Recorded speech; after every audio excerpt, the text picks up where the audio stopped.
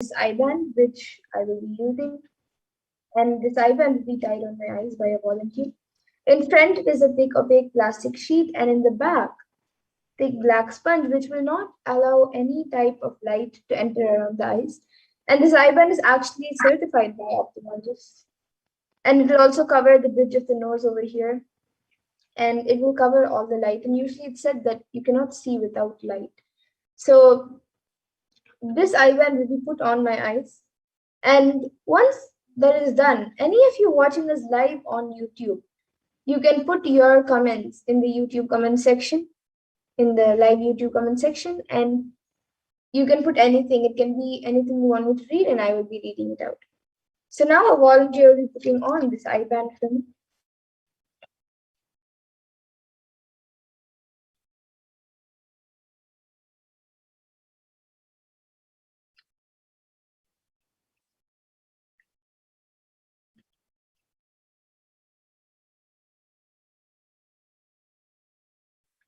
And put a little tighter.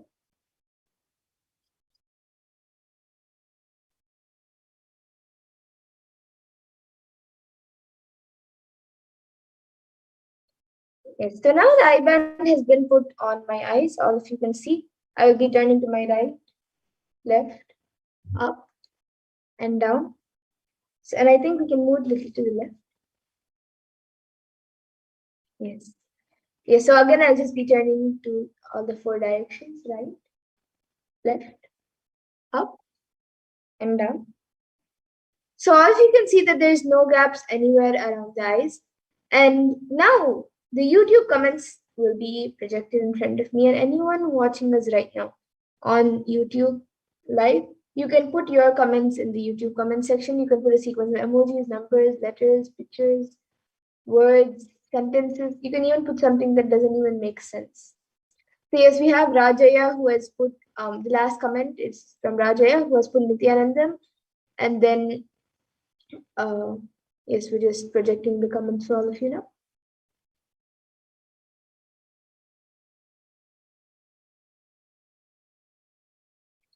So we have Rajaya who has put Nithyanandam, and then 5 Namaskar emojis and a star emoji, and that emoji has 3 stars, 1 big one and then 2 small ones, stars with 4 tips.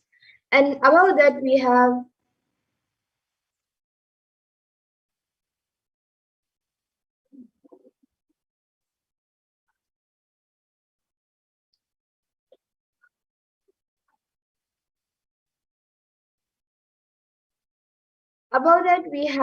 another comment.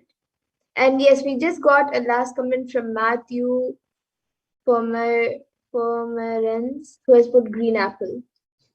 And the first comment which we have is, I think we can scroll up a little bit to see the full comment. So the first comment we have is from HSIG Musics, who has put, I got a job after praying to you. I still have a few offers, and please guide me to pick the best choice. I am truly grateful, Nithyanandam. And the Nithyanandam has a DH for in the end. And yes, anyone else who would like to put your comments, you can put it. It can be anything. It can even be any scientific term that you think I may not be able to read, or you can even put a different language. It can be anything.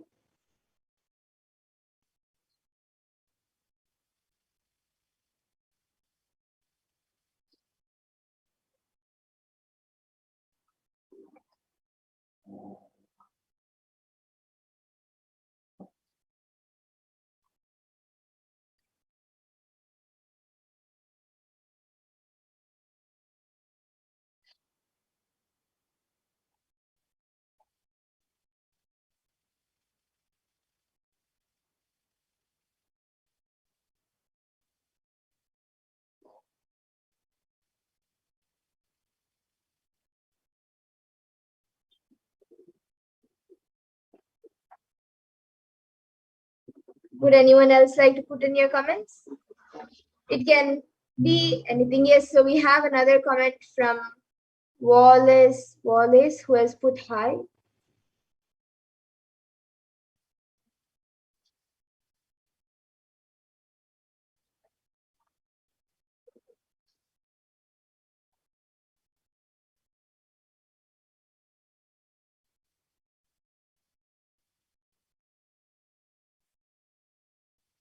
And then we have again Wallace. Wallace has put how are you?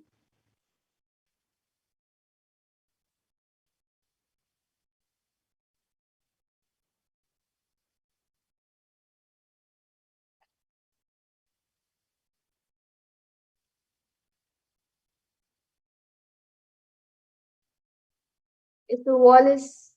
Wallace. Yeah, we are all fine, and we welcome you to this program. It's good to see many people joining us.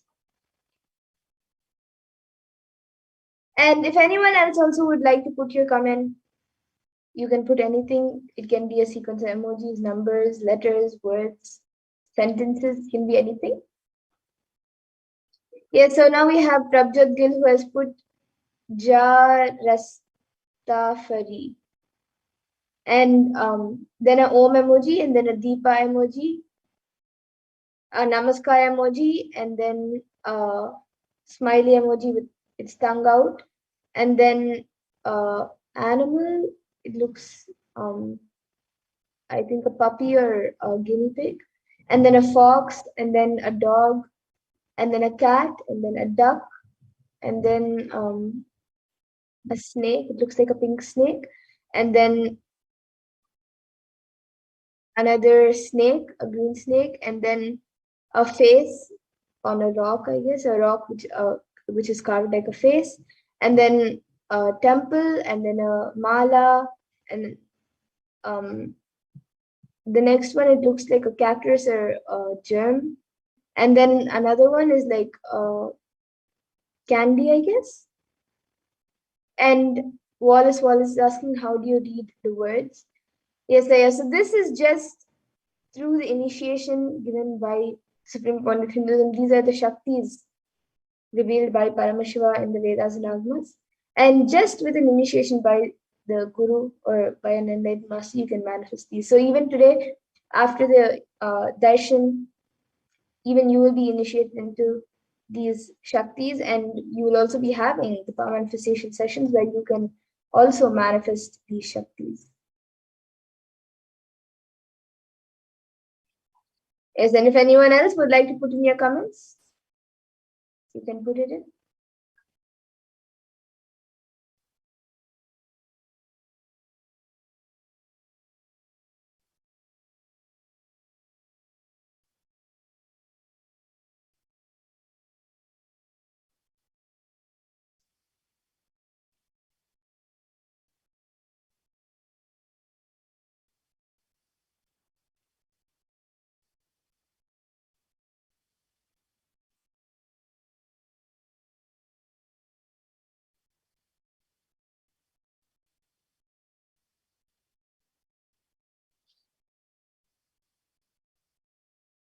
And I think Prabjot Gilaya who has put a different language, like he has put Ja Rastafari. He has put a different language, and I think it's a North Indian language. What Parameshwar revealed is it is a North Indian language.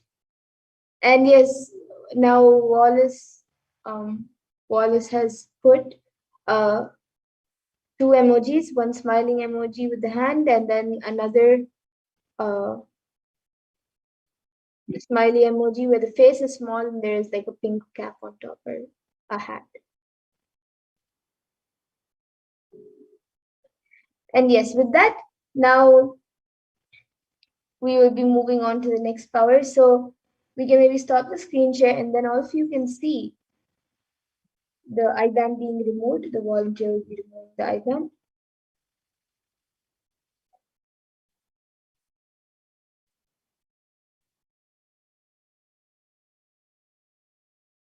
So all of you can see the IBAN being removed.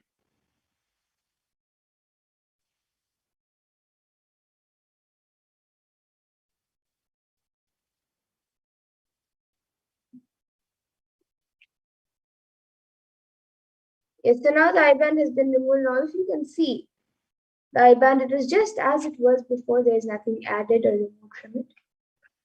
And with that, now we'll be moving into the next power, the power of body scanning.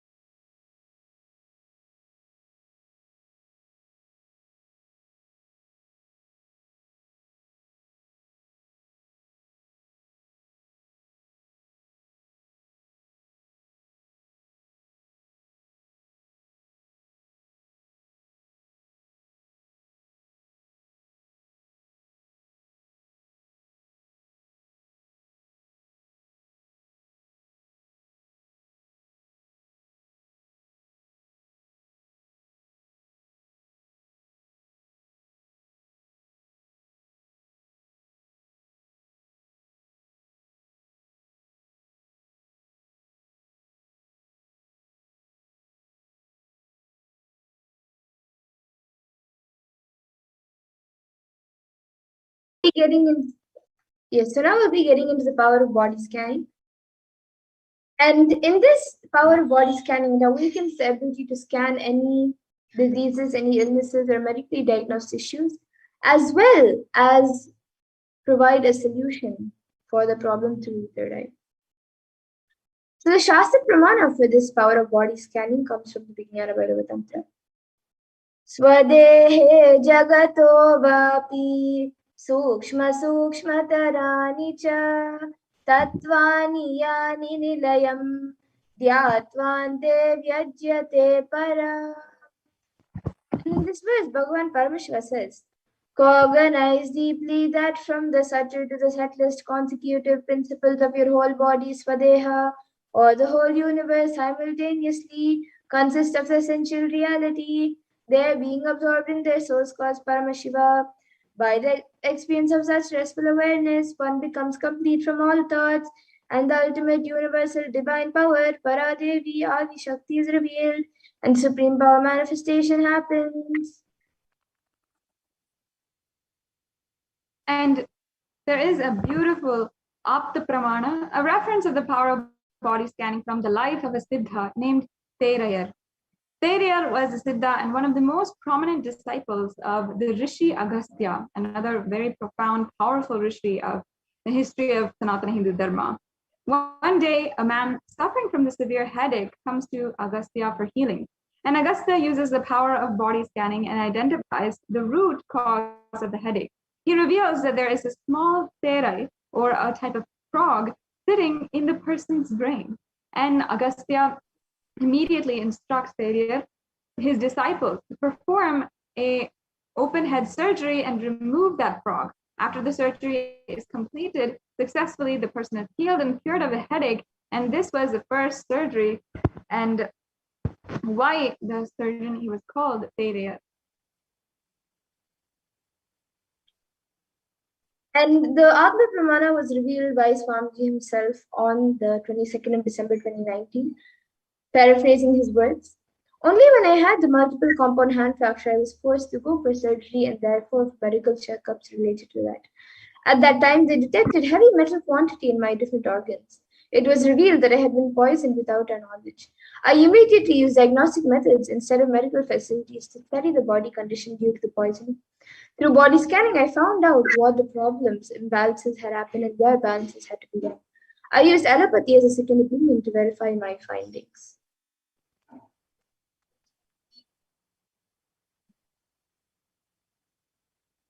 And of course, there's so many Sakshi Pramana where people have given their experiences of being on the body scanner or the one who had their body scanned by a disciple of the initiated disciple of the Supreme Pontiff of Hinduism, where people had manifested this power and got so much of healing and so much of breakthrough just from the power of body scanning. And now we'll be entering into the live demonstration of this power of body scanning. So anyone who would like a body scan can put your comments in the YouTube comment section and we will be doing a body scan for you. So you can put your comments in the YouTube comment section. Yes, so Sumi Muliaya has asked a scan for his wife and for a job too, and got consent, yes. Now I'll be scanning Aya. I will be scanning the body. I will be scanning your wife's body. I will be doing the body scanning. About the job, you can register for the Akashic readings, which will be happening on Sunday. You can register for that, as that comes under the past, present, and future. So you can ask that in the Akashic readings that we will be doing on Sunday, or in the Venkateshwara readings that happen on Saturday. So now I'll be doing the body scan for your wife.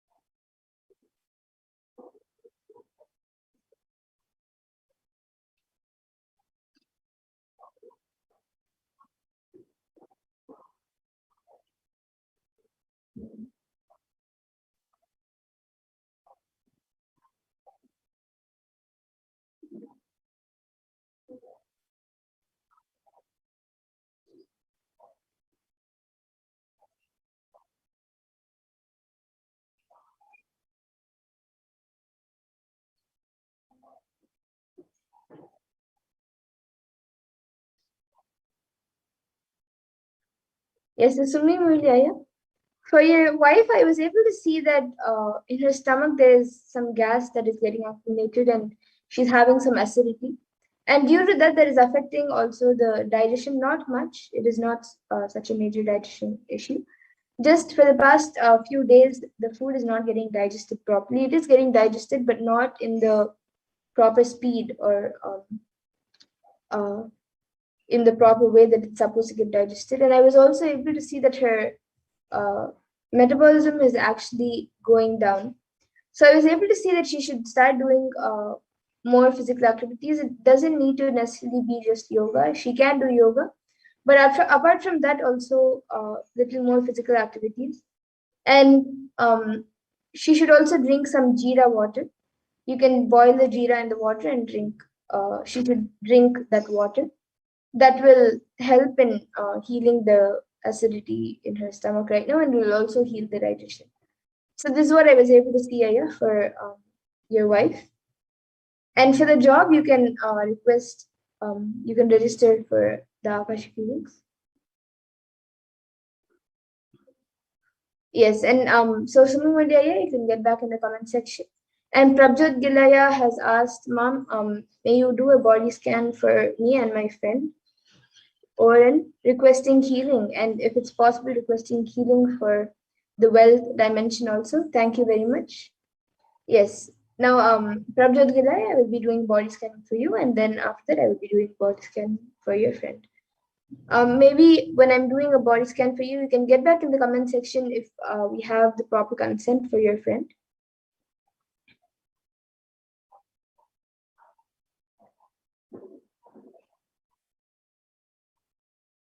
And now I'll be starting the scan for you.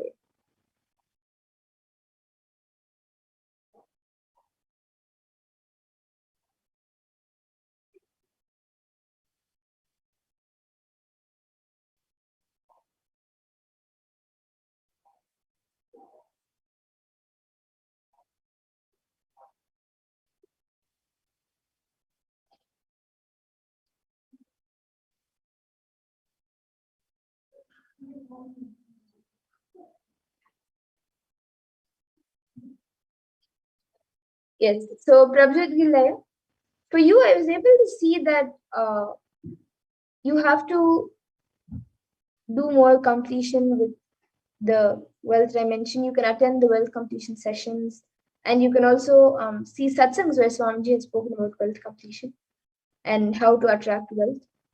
And just use those clicks, those teachings in your day-to-day life that will help you manifest wealth, as well as you will see that uh, due to the wealth manifestation, not just money, not just physical money, but all the four aspects of wealth, which is money, currency, the money, then the physical activism and intensity, and everything else. So you will see all of that manifesting in your life. And yes, you have gotten back saying that we have your friend's consent. So now I'll be scanning for your friend Oren. And Prince Bansulaya, welcome to Kailasa Bronze. And yes, after I do a body scan for Prabjot Budaya's friend, I will be doing a body scan for you.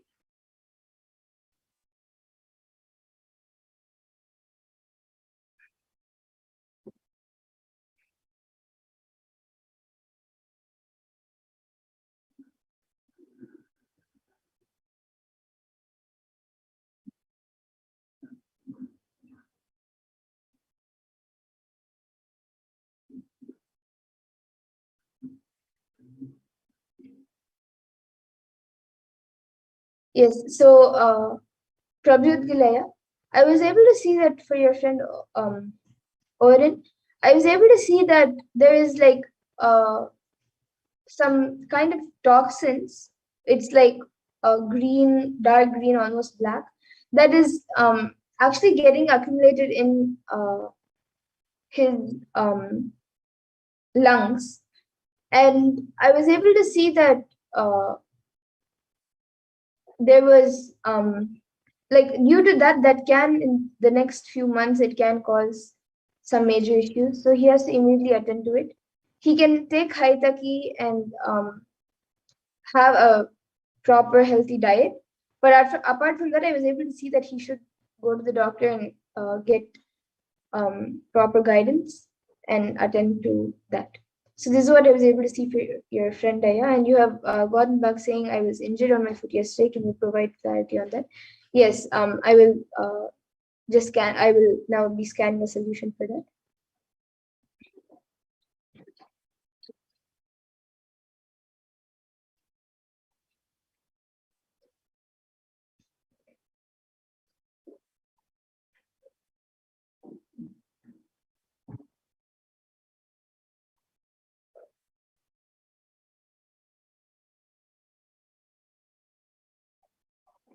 Okay, so Prabjot Gilaya, for your foot, I was able to see if you have an Atmalinga, you can don't keep it directly on your leg, but keep that Atmalinga for like 15 minutes in a bowl of turmeric, so that turmeric gets energized. You can do it even now. You keep it in turmeric for some time, and then the turmeric mix it with water or oil. You can either apply it on the injured area, or you can also mix it in water and keep your foot in the water. But you can just apply it. But make sure that the turmeric, the energized turmeric, is put on the injured place, and you will see within the next 5 days you will be healed. 5 6 days you will be healed. So yes. And now Prince Bansalaya, now I'll be doing a scan for you.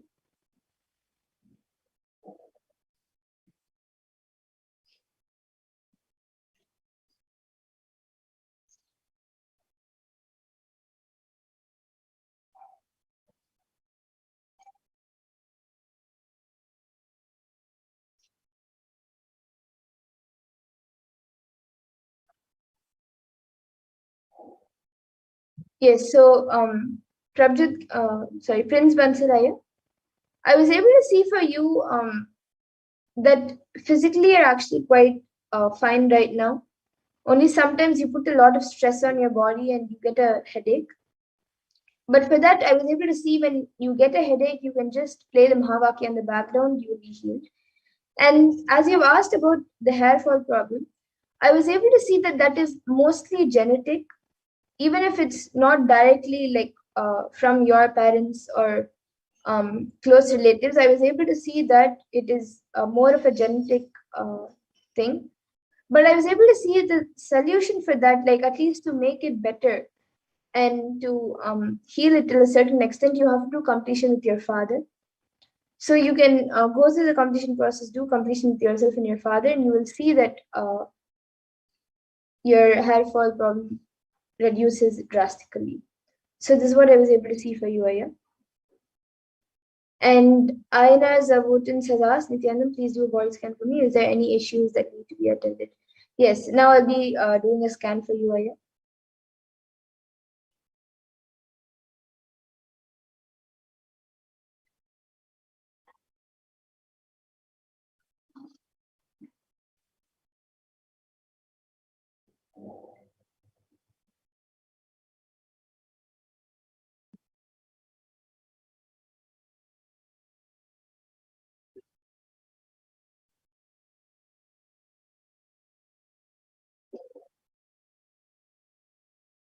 Yes, so Aina is about in the Aya. I was able to see that for you in the next few months, there is a possibility of kidney stone being formed and you having a kidney stone. But I was able to see that you can prevent it by having a healthy diet, a very healthy diet, more fruits, and make sure that you take castor oil and haritaki every day. That will help in preventing the kidney stone. And even if it will uh, prevent completely the kidney stone. And yes, this is what I was able to see for you, Aya. So you can take castor oil and haritaki every day without missing. And if you forget it or if you miss, then it's okay. You don't have to get scared or you don't have to get scared. You can just continue it again from the next day, and as much as possible, you can maybe keep an alarm or something to remind you. And yes, this is all I was able to see for you, Aya. Other than that, there is nothing that needs to be attended to. And yes, so Prince Bantilaya, Prabhutilaya, and Aina Zavotinzaya. You can get back in the comment section if you are able to relate to what I said, and even Sumimoli. And with that, we come to a conclusion of this power manifestation segment. And I thank all of you who have joined us today for this power manifestation segment. And we will be now moving on to the further segments of this program where we will be learning more about Devi Parashakti and who is Devi Parashakti and what Devi Parashakti has revealed in the Akashic readings and much more. So please stay tuned and we will be starting now with the next segment. I request the NTV volunteers to project the next set of slides.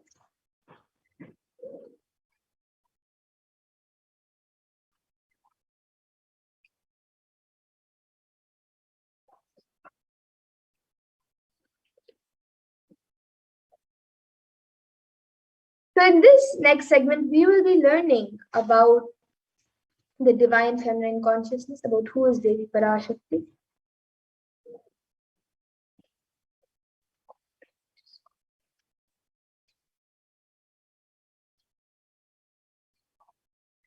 So we'll be first looking at the Dhyana Shloka of Devi Parashakti, which comes from the Lalita Sahasranama Dhyana Shloka.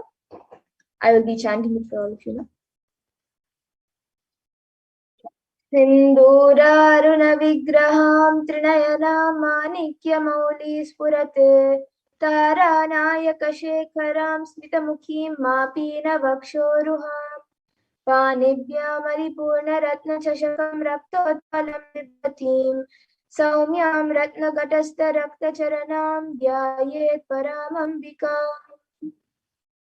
And the translation for this verse is, the Divine Mother is to be meditated upon as shining in a vermilion red body, with a triple eyes, sporting a crown of rubies studded with the crescent moon, a face all smiles, a splendid bust, one hand holding a jewel cup blue with mead and the other twirling a red lotus. And we also have another Dhyana Shloka of Devi Parashakti, which comes from the Lalita Sahasranama Dhyana Shloka. Arunam Karunatarangatakshiim Dhritapaşankuşapuşpabanachapam Animadibirapratam Ayukaihi Rahamityeva Vibhavaye Bhavani. And the translation for this verse is, I meditate on the great Empress. She is red in color and her eyes are full of compassion. She holds the noose, the bow, and the flowery arrow in her hands. She is surrounded on all sides by powers such as anima of the rays, and she is the self within me. And Devi Parashakti is the ultimate pure feminine consciousness. Parashakti is the cosmic mother. It is her cosmic womb from which billions and billions of universes manifest and come out and go in, and the source with the Big Bang and black holes go on and on. And Parashakti is the source Shakti, the source energy, the source power, from which all of us came, in which all of us are in even now, and in which all of us are going to merge. And out of her extreme love and compassion, Devi Parashakti herself is manifesting through the embodied form as the Nijavatara of the Supreme Point of Hinduism, Jagat Guru Mahasannidhanam, His Divine Holiness, Bhagavan Nithyananda Paramashivam, gracing us, answering all of our questions, attending to our prayers, giving boons, healing us, revealing our past, present, and future, delivering profound spiritual truths, and ultimately giving us the experience of Paramashivoham itself. And in the words of Devi Parashakti herself, she beautifully introduces herself of how she has come down as the Nijavatar of the Supreme Point of Hinduism.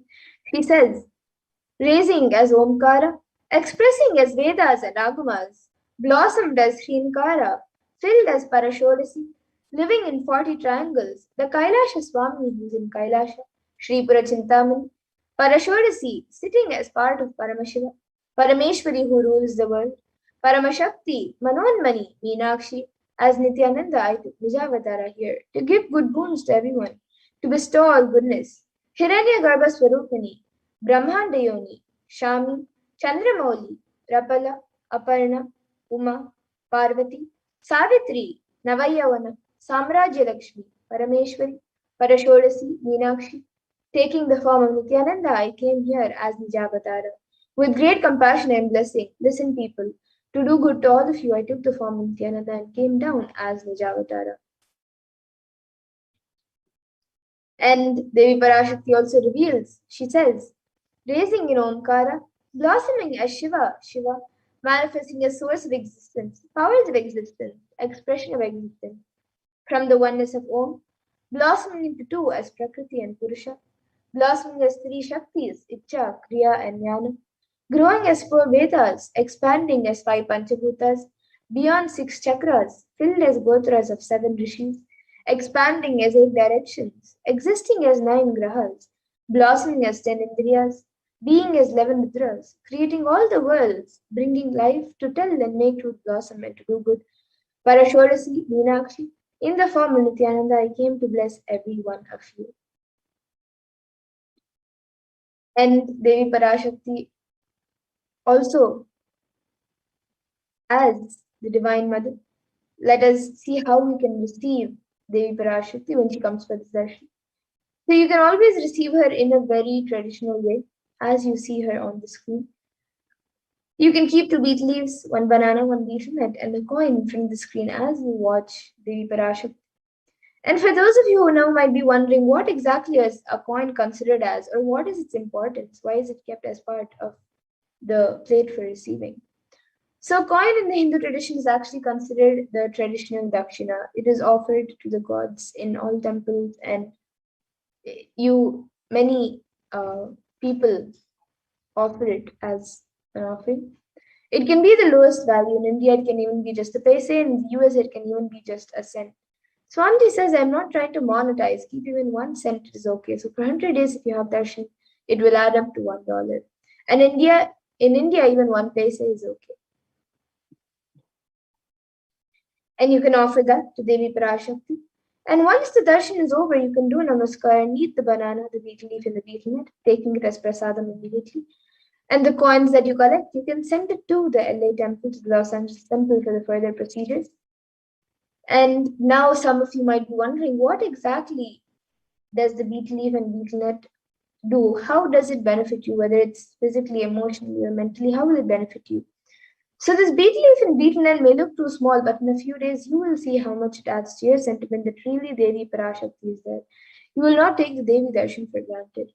Rituals will break your monotonous unconscious mentality and lifestyle and remind you and raise you to the powerful cognitions.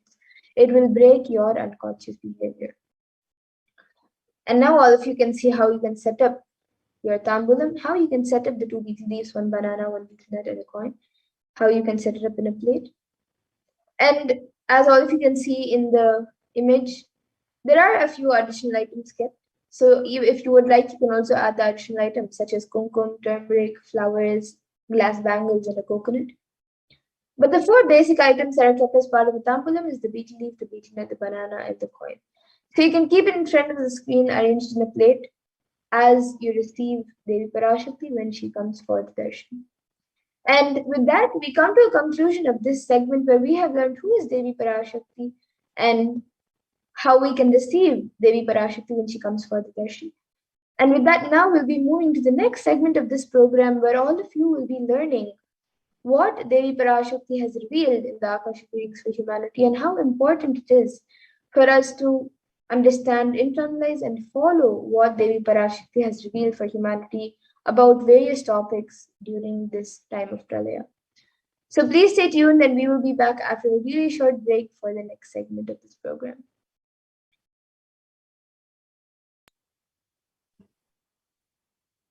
So let's get started with this next segment, where we will understand, as Mama Dara said, some of the various revelations made by Devi Parashakti for humanity during this time. And as we all know, Devi has been continuously manifesting for the sake of guiding us, for the sake of protecting us, for the sake of healing each and every single one of us. So today, let us go through some of the revelations Devi has given to humanity as a whole to guide us through this pralaya, to ensure that we are staying safe and protected during this time. So if I could request the volunteer to start the slide here, please, we can get started.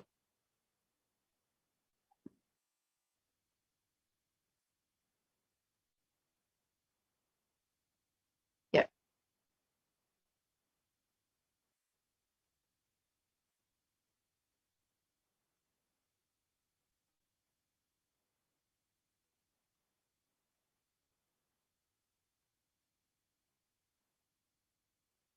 So as all of us know, Devi has been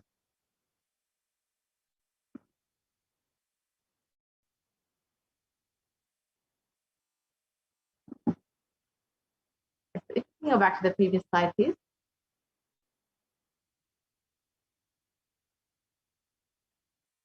If we can go back to the first slide. Problem.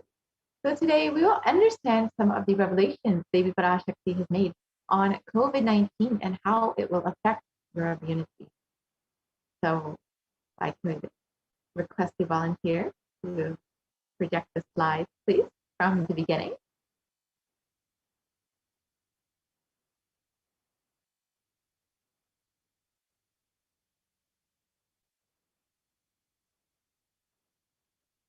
So out of his extreme compassion and love, the supreme concept of Hinduism has been manifesting Devi Parashakti herself and gracing us, answering all of our questions, attending to our prayers, giving boons, healing us, revealing our past, present, and future, delivering profound spiritual truths, and ultimately giving us the experience of Paramashivoham itself. Today, let us understand what Devi Parashakti has revealed about immunity and COVID-19.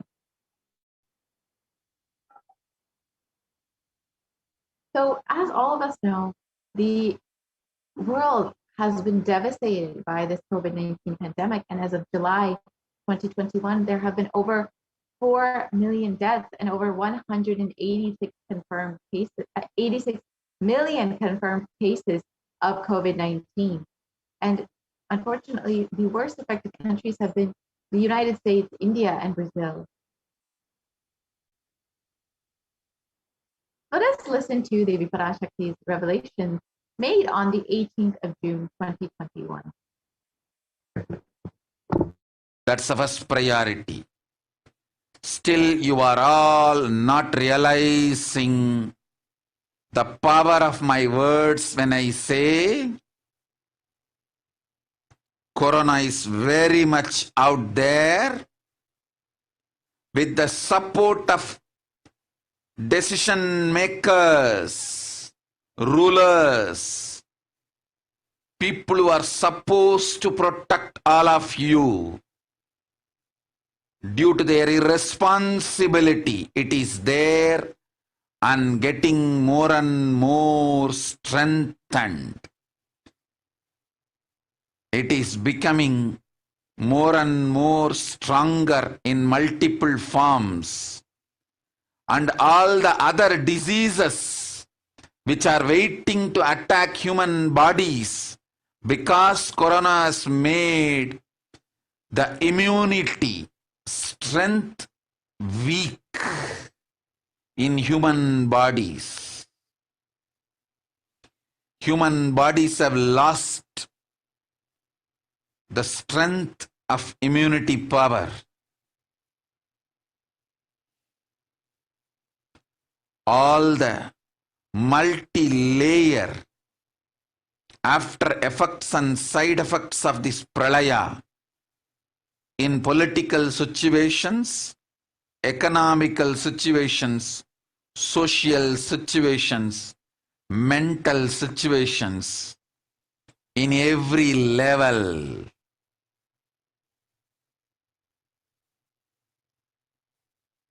Cannot be described.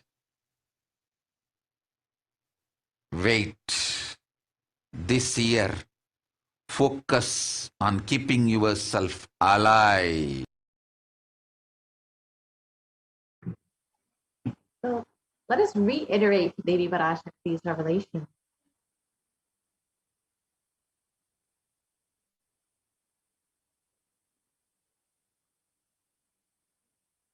Yes, we can continue to the next slide, please.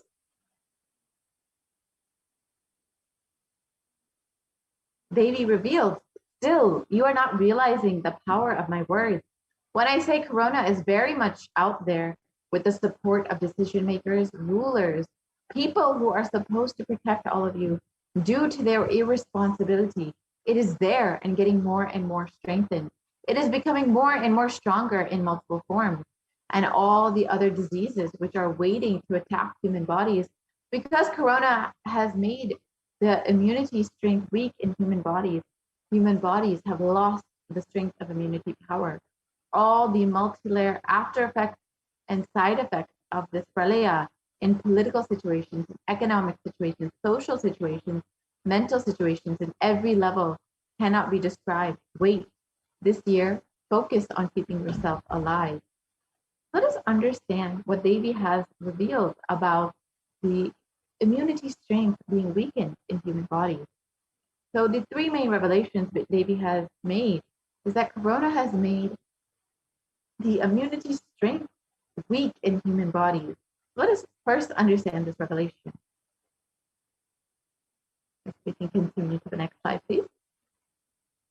So Devi Parashakti revealed on the 18th of June 2021 that Corona has made the immunity strength weak in human bodies, and human bodies have lost the strength of immunity power. And in Science Daily, it was recently published that new research suggests a coronavirus infection actually alters the biomechanical properties of red and white blood cells, in some cases for months, a possible explanation for long COVID. And the article continues on that COVID-19 significantly changes the size and stiffness of red and white blood cells, sometimes over months, and these results may help to explain why some affected people continue to complain of symptoms long after infection. So as we can see, that COVID-19 actually does affect the immunity power directly. It changes the size and stiffness of red and white blood cells and can have consequences months after the initial infection.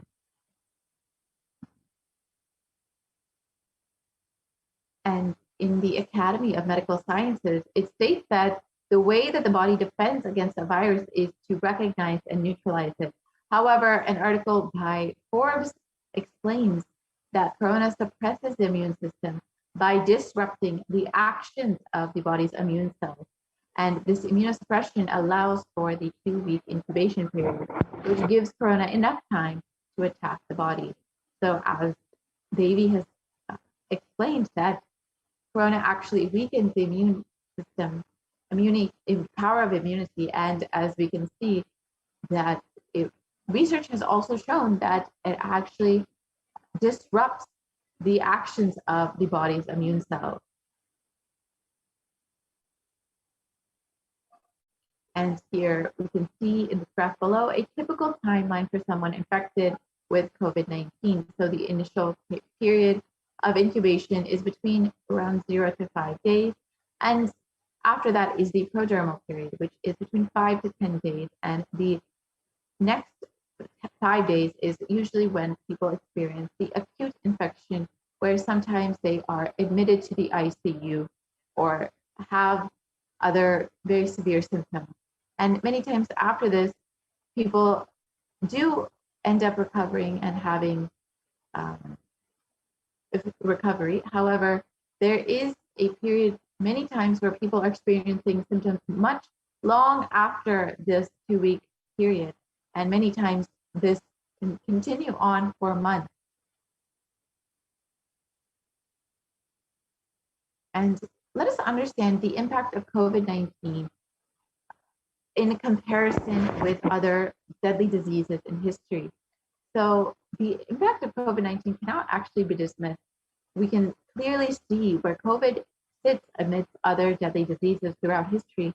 And you can see on the far left, you can see the HIV, AIDS epidemic that affected millions of people over the course of 40 years. Over 35 million people were affected by the HIV epidemic. However, in just 1.5 years, COVID-19 has already taken the lives of 4 million people. So the impact of this is very much well within comparison of some of the most deadly pandemics that we've seen in history. And further studies by the University of Oxford have found that cells are profoundly impaired after recovering from COVID-19.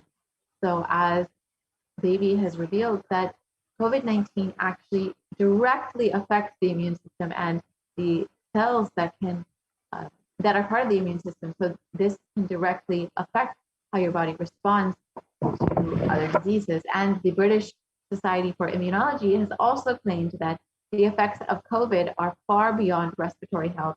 It also affects our cardiovascular system and our renal system. And an excerpt, we have an excerpt below from a research briefing on how the human body is affected by COVID after COVID-19. So the exposure to the disease COVID-19 causes symptoms in multiple organ systems across the body and is not limited to only the lungs and respiratory system, as was originally thought. In addition, patients are reporting chronic symptoms such as fatigue and shortness of breath that last for months after the original infection. And the name given to those suffering from COVID-like symptoms after the infection has passed is called long COVID. And long COVID can affect the lungs, the cardiovascular system, circulatory system, and it can also cause fatigue and inflammation. So as we know, the effects of COVID-19 can have very long-lasting symptoms on various organ systems in the body. And as, of course, if our lungs, our cardiovascular system, our circulatory system are affected, it will weaken our body's ability to respond to other diseases. It weakens our immunity power, just as Devi Parashakti has revealed. And of course, long COVID can also cause fatigue and inflammation, which also can add to the weakening of our immune system.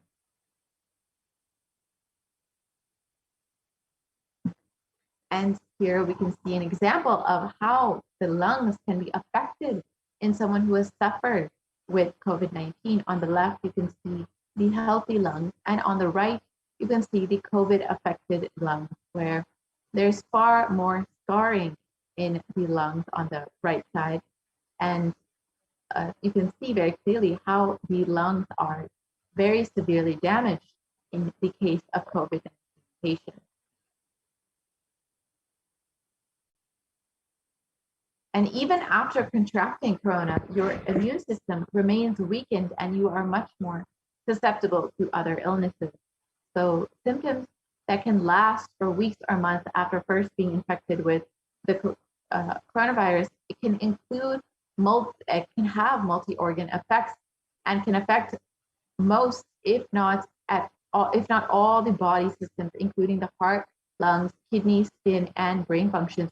Literally, coronavirus has the ability to affect literally almost every body system, organ system in the body. And of course, when our other organ systems, our heart, our lung, our kidney, our skin, and our brain function are weakened, our immune strength is also weakened. And of course, COVID-19 also has a very direct effect on our immune strength as well, and our ability to respond to other diseases. And the second revelation that we'll look at today is that coronavirus has made the immune strength weak in human bodies, and all other diseases are waiting to attack human bodies. Let us understand what other diseases have been affecting COVID-19 patients. So the black fungal disease, white fungal disease, and other fungal diseases have been sweeping throughout India and affecting primarily COVID-19 patients, and specifically unfortunately, even people who have recovered from COVID-19. And in one article, it was reported that over 9,000 cases were already found. And in another article, it was reported that over 4,556 patients of the 5,424 patients of Black fungal disease were former COVID-19 patients. And here you can see the photo of the affected patients who have been infected with black fungus, white fungus, and other fungal diseases while also facing a COVID-19 infection or having recovered from a COVID-19 infection. And Devi has also revealed that COVID-19 is becoming more and more stronger in multiple forms.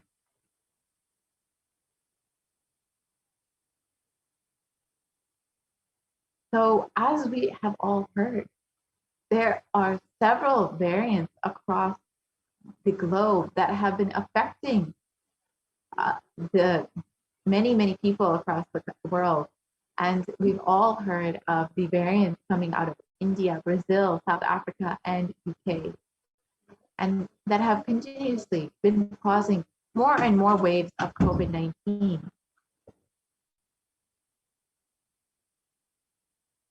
And the variants that have come out of each country, the Alpha variant has come out of Kent, UK, the Beta variant has come out of South Africa, the Gamma variant has come out of Brazil, and the Delta variant has come out of India. And in general, viruses mutate, but in the case of COVID-19, we have seen that they are becoming more dominant. And this is exactly as Devi has revealed. The coronavirus is becoming stronger in more and more multiple forms.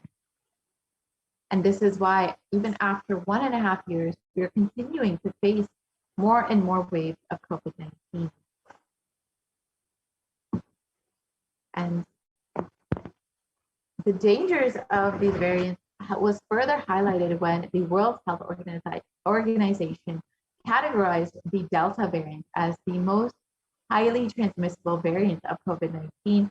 And in the article below, it states that it indicates that the Delta variant was the primary cause behind India's second wave of COVID-19.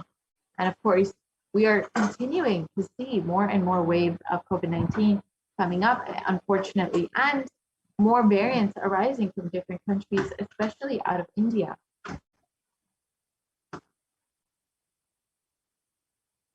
And the below infographic shows that the 4 variants that are currently circulating and the countries which have been affected by these variants. The Alpha variant coming out of the UK has affected over 173 countries. The Beta variant out of South Africa has affected 122 countries. The Gamma variant out of Brazil has affected 74 countries, and the Delta variant out of India has affected 104 countries.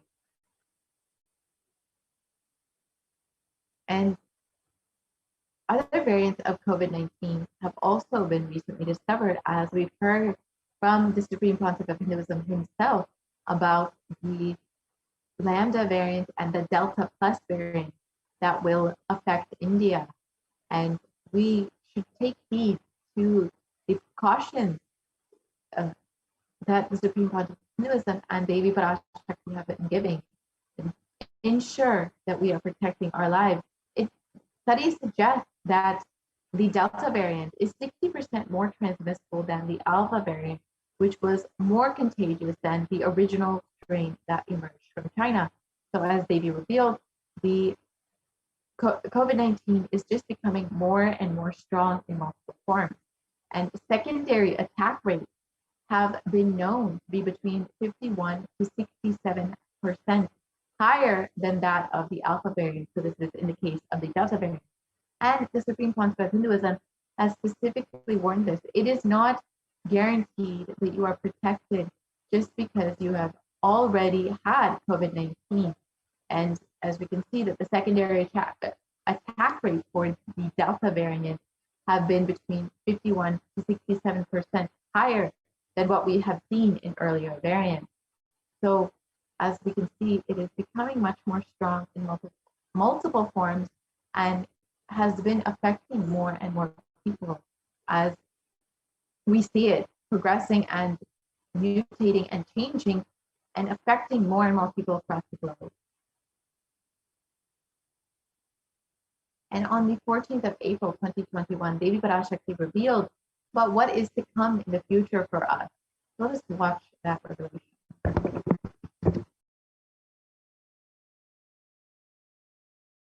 Sharmila, corona ஒழிந்தது. கொரோனாவை வைத்து அரசியலும் அழிவாட்டமும் செய்ய நினைக்கும் மனிதர்களின் சதிராட்டம் முடிய இன்னும் 4 ஆண்டுகளாகும். என் பக்தர்களையும் சீடர்களையும் கைலாய வாசிகளையும் நானே காத்துக் கொள்கின்றேன், நானே காக்கின்றேன். என் பக்தர்களுக்கு ஒரு துயரும் ஒரு துக்கமும் வாராது. ஆனால் உலகின் இந்த கொரோனாவின் சதியாட்டம் முடிய 4 ஆண்டுகள் ஆகும். 2025 தான் அடங்கும். இது சதியாட்டம், மனிதர்களின் சதியாட்டம்.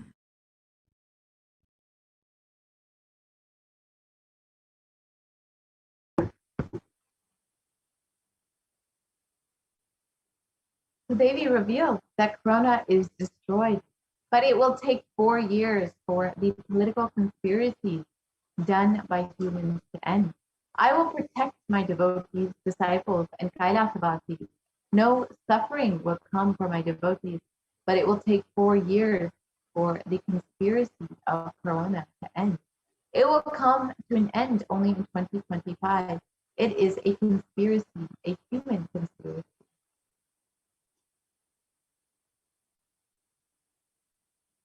And as for Devi's revelations, we've already seen that COVID-19 is not going to be coming to an end anytime soon. In the coming months, we will be seeing more and more waves. It's already been reported that we will be facing a 3rd wave of COVID-19 in India very soon in the coming weeks.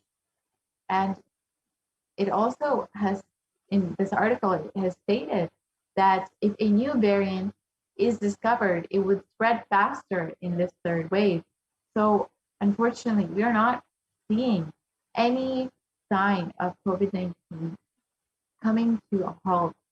It looks to be continuously going, and as Devi already revealed, we will not see an end to this till 2025, unfortunately.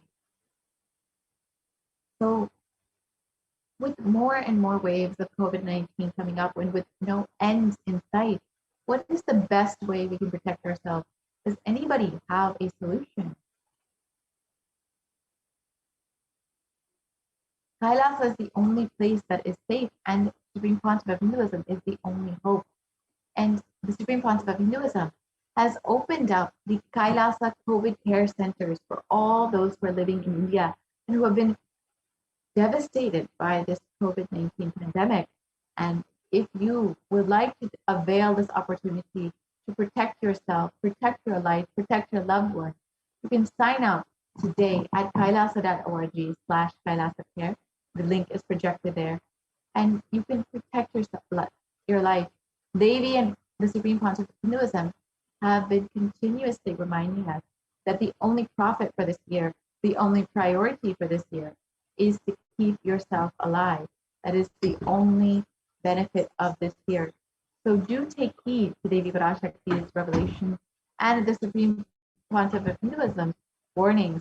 Protect yourself, and if you're living in India especially, ensure that you are maintaining this multi-layer quarantine. You can sign up for this opportunity for the Kailasa COVID care centers, again, at kailasa.org/kailasacare. So with this, we will be concluding this portion of the program and entering into the next segment, where we will understand some of the various ways we can connect with Devi Parashakti more deeply. And as we know, Devi has been continuously guiding us, has been continuously blessing us, and ensuring that we are protected and safe during this pandemic, during this pralaya. And it is when we needed her the most, at the Supreme Concept of Hinduism has manifested Devi Parashakti just for the sake of healing us through the cosmic mother, the energy of the cosmic mother.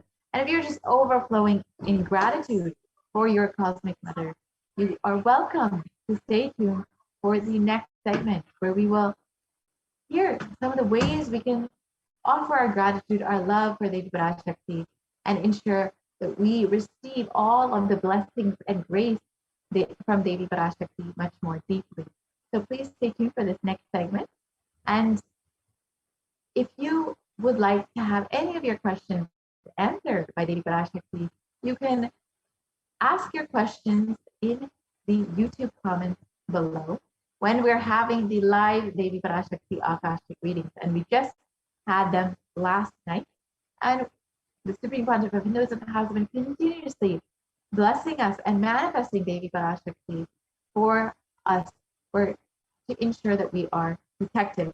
So you can ask your questions and ensure that all of your answers are answered. So if I could request the volunteer to project slides on offering, we can enter into this next segment and understand how we can connect with Devi much more deeply and how we can receive everything that Devi has to offer.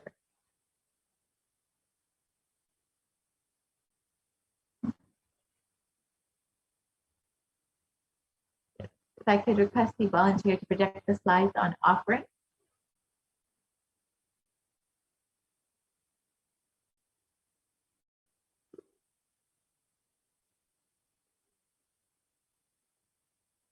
Yes, if I could request the volunteer to project the slides on offering.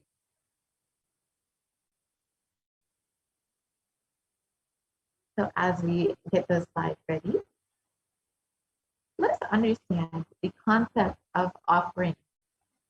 The offering is not made out of any greed or fear, but is rather a offering of love and devotion. Yes, thank you so much, Ram. I think we've got the slide.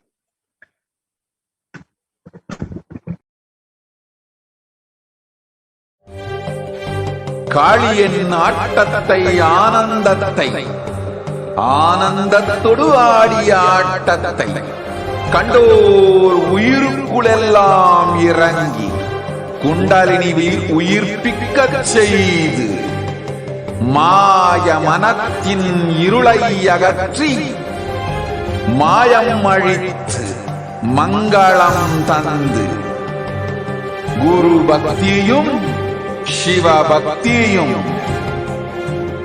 Paramasiva பக்தியும் பரமசிவ சக்தியும் அளிக்கின்றேன்.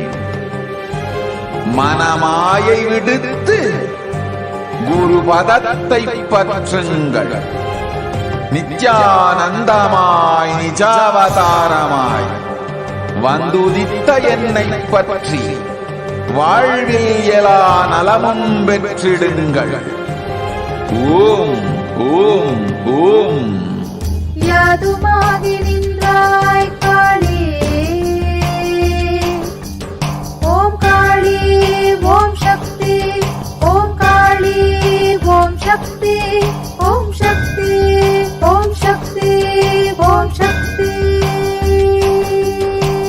ஓம் ஓம் ஓம் ஓம்.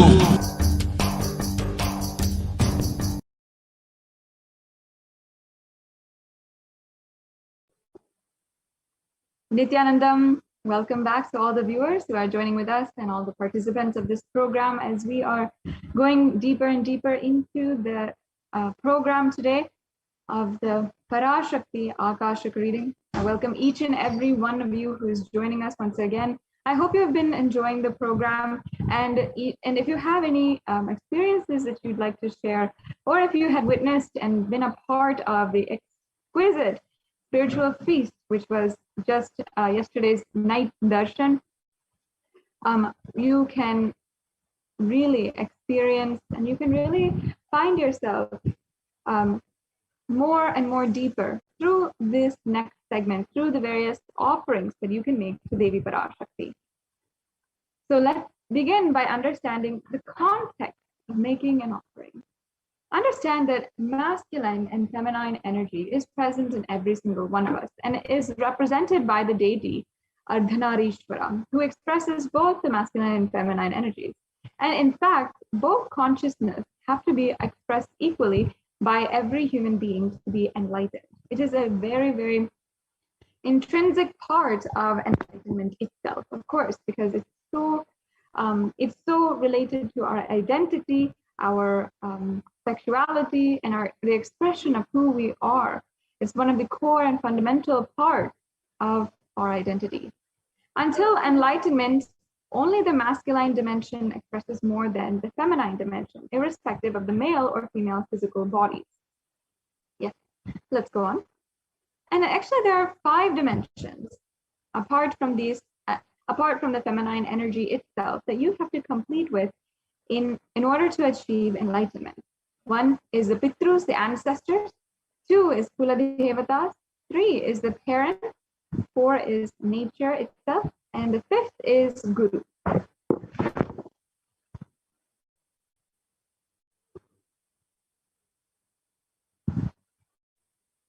And incompletions, life negative and adharmic cognitions in the 5 dimensions lead to misconstrued karana and karya, cause and effect, further leading to suffering and pain and calamities in individual, personal, and collective global levels.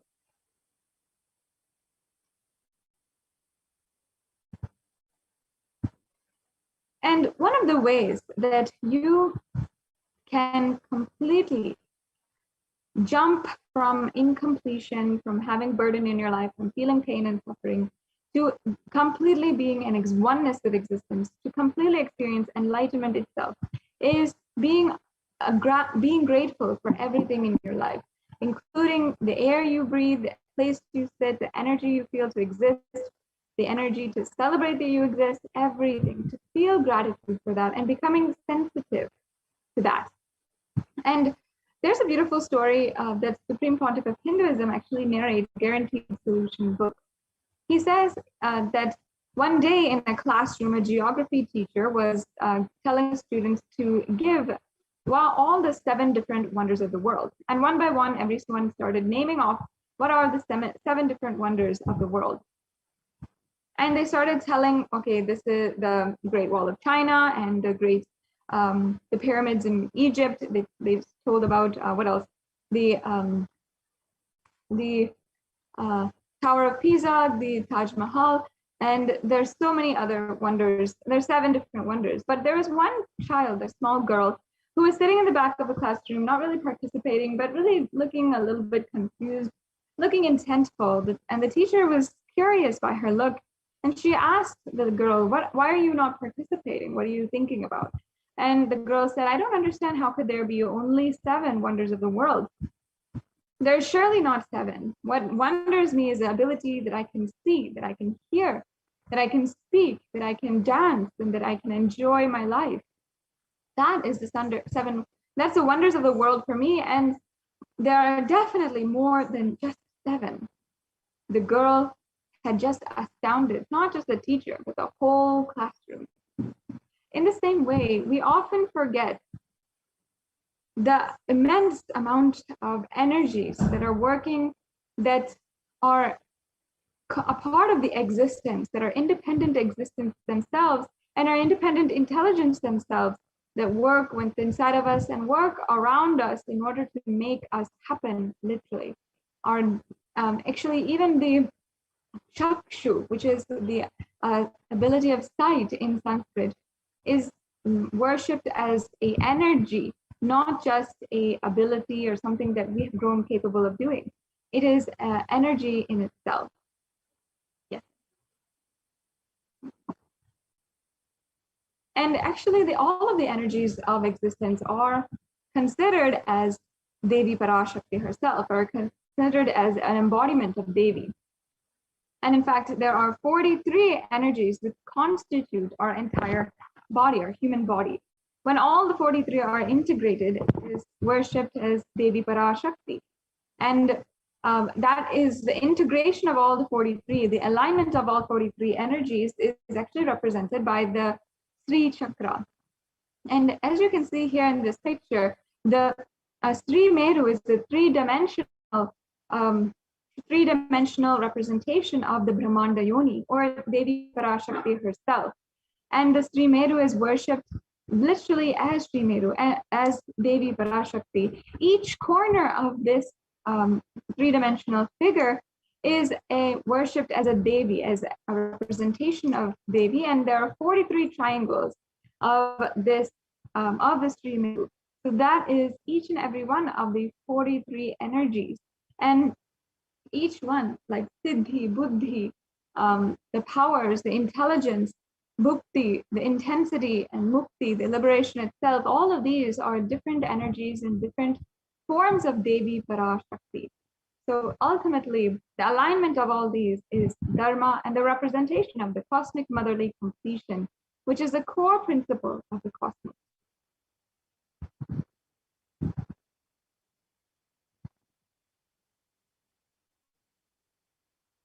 Awakening the sacred feminine is actually the key to enlightenment. Beautifully, there's a proverb that Ramakrishna Paramahamsa says, that Swamiji himself has quoted many times, that literally enlightenment is the key on the hip to Devi Parashakti.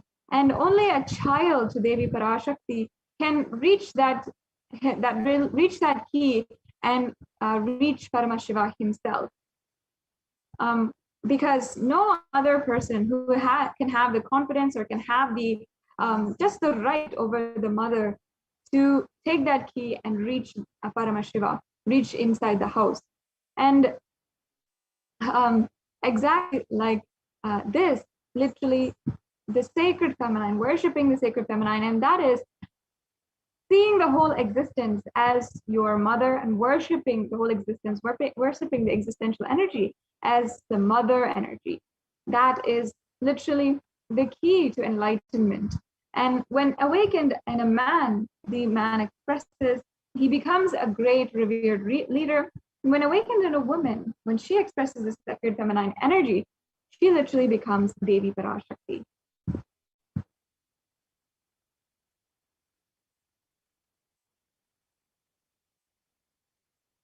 Yes. And conscious sovereignty is the key to awaken the sacred feminine consciousness.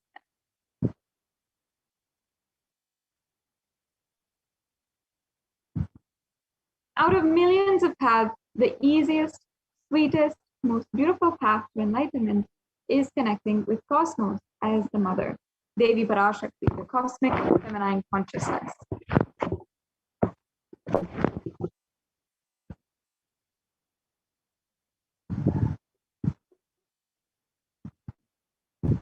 She is the one who expresses as Guru all gods and all manifestations in the universe. She can straightaway deliver enlightenment by connecting through the cosmic umbilical cord.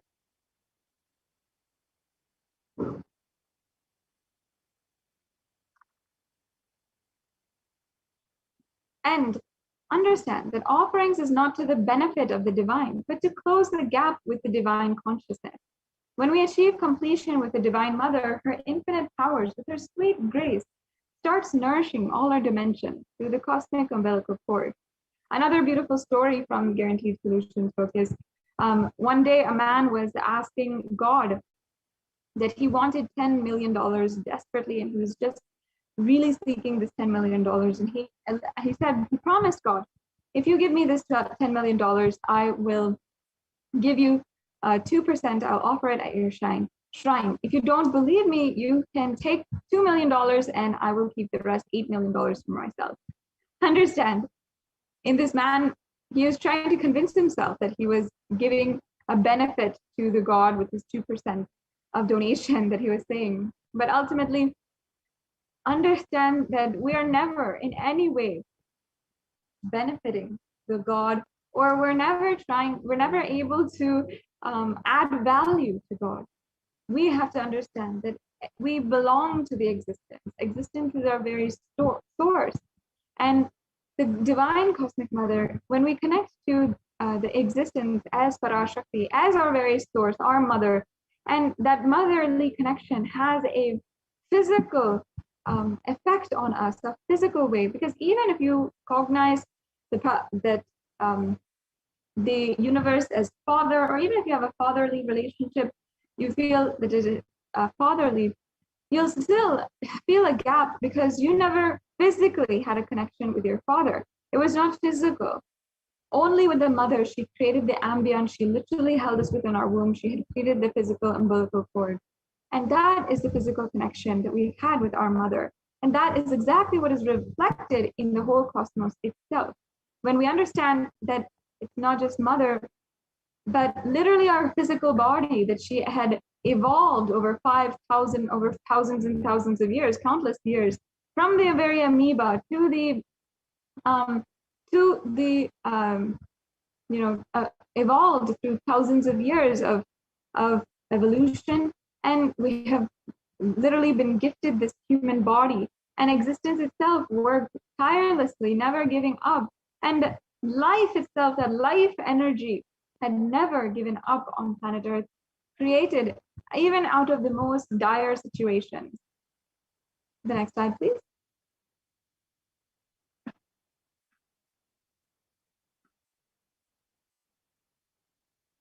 And there is nothing too small or too big that one can offer to connect with the Divine Mother. It has to be from a space of love, of a child looking at her mother and handing her what she has to share out of deep love and gratitude. It can be a cup of milk or flour, or it can be a very precious jewel to adorn her smiling face or hair.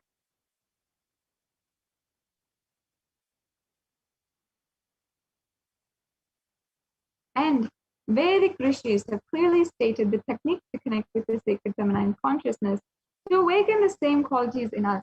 One can connect with Paramashiva through oneness, but with the divine cosmic mother, it is only by worshipping her feet with devotion. Actually, understand this from the very life of the Supreme Pontiff of Hinduism himself. Beautifully, Swamiji has said that the science of Sri Vidya, of worshipping the sacred feminine consciousness, is what every incarnation of Paramashiva has always used in order to awaken that Paramashiva in them and literally manifest that experience of Paramashiva.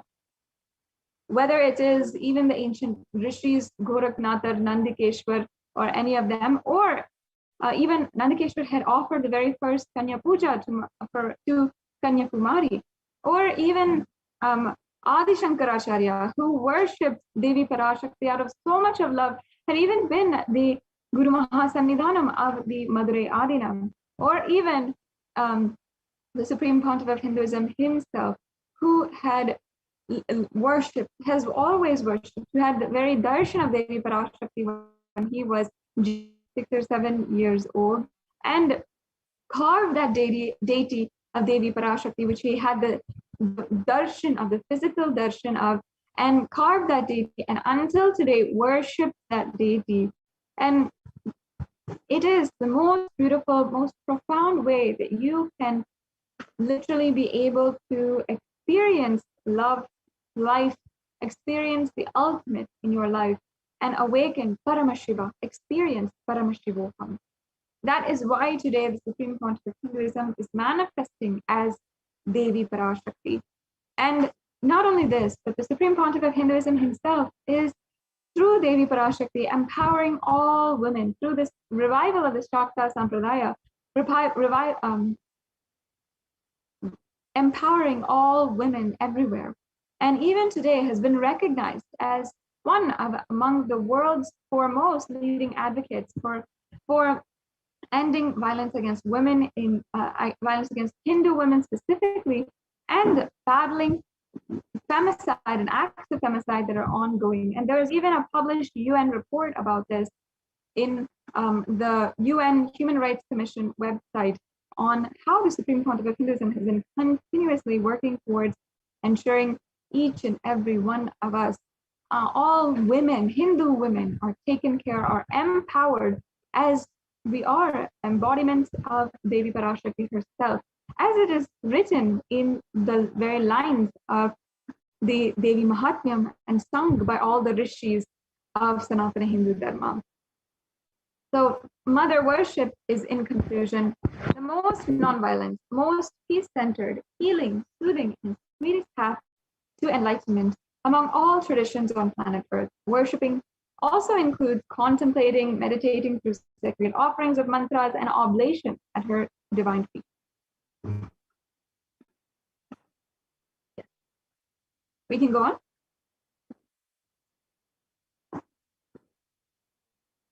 Yes, we can go on to the next slide.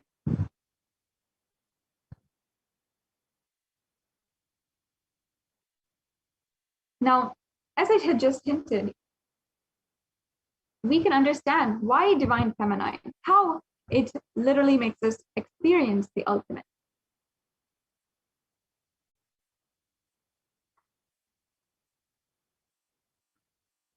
Yes. And there's a beautiful verse from the Rig Veda. It says, Om aham rudrebhe vasuvishcharanama Visuvishcharanami aham adityer uta vishwa devehi aham mitra varuno babibrami aham indragni aham ashvino baha. Yeah. We'll go on.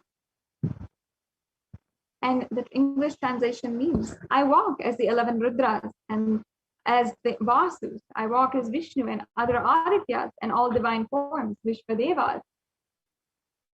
Hold aloft Mitra and Varuna, even as Indra and Agni I do, the Ashwin twins do.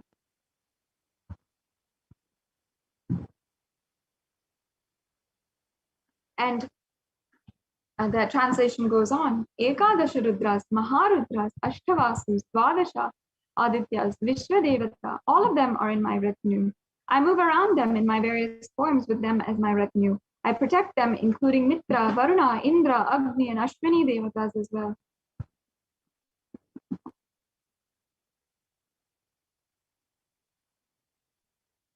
And in these verses, literally Devi is declaring herself as the inner self of all gods, divine energy, and she is pervading and all permeating energy.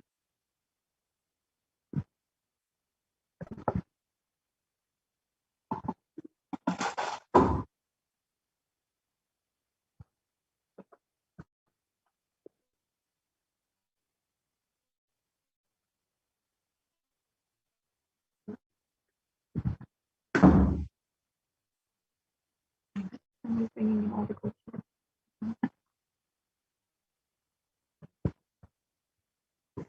Yes, now let's move on. Let's get started into all the various offerings to Devi Parashakti.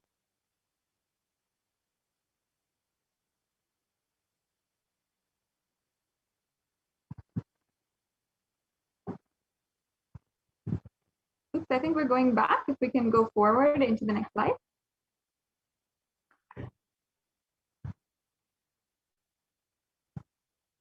Yes, so we're starting off with the E-Hundi. The E-Hundi is the very first, very simple offering that you can make. And I'm sure many of us Hindus all remember when we were young, when we go to the temples, we always give a few coins or even $1, sometimes even $20 into the hundi. And we always offer it at the feet of Devi Parashakti, or we're giving it in the plate of the pujari, or in what is called the hundi and the hundial. And the hundi is just a very, very simple structure that itself is for collecting donations and that kind of thing in the temples. And it's just a very sacred custom, a tradition that each Hindu follows, that whenever we go to the temple, whenever we are going and receiving the darshan of Devi Parashakti or any of our Ishta Devata, we simply offer our gratitude first. We offer our gratitude, we give our love, our respect in this very, very simple form, which would never be any way that we are,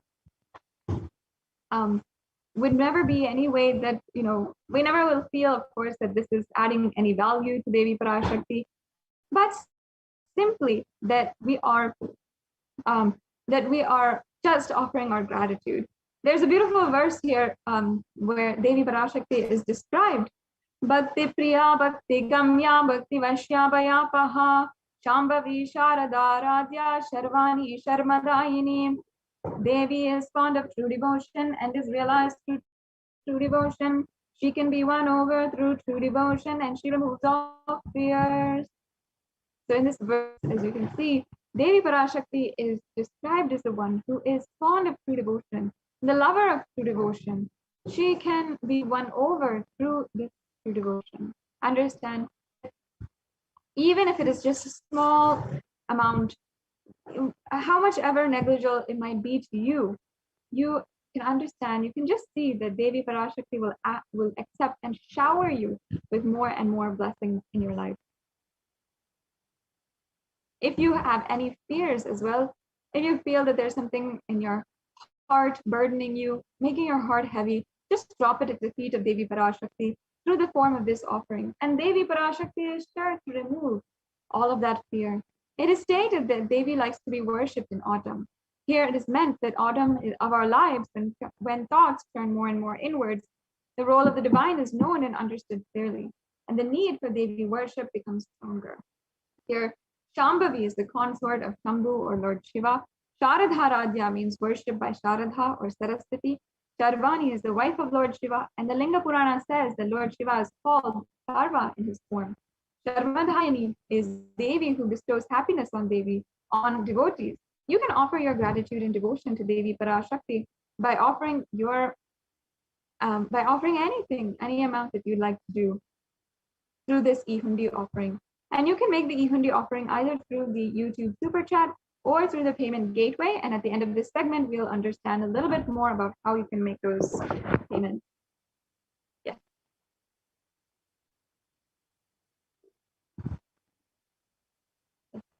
And the next offering here is the Sankalpa offering. And there is a verse from the Saundarya Lahari. Saundarya Lahari is basically an ecstatic expression of Sri Adi Shankaracharya, one of the great incarnations of Paramashiva, who had happened on planet Earth, I think around 2000 years ago. And he composed the Saundarya Lahari, which is a deep poem, a very sacred sentiment that happened, literally a manifestation that happened from Adi Shankaracharya out of a deep space of oneness with Devi Parashakti. And in those lines it says, Japo japa jalpa shilpam sakalam api mudra virachana, meaning let the mantras I chant with the sacrifice in my soul become the chanting of your name. And the rest of the verse, the translation, sorry, if we can go back. Yeah. The rest of the verse, the translation says, let all my movements become auspicious mudras. Let my travel become perambulations around thee. Let the act of eating and drinking become fire oblations in the Homa Yajna to thee. Let my act of sleeping become salutations to you, and all my actions of pleasure of mine become part of your worship. In this Sankalpa offering, it is a very profound, powerful mantra that you can offer. And in this, just through this offering, you will see how both the asked and unasked, even the remembered and forgotten wishes that you have will manifest with the grace of Devi Parashakti.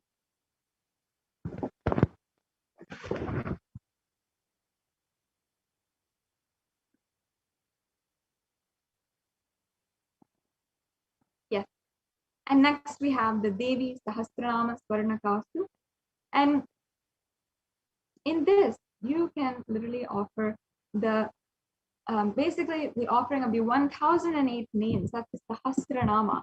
And you'll be offering a gold coin inscribed with all of the 1008 names.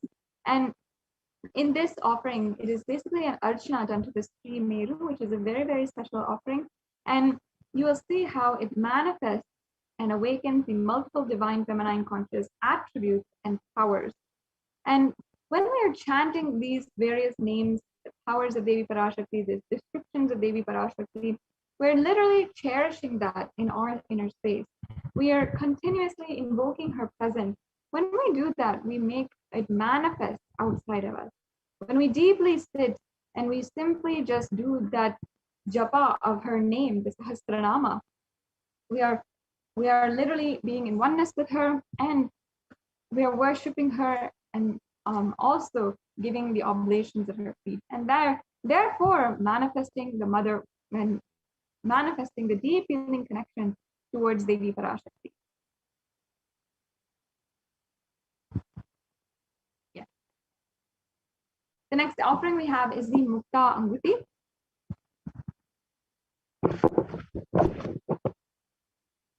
And there's a beautiful verse from the Devi Suktam where the translation says, "Let the goddess who brings good fortune, who is praised by gods, who is served by Devendra, who is praised by Devas, troubled by Asuras, who is praised and remembered as the devotion to her solves all, who is the source of all good in the world, let that goddess destroy all obstacles." And this offering, the Mukta Anguti, is literally the offering of the pearl ring to the very one who is the ocean of compassion. We are offering a symbol of compassion here. So this will literally bring the blessings for protection from all dangers and all fears.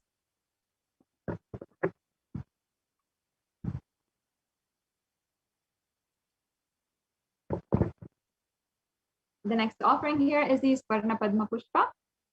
And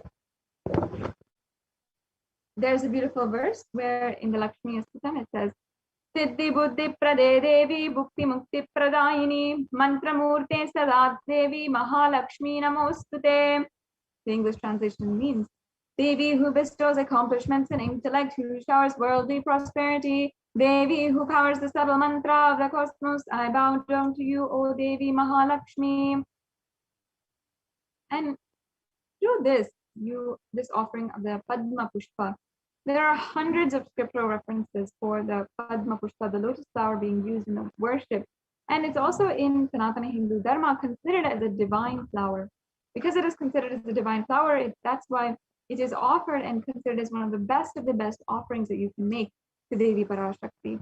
Among all of the flowers, among all of the various different flowers, this is considered as a divine flower that you can literally make this offering, and you'll receive the blessings for attracting positive relationships in your personal life as well as the business dimension.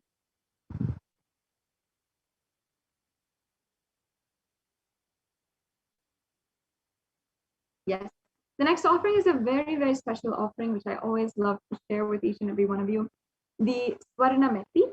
And the Swarnameti has another reference from that very same beautiful composition by Sri Adi Shankaracharya, the Saundarya Lahari.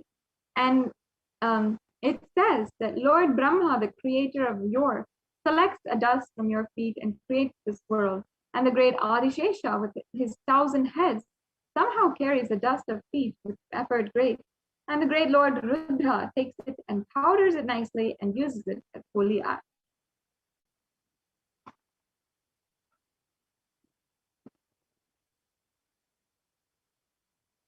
And through this offering of the Swarnameti, you will literally be blessed to have a life of leadership qualities by offering worship to the divine lotus feet of Devi Parashakti, and achieved by even worshipping a tiny grain of dust from her feet. That is how gracious, how immense, how compassionate Devi Parashakti is. By just if you worship the dust which falls from her feet, you will attain so much. And beautifully, there's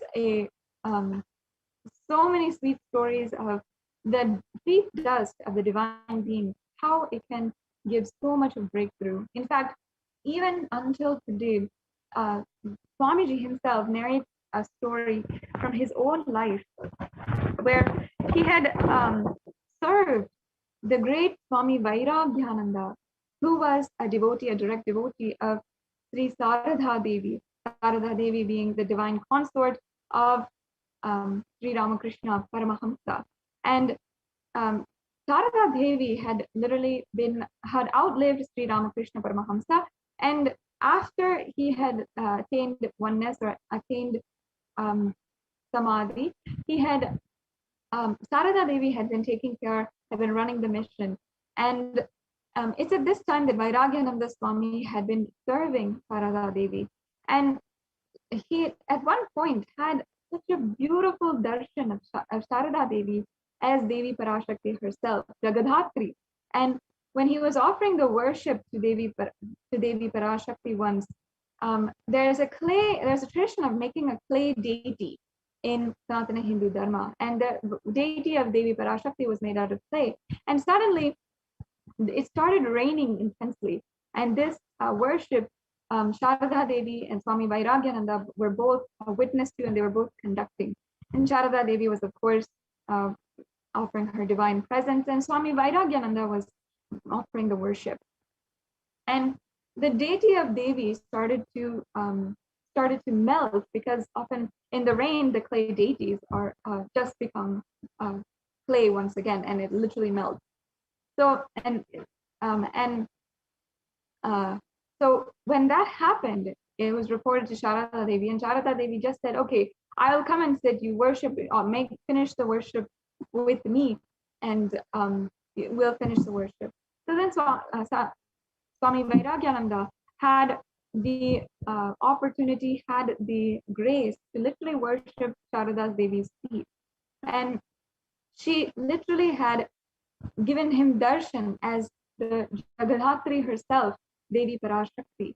And Swami Vairagyananda had shared that he had this darshan to Swamiji, the Supreme Pontiff of Hinduism, in around 1998-1999, when the Supreme Pontiff of Hinduism had been taking care of Swami Vairagyananda in Haridwar, in the Ramakrishna Hospital of Haridwar.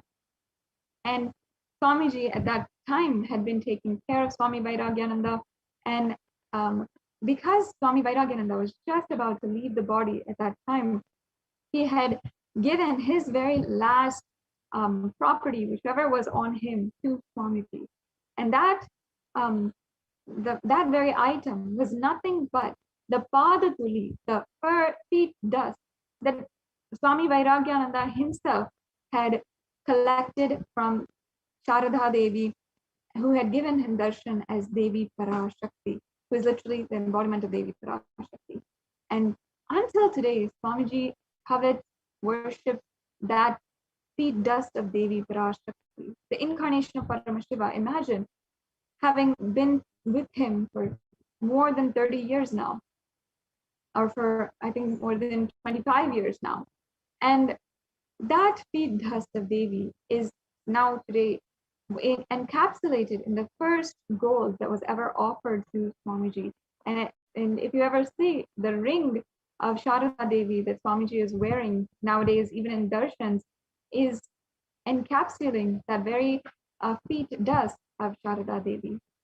So it's such a beautiful story, and how Swamiji holds, deeply worships the feet dust of Devi Parashakti.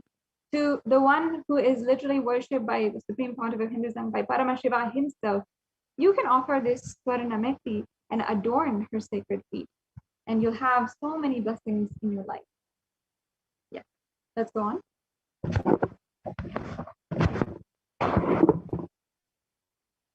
The next offering we have is the Mangtika. And in the Lalita Sahasranama Stotram and verse 106, there's a beautiful verse called where Devi Parashakti is described as Shuddha Sarvi Varshini, meaning she who makes the nectar flow from the Sahasrara Chakra, the crown center, to the Agnya Chakra, the brow center, and permeates through all our 72,000 nadis, the energy centers, to give us the ultimate experience of the cosmos. And the Mangtika is a traditional piece of jewelry that goes usually across the forehead or from the crown center to the forehead. And it is literally represented as a chain, or sometimes a line of chains, or sometimes a very intricate headdress on top of us. And it is actually nothing but literally representing the golden nectar which is overflowing from the head, the crown center, when the Sahasrara Chakra, the crown center, is completely open. So this offering literally gives you the blessings to live an enlightened lifestyle, live enlightenment, actually, literally. Yes. And the next offering we have is the Pratyaksha Pada Puja. And there is a beautiful verse from another composition of Sri Adi Shankaracharya. And I'll just be chanting that verse. Let's all remember, deeply remember the grace of the Guru and the grace of Guru happening in our lives as we chant this verse. Yaso me gatam dikshu dhana pratapa jagadvastu sarvam kare yat prasadhat guroragni padme manaschanna lagmam tatakyam tatakyam tatakyam tatakyam. And the English translation says, my repute has traveled in all directions through my philanthropy and prowess. All the things of this world are in my hands as rewards of my virtues. Yet if one's mind cannot be centered upon the lotus feet of the Guru, what then? What then? What then? And another beautiful verse of the Guru Paduka Stotram, which it says, Ananta samsara samsara dhara Naukayitavyam Sri Guru Bhakti Kavyam Vairagya Samraja Sri Guru Bhakti Kavyam Namo Namah Sri Guru Padukavyam. So literally it's saying that in this endless ocean of Maya, the Guru's feet is nothing but the boat that takes us through, that leads us from ignorance to enlightenment. And I bow down to the feet of the Guru.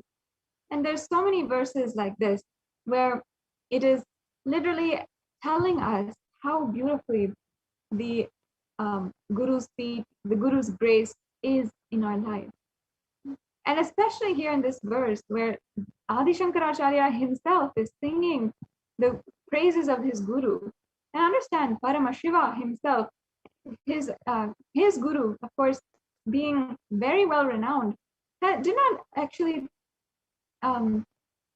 was only his own Guru. He is the incarnation of him. Paramashiva himself is singing the praises of his own Guru. And he's literally saying, Tatakyam, Tatakyam, Tatakyam. He's unable to stop repeating that two words, Tatakyam. What then? What's the purpose? Why should we go after anything else in this world? If we cannot align ourselves, if we are not centered upon our Guru. Especially in a world where, darkness is pervading in every direction. We do not know, and we surely should not be under any delusion that we know the answers to everything in our lives. But the Guru, who is manifested in our lives with so much of grace, compassion, has been guiding us continuously, non-stop, tirelessly, with so much of patience and passion. He is the one who has literally been manifesting, and you can offer this Pratyaksha Pada Puja to the Guru. And especially with Ganesha Chaturthi, the very day when Ganesha himself manifested, it is a very, very profound and powerful day when you can offer the Pratyaksha Pada Puja.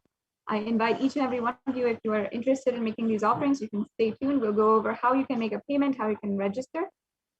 But just take a few minutes and contemplate as well. And ensure that you are never taking for granted the presence of Guru in your life. Many Kailashians offer the Guru Puja, the Pratyaksha Pada Puja, even once or twice, even 3 or 4 times a year for every great festival, because we never take for granted that literally Paramashiva himself has descended, is acting in our lives as Guru and guiding each and every one of us personally. Each and every one of us has that deep feeling connection to Guru.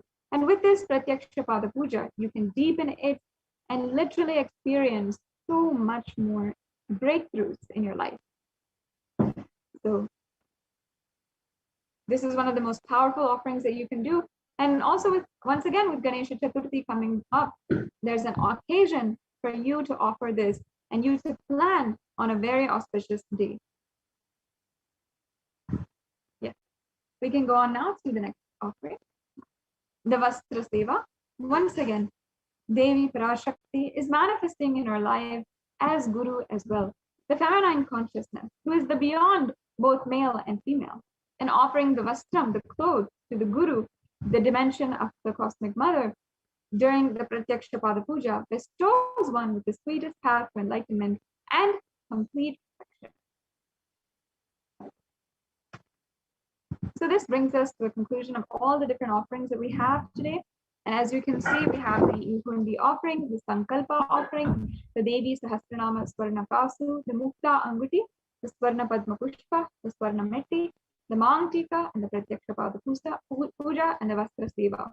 As you can see, we have several different offerings and levels of offerings. So you don't have to feel as though you want to make an offering, but perhaps you can't, perhaps there's some obstacle.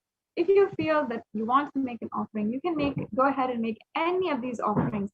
Either it be an Ihundi offering you can make for any amount, or the Sankalpa offering, which is just $1, or even the Pratyaksha Pada Puja.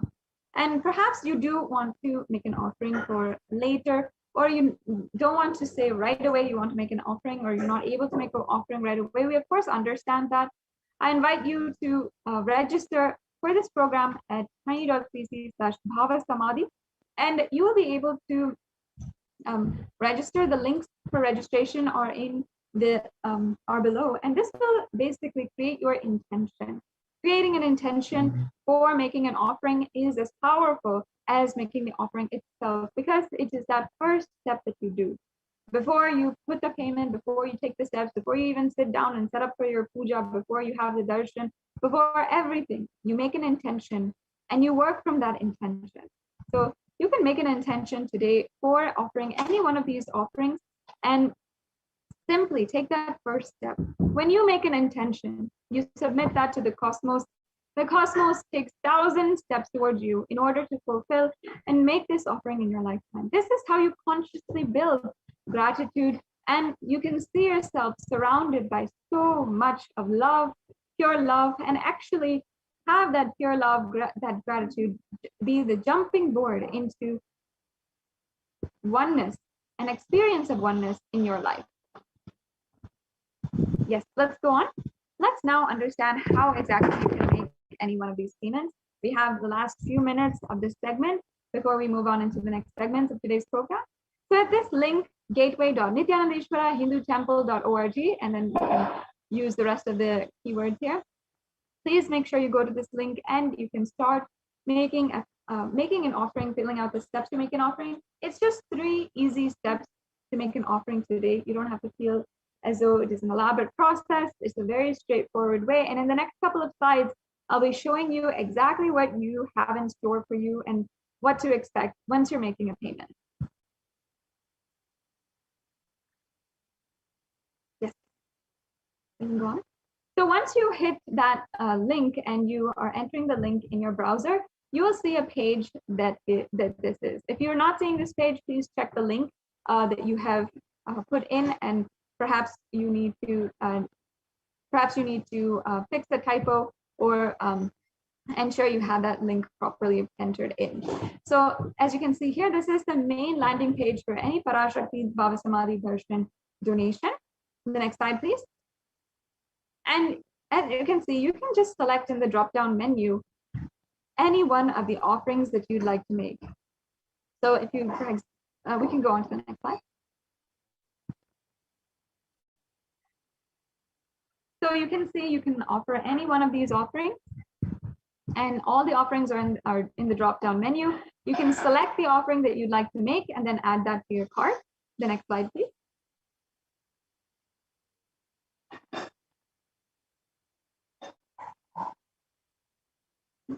And as you can see here, this is what your cart looks like. And perhaps you have entered an offering twice, or maybe you have an offering from before added into your cart. Make sure that you have only what you want to offer today. You just review your cart and you can simply delete or add any items that you'd like.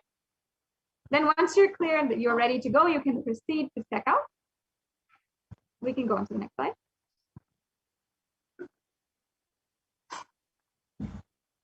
And then you can fill out your billing details and your payment details.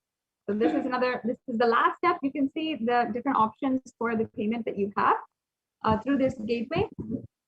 And after this, you just submit your payment, and that's it. After this, invite each and every one of the Yajamans, anyone who is offering, to go to tiny.cc/sankalpa-2021 and ensure that you're filling out the Sankalpa form. This form is mandatory and ensures that you are the names of your yourself as well as your family members is chanted during the puja. Yeah. Let's go on. Now, I'd like to invite each and every one of the viewers to join on the Kailasa's HDH Nithyananda YouTube channel. There's so many benefits to joining, not only just becoming a member of Kailasa, the only Hindu nation and the greatest Hindu nation, but also having notifications for you every single time there is a special announcement, there's a special live darshan, or even if there's even special Adi Kailash courtyard sessions with the avatar himself, where you can manifest Shaktis in his very presence. You can select, as you can see here, once you are in the live video, you can go to Kailasa's HDH Nithyananda and hit join. And once you have hit join, you can, we can go on to the next slide. You can fill out the rest of the steps and hit the level that you want. There's the e-Kailashi, the bronze level, the silver level, the gold level, the platinum level, and the premium level. And each of these is for your comfort, how much ever you want to do. You don't need to feel any requirement at all.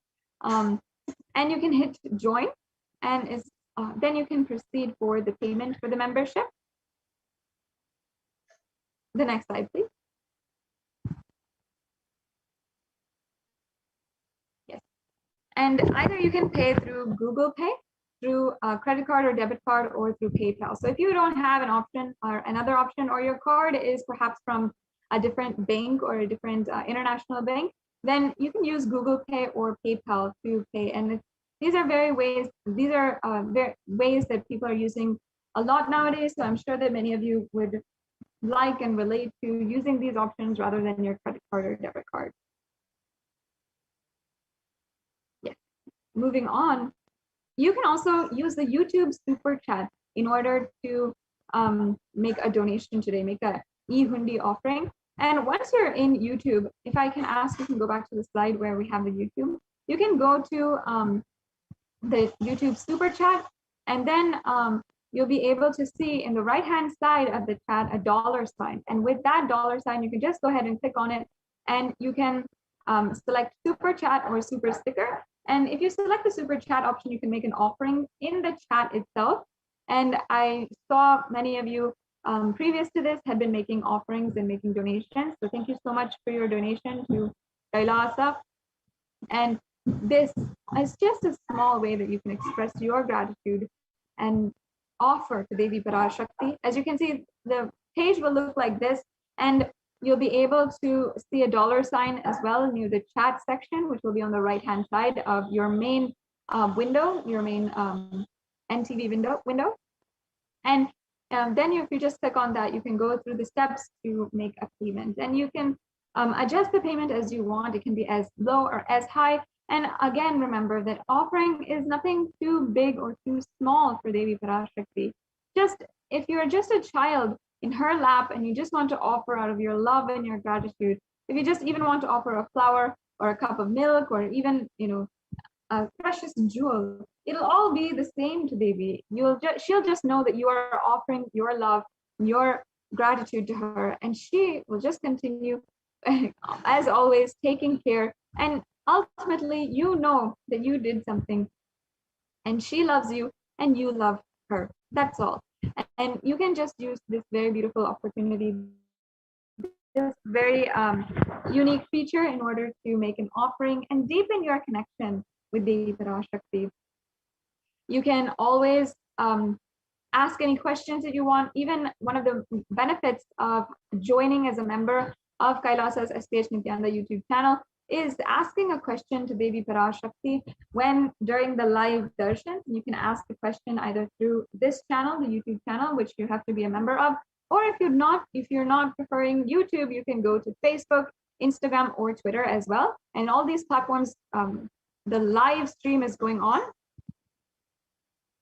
and you can tune in. You can also chat. You can directly ask questions to Devi Parashakti, and have so many different interactions. And you can simply start manifesting in your life the way that you want. Yes. So this brings us to a conclusion of this segment in today's program. And in the next segment, we will be joined by the Adi Kailasa Sarvajñapita administrators, who are going to be telling us, guiding us in the latest updates from Adi Kailasa Sarvajñapitam and the multi-layer quarantine, which is being administered in Adi Kailasa, as well as 13 other Adinams in Kailasa in India. And there's so many ways that Devi Parashakti has literally created a breakthrough. The Supreme Pontiff of Hinduism himself, conducting the Paramashivoham program, doing the Pache Patani Vratam, doing Paramashiva Ganas, opening up e-Kailasa, giving the digital nation of Kailasa. So many gifts, so many ways that the Supreme Pontiff of Hinduism has given a breakthrough to each and every one of us, and ultimately has protected each and every one of us. Even if you consider beyond in March 2020, when the coronavirus pandemic had first broken out, the very first policy the Supreme Pontiff of Hinduism had taken up was first ensuring that lockdown was administered in all of the different campuses, and starting the Paramashivoham program in order to even incentivize the lockdown and make every single one of us Kailasians stay at home and be so enthralled by the continuous darshans, by the personal presence of the Supreme Pontiff of Hinduism, by Paramashiva himself manifesting through the Supreme Pontiff of Hinduism, the very being of Paramashiva, and so much more direct, beautiful experiences of Paramashivoham. And also through the Pache Patani Vratam being administered and executed in all the legislative districts of Kailasa as well across the world, where the Supreme Pontiff of Hinduism ensured that all Kailasians take steps to boost their immunity, especially now when immunity is a very, very valuable thing and so many lives are lost and the immunity is compromised. With this, we'll now be coming to a conclusion of this segment in today's program, and moving on into the next segment, we'll be understanding just this and understanding how the Supreme Pontiff of Hinduism has been literally on the ground, has been executing all these various policies to save millions of lives, and how also that has been recognized as a legitimate solution for the global crisis of COVID-19 by the United Nations, which is a very well-known, respected, and powerful international peacekeeping organization. So with this, we're now coming to a conclusion of this segment in today's program, and we will be moving on into the next segments after a quick break.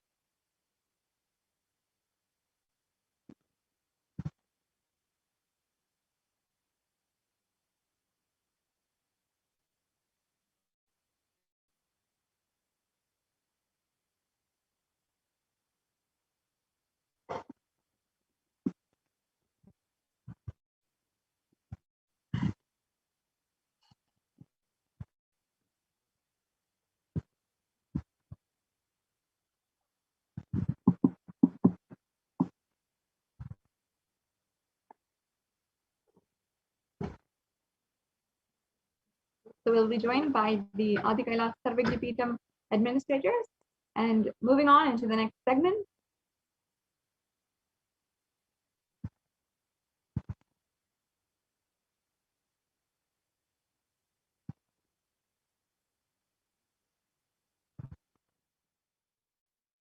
This is Nandini and I'm from Seattle. I wanted to share my experience on why I follow Nithyananda. I've been volunteering at Nithyanandeshwara Hindu Temple, and I've been doing a lot of seva here. Back in India, usually only men are allowed to touch the deities and do the abhishekam, alankaram, and several other deity activities, whereas women are restricted only to certain things. Whereas here in Nithyanandeshwara Hindu temple, people are allowed to do seva, irrespective of whether they are men or women. Uh, Anybody who gets Shiva Diksha is allowed to touch the deities, do abhishekam to them, and do alankaram to them, and enjoy that space. I've been doing a lot of activities like Suprabhadam, Abhishekams, Alangarams, and Palliyarai, a lot of other processes, and I've been feeling really blissful when I do it. So I would like to thank Swamiji for giving such a wonderful opportunity for me to, take part in the temple activities and, be so close to the deities. Uh, Thank you so much.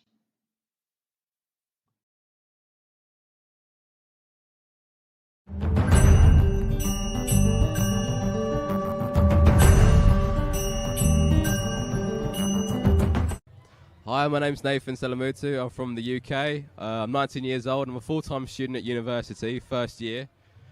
I've come here to Sadashivoham because my dad was talking about Nityananda and was telling me all the things that he could do to people from around the world, no matter the age.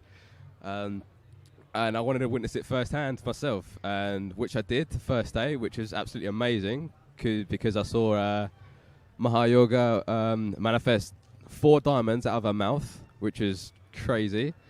The day after that, we saw the Gurukuls in action, doing the same thing, manifesting all the powers that have been taught from Swamiji. And after that, we started doing it ourselves. I was able to manifest some powers as well. I was able to body scan, read from the banyan leaf, read from the yantra, and I've been able to do it successfully and repeatedly.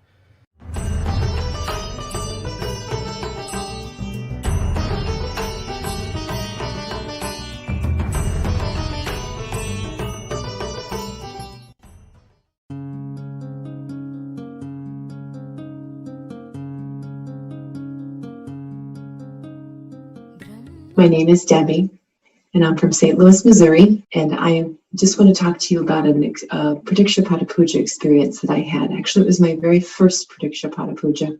I was in Varanasi in October of 2015 for an Inner Awakening program, so I actually wasn't too far from Swamiji's feet during this puja. I just remember being really excited. Yay, I get to do my first Pradikshapata Puja. This is awesome.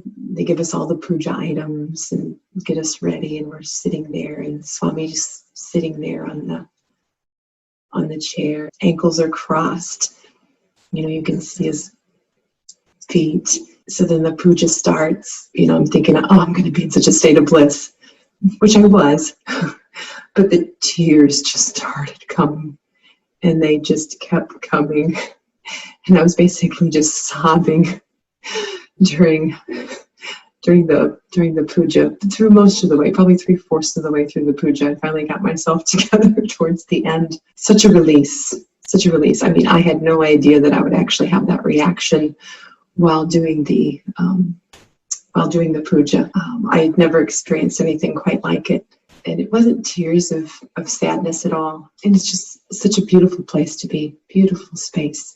And hopefully you can someday enjoy that as well. There are many opportunities to do Pradikshapata Puja with Swamiji via two-way video conferencing, which is still very powerful, even though you may not be physically at his feet performing the puja. It's still very, very strong space to be in. And that's what I want to share today.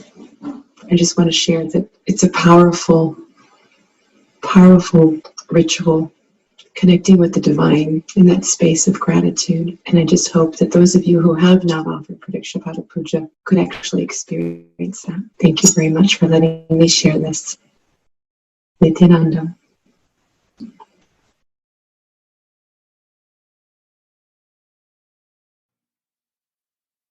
Hi, my name is Deva Ananda, and I live in Seattle, Washington, USA.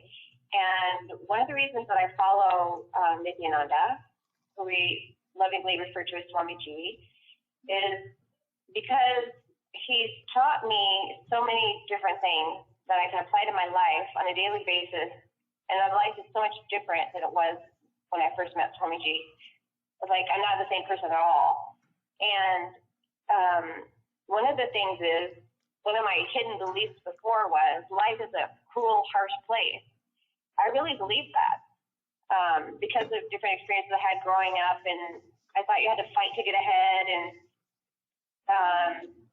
anyway, after spending time with Swamiji, he reinforced what I had already learned, that we're not our body and we're not our mind, but we're a being having a spiritual experience in a body. And he also has taught us that we're divine, we're sparks of divinity. And to actually wrap your head around that, it takes some time. It took some time for me anyway, because I don't think I had really high feelings of myself. And so, you know, just constantly rethinking the way you think about life, the way you think about yourself, takes some time. But once you start thinking about things in a different way, your life, you create a different life. And another thing Swamiji taught me is that existence is showering on us every moment. And that's another thing that was really profound. I was like, existence is showering on us every moment? And I had to actually walk around and think about that for some time and start thinking about it every day and applying it in my life. And then when I started believing, you know, existence is showering on us every moment, then I started seeing different synchronicities and miracles in my life, because it's true. Existence is showing us every moment. But when we have limited beliefs that keep us in a lower frequency, that's the life we end up creating, a lower frequency life. But when we start embracing these higher cognitions that Swamiji, he's always like several steps ahead of us, but we have so much to learn, keep learning from him, then you create a different life. Thank you. Nithyananda. Hi, my name is Bharat. My wife is Kalpana. We are from Seattle, Washington. So one of the beautiful technique which Swamiji talked about. I mean, I'll tell you my exact feeling. We went in 2012. I went in 2012 for one of the inner awakenings. Swamiji brought up this new concept called completion. At the time, I was really, Swamiji, what is this theory, Swamiji? I want some meditation, something like that. I felt myself, okay?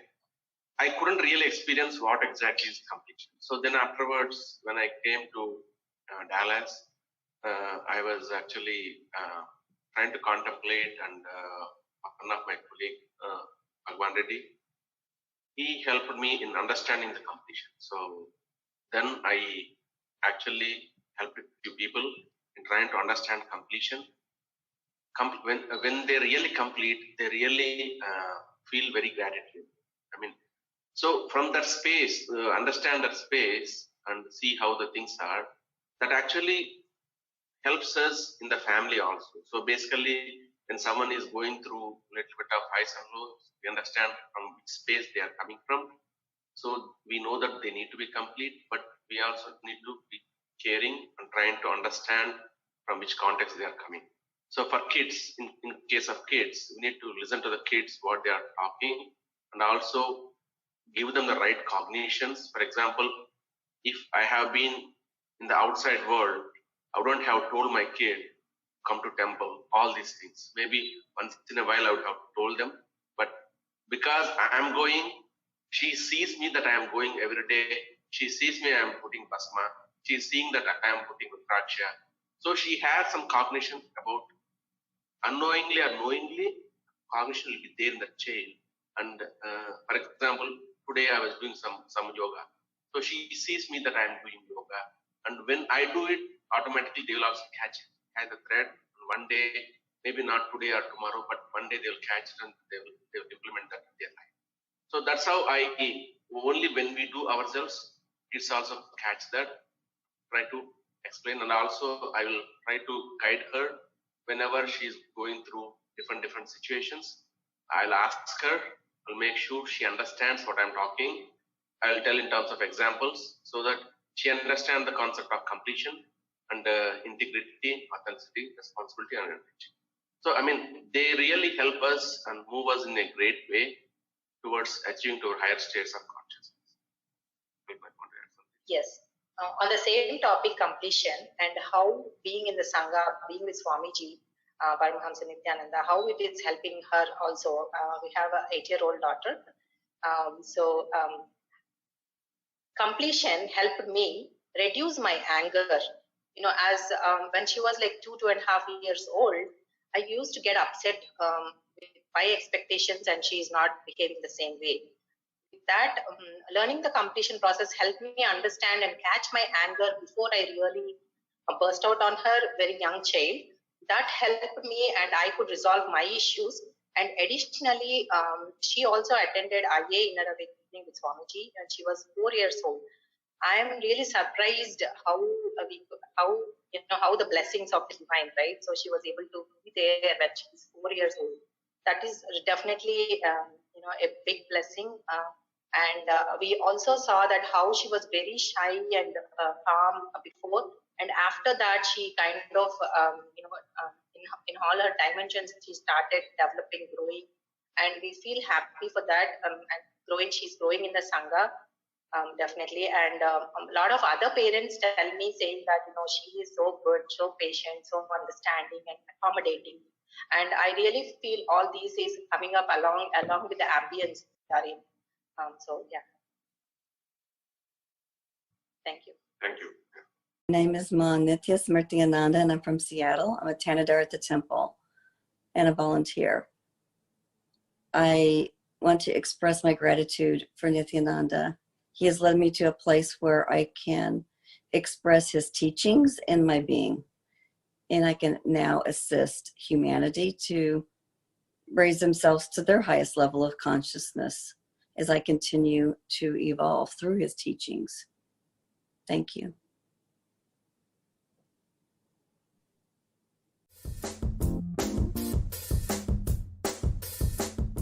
Doing the Pada Puja with him in the morning is something very special, very unique. Being in his breathing space and being so close, just the radiance. I did it on Chitra Purnima, and the radiance emanating from him is something that you can see it on the camera a little bit, even during two-way, satsang. But being actually physically in his presence, it's just like almost like moon rays. It's so bright, but it's so calm and gentle. It's really indescribable.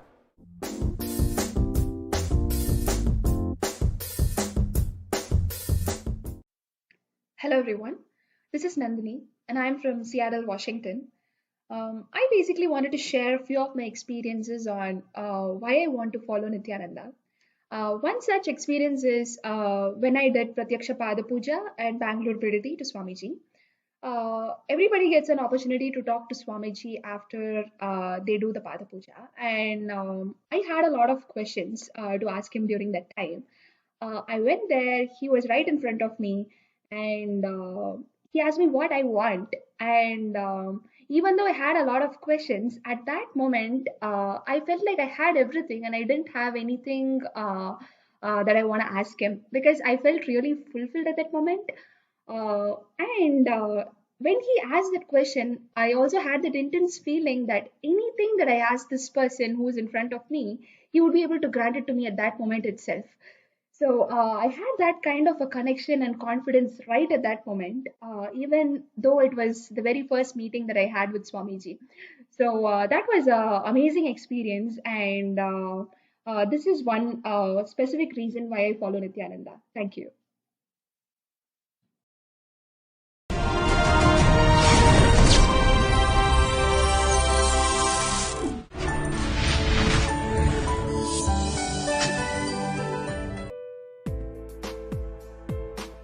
But I wanted to share this amazing miracle that happened yesterday.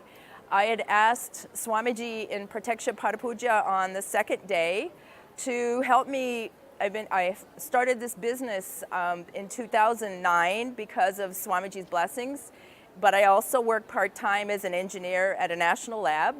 And it's very difficult building the business, being a mom, and trying to work. And so I asked Swamiji in the Pada Puja to help me make money in the business so that I could retire from my engineering job.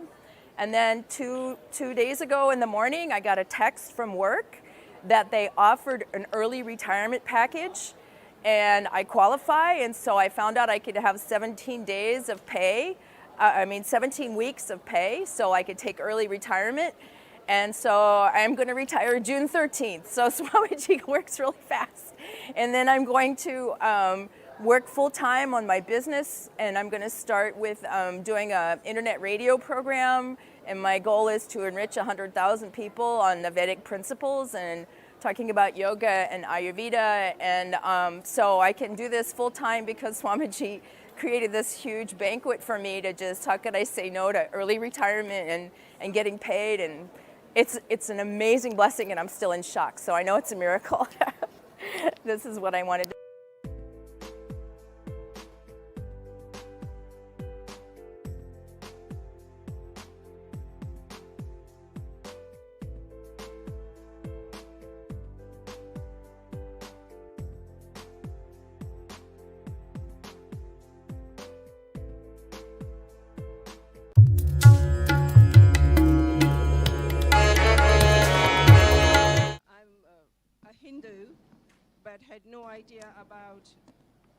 I'm a Hindu, but I had no idea about the puja rituals and the sacred Rudra Abhishek rituals that we were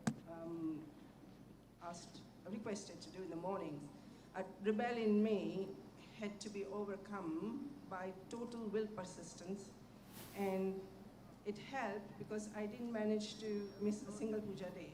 However, what I noticed was that it's not a routine puja. Even while you're doing the puja, there are little occurrences either with you or around you that can really annoy you, nag you, and it doesn't help you to have an enjoyable, wonderful experience. And with Swamiji's grace, I had a breakthrough 2 days ago and managed to create a space within me about Sadashivatvam where I said to myself, no matter what, I am going to have a wonderful puja experience every single day, with integrity, with deep reverence and devotion to Swamiji, our Guru, and Sadashiva himself.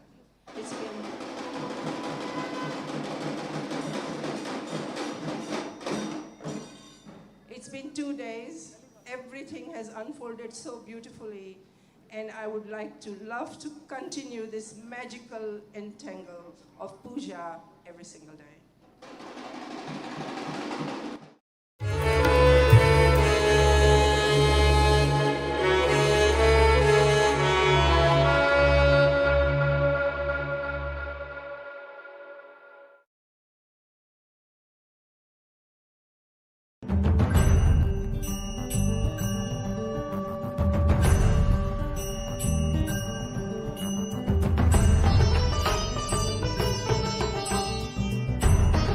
This is Beilingao. I from Norway.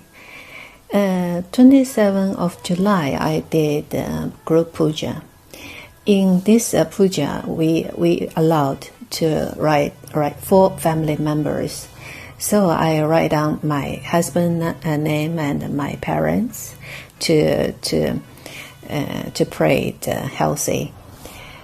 Around 2 o'clock in the morning, puja is finished in Norwegian time. Then after 5 hours, we eating breakfast and we go to work. But before we eating breakfast, my husband used to take some medicines and using spray to his nose and drop his eyes because he is very seriously for allergy. He is nearly 30 years. And if he don't use that, he is painful. His eyes couldn't open, and nose is bleeding sometimes. Using this medicine also over 1 year and couldn't stop. But just the same days, in that morning before breakfast, he didn't doing the same action. I'm very surprised in that time because he is a Norwegian. I didn't tell him I did puja for him, and I also didn't ask. So we just go to job. After we go back home, and in the evening we have a free talking. I asked him, today you forgot using your medicine for your allergy, for your nose and eyes. He said, yes. Today morning, when I wake up, I suddenly decided myself, I don't want using my medicine. So whole day I didn't feeling unwell. It's quite well. So I quit it. In my mind, I think, wow, must be Swamiji did. And strongly recommend everybody to participate in the ritual in the Swamiji of us to get blessing. Nithyananda.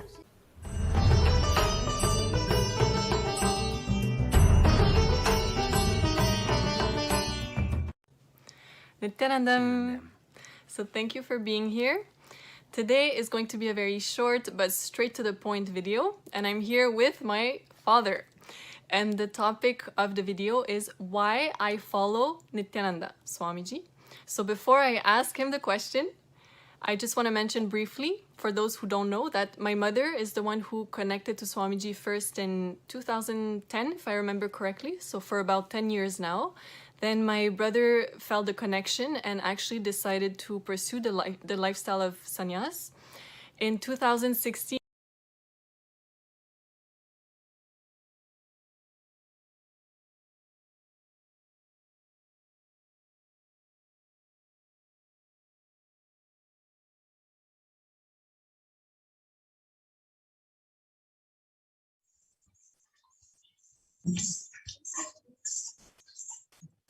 Nithyanandam, welcome back with the blessings of the Supreme Pontiff of Hinduism.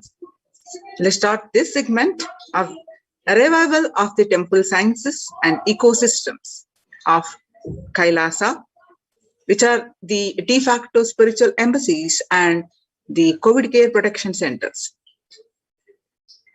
Nithyanandam Paramashivoham Kevalam Jnanamurtim Dvandvatitam Gagana Sadrusham Tattvamasya Dilaksham Ekam Nityam Vimalamachalam Sarvadi Sakshibhutam Bhavatitam Triguna Rahitam Sadgurum Tam Namami. Nithyanandam. So with the blessings of the Supreme Pontiff of Hinduism, Jagat Guru Mahasannidhanam, His Divine Holiness, Bhagwan Nithyananda Paramashivam's blessings, what are the Kailasa's temple-based ecosystems?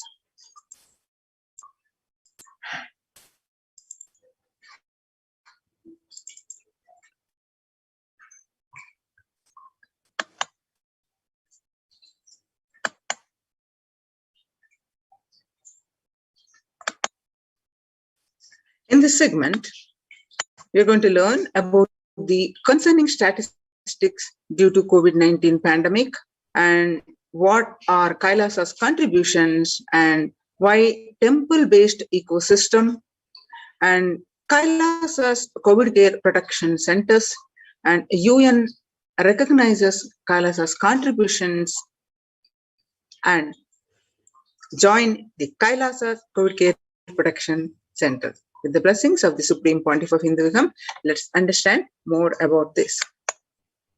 So what are the concerning statistics of this pandemic? Out of the statistics of 21st August 2021, COVID-19 cases raises to 209 million and USA leading with 37.16 cases and 624,000 deaths. Coronavirus tally, the global cases of COVID-19 tops 209 million. US daily average of deaths rises to 4-month high. The global tally for the coronavirus-borne illnesses climbed above 209.3 million as of early last Thursday, while death toll rose to 4,393 and 138. According to data aggregated by the Johns Hopkins University, the US led the world with a total of 37.16 million cases and 624,000 plus deaths. The daily average of new cases over the past 7 days tripped back above.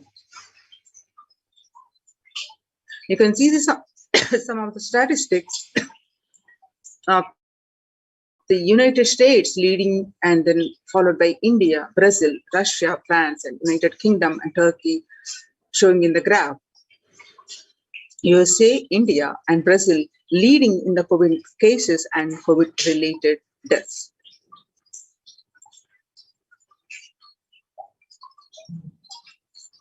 The World Health Organization, according to that dashboard, globally, as of 6 p.m. 19th August, there have been the confirmed cases. You can see the number of confirmed cases over 209 million plus. And the deaths are 4,390,000 deaths, and reported by the World Health Organization.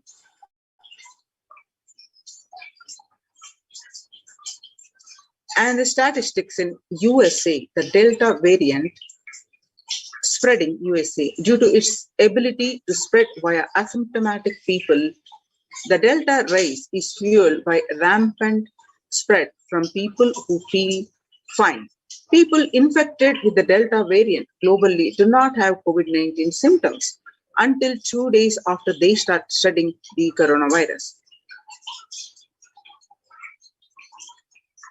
The Delta variant spreading in USA, children are now getting infected.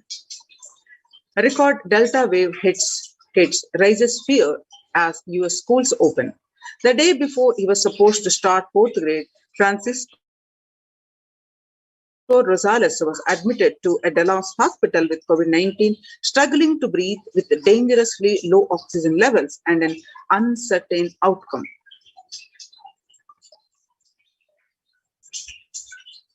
The Delta variant spreading in Sri Lanka.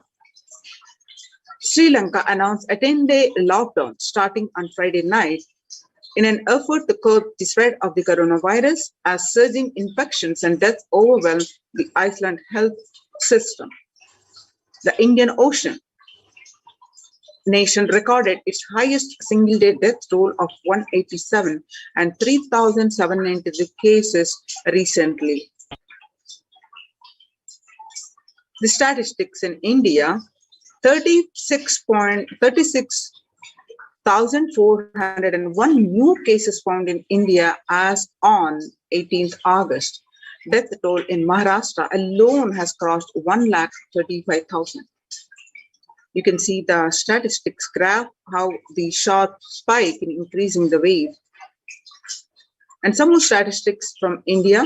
The Jawaharlal Nehru University CSSE published on 19th of August 2021, there are 3.23 crore cases and 4.33 lakh deaths.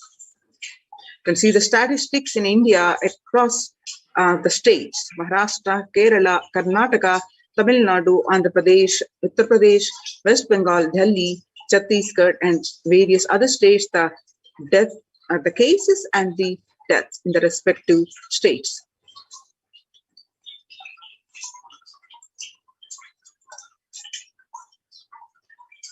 In Maharashtra alone, the toll you have seen, the COVID cases in Karnataka, Bangalore News published on 19th of August 2021, COVID record patients develop a serious complications of tuberculosis. The Bangalore News. COVID-19 record patients in Karnataka affected with tuberculosis stressed to step up screening measures. Over 28 lakh COVID-19 recoveries have been reported in the state so far since both coronavirus and the tuberculosis affect the lungs, and a special drive has been launched to help detect early. Patients who have made a full recovery from the COVID-19 are contracting tuberculosis in Karnataka. The state has recorded 23 to 25 such cases so far, and as an added precaution, the government has started screening all COVID-19 patients. And you can see that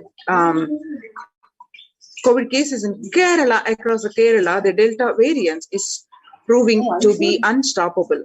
Kerala reported close to 80,000 reinfected cases after the first vaccine dose.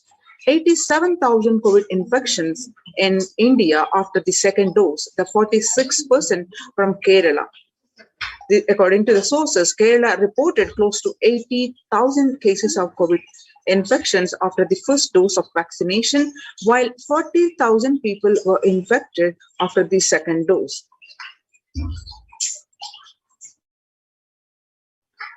The Times of India published on 20th of August 2021, COVID-19 Bangalore takes over Mumbai, becomes the district with the second highest. COVID-19 Bangalore takes over Mumbai, become the district with the second highest death. Bangalore urban has now overtaken Mumbai to become the district with the second highest COVID death in the country. While Pune continues to lead the table, as of August 18, Bangalore has 15,953 virus-related deaths compared to 15,930 in Mumbai and 18,779 in Pune, Bangalore, which are the highest overall COVID-19 cases for a single day.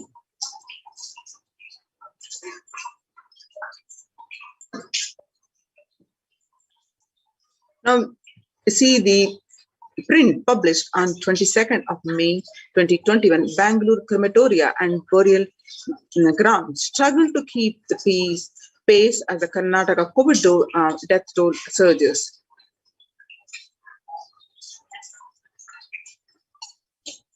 Subscribe to our YouTube channel and press the bell icon to get the latest updates. Over the last 2 weeks, Karnataka has witnessed a devastating COVID-19 surge, recording the highest COVID-19 related deaths and a number of new cases. Bengaluru has emerged as a new COVID-19 hotspot due to the positivity rate and an increase in the deaths. With the surge in COVID casualties in the second wave of the pandemic, crematoriums in Bengaluru, as in the rest of the country, are finding it difficult to handle the daily burden of bodies being brought in. Battling shortage of space and other infrastructure crunch, many have constructed new sheds to ensure last rites can be carried out even during the rains, and burial sites. Some burial sites are also reusing their space. The print visited a crematorium on the outskirts of Bengaluru. We are 25 kilometers in a place called Tavarekere, where at least around 60 to 80 bodies are being brought every day and final rites are being performed. They're saying that the number has been increasing constantly for the past few days. Bangalore especially, the number is rising every single day. At the same time, in Karnataka itself, the number of COVID-19 cases have been rising constantly for the past few days, and the positivity rate is also a major concern. At the same time, the vaccination drive is not progressing as smoothly as it should be. If you can see just behind, this is where the bodies are being brought, and they're trying to ensure that everything is done in a proper manner. Bangalore is facing shortage of places, burial places, and there are certain organizations who are helping people give a dignified last rites to COVID patients. We have with us Akhtar Sharif from the Popular Front. Sir, आप थोड़ा बताएंगे आप लोग किस तरह से मदद कर रहे हैं और किस तरह का दिक्कत अभी आ रहा है ये जो सेकेंड वेव आया है कोविड का? तो जैसा कि आप लोग जानते हैं कि पॉपुलर फ्रंट ऑफ इंडिया जो है हर हमेशा से पब्लिक के लिए सर्विस देने के लिए हर हमेशा ज़मीनी सतह पर हर हमेशा काम करती है। तो ऐसे ही सेकेंड वेव में भी पॉपुलर फ्रंट ऑफ इंडिया जैसे ही लोगों का रिक्वायरमेंट बढ़ना शुरू हुआ तो एक्टिव होकर जो है हर हमारा जो पॉपुलर फ्रंट का वॉलंटियर है उस जगह पर जो है काम करना स्टार्ट किए हैं। तो जैसे कि हमारा अभी तक तकरीबन हम लोगों ने पॉपुलर फ्रंट ऑफ इंडिया ने 426 तक हमने ब्यूरियल किए हैं, प्लस क्रीमेशन भी किए हैं। इसमें अप्रैल से लेकर कल तक का हमारा ये रिकॉर्ड है। तकरीबन 426 हमने ब्यूरियल और क्रीमेशन, जिसमें आकर जो है 24 हिंदूज के बॉडी भी मिले थे और उसमें आकर 4 आकर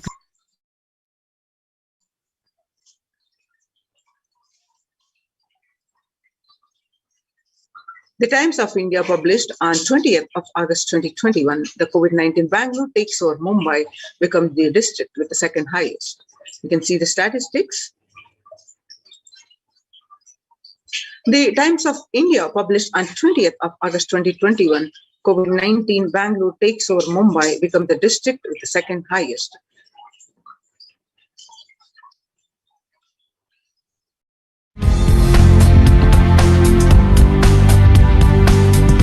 Bengaluru Urban has now taken Mumbai to become the district with the second highest COVID deaths in the country, while Pune continues to lead the table.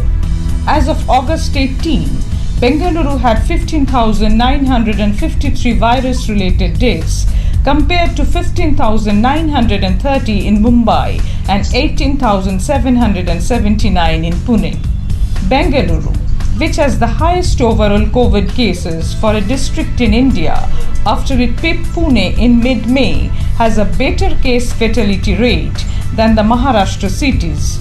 As of August 18, Pune's CFR stood at 1.7% and Mumbai's at 2.1% compared to Bengaluru's 1.3%. Data shows 8 states or UTs, Maharashtra, Kerala, Karnataka, Tamil Nadu, Uttar Pradesh, West Bengal, Delhi and Punjab have reported more than 15,000 deaths. Among these, no single district has more than 10,000 deaths. TOI online report.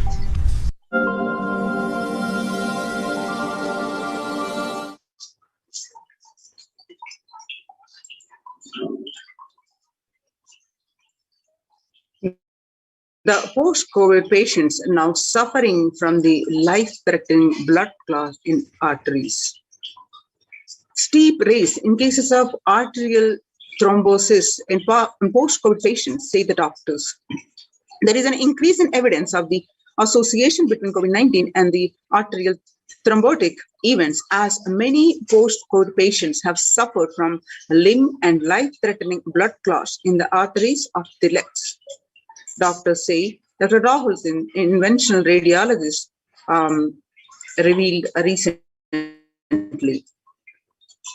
The Delta strain, major variant of concern in India, the cause of COVID-19 outbreak, says the INFACOG.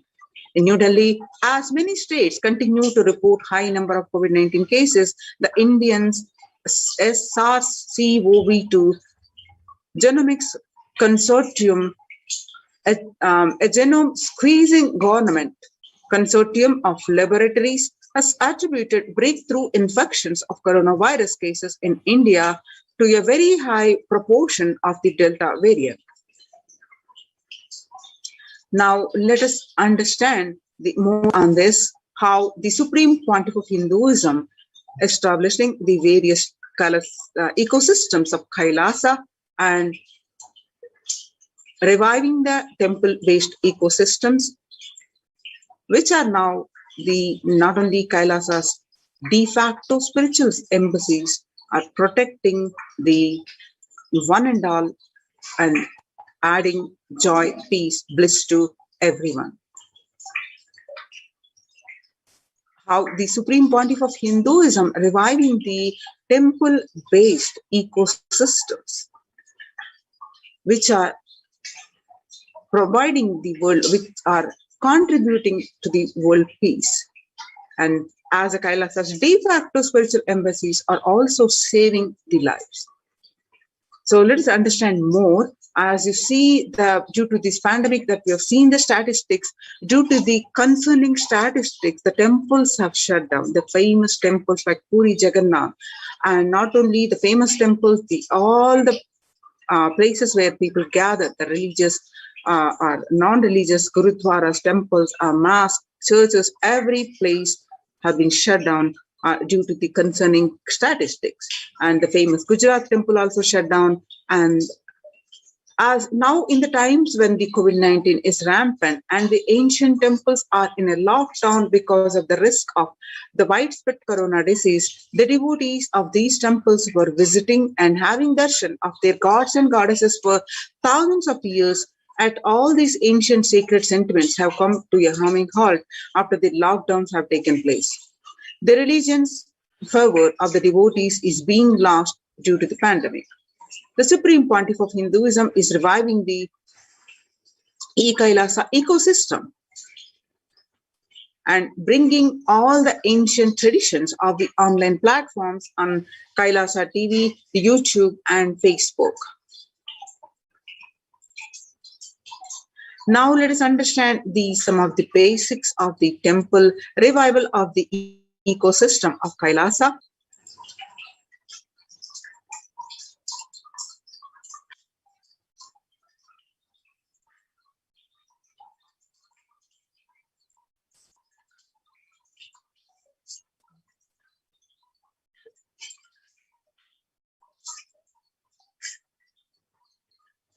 The temple ecosystem of Kailasa. Reviving the enlightened civilization is the vision of Kailasa, the purpose of my advent. Paramashiva assuming this body and manifesting, says the Supreme Pontiff of Hinduism. Kailasa is basically an enlightened civilization where everything happens based on the ultimate cosmic principle and ultimate possibilities and powerfulness. You want to know about the universe, just they will show you in the universe and teach you. And you want to know about the cosmos, they will just show you the cosmos and simple, straightforward way. In Sanatana Hindu Dharma, we had at least 10,000 sampradayas, religions, spiritual traditions, keeping this enlightenment science alive. Each Hindu sampradaya is a spiritual ecosystem created for keeping enlightenment science alive. Every monastery, every adhinam, every mutt, every temple, every Veda Patashala, every Sarvajna Pita is a lineage sampradaya created to keep the ecosystem of spiritual enlightenment alive. Some may be Shakta, some may be Yoga, some may be Vedanta, some may be Tantra, some may be Yoga Vedanta, some may be Yoga Shaiva, some may be Vaidika Shaiva. All kinds of permutation and combination, each temple, each mutt, each monastery, each adhinam, each Veda Patashala, each sannyasa sampradaya is a spiritual ecosystem created to keep the enlightened ecosystem, enlightenment science alive of that sampradaya. Hindu temples are not just worship altars or religious congregation places or just memorial for certain legendary person or incident. Hindu temples are residences of God. That's why in Chidambaram, Nataraja is one of the Dikshita, and Srirangam, Ranganatha is one of the Bhaktar who are doing the puja. The temples are residences of God in Hindu tradition, in reality, not just in Hinduism, in reality in every tradition, every religion. So there are a time Hinduism has 56 nations, 200 states, 1,700 provinces, and 10,000 sampradayas. Almost 95% of the population of those days were Hindus. Slowly, the brutal terrorists invading life negative gangs enter, destroy, rob, plunder the temples, and destroy the spiritual ecosystem, the enlightenment ecosystem. In last 1,000 years, we did not have a single nation, we did not have a single state, and we did not have a single province practicing Hinduism as a state religion legitimately, and 10,000 sampradayas, without any doubt, the Supreme Pontiff of Hinduism says 200 are left alive, struggling to be alive. Three unique things of Hinduism. One is the ability to make the divine land and get rooted on the deity. This is called Prana Pratishta. This is done various ways. We will be understanding that. And the incarnations landing, the ecosystem where the incarnations land, the enlightenment spiritual ecosystem where incarnations happen. And the third is the devotion to the feminine consciousness, the Devi worship. These three are unique to Hindu tradition.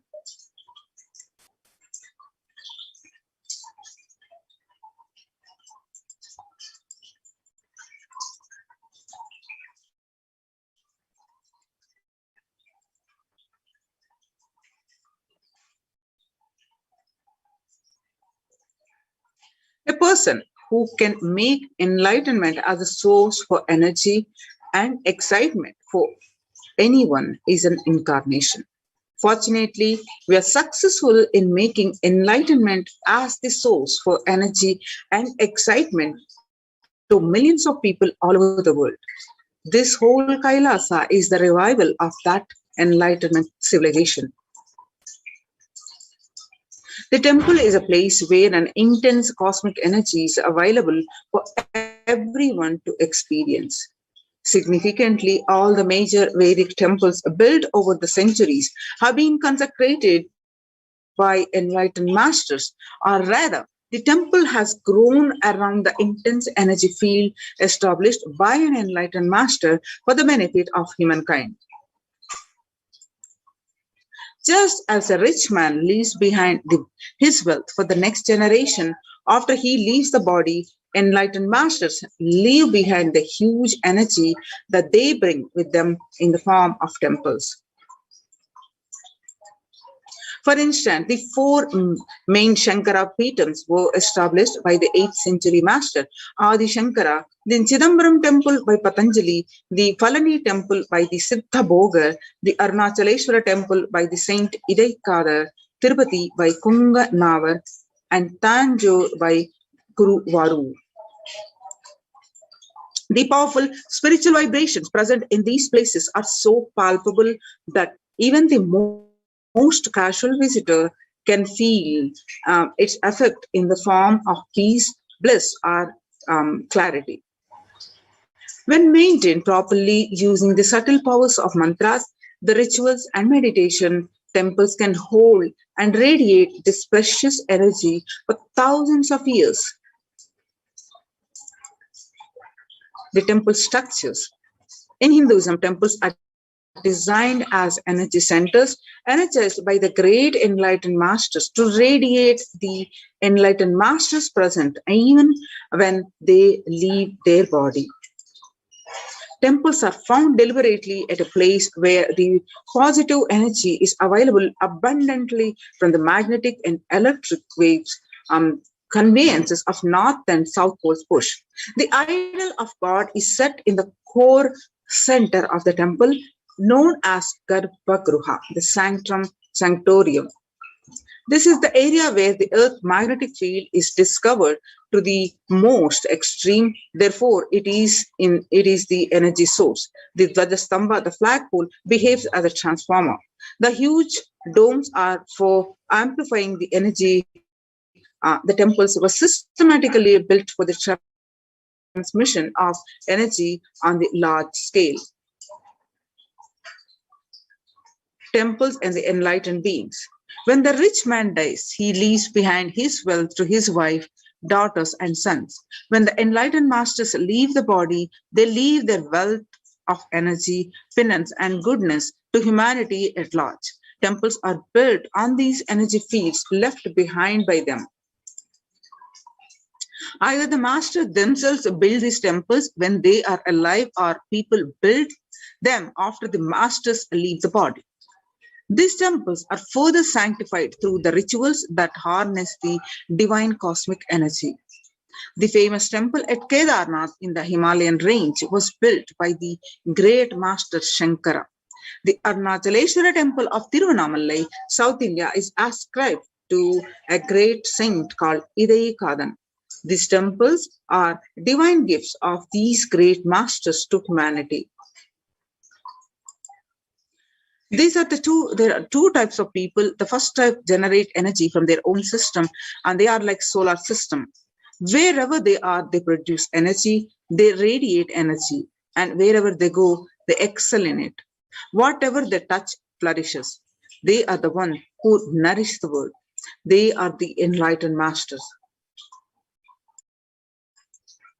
The second type of people are those who have forgotten the art of producing energy from their inner source. These people may flourish, but may be only in one or two fields. And that too out of the superficial energy source called mind.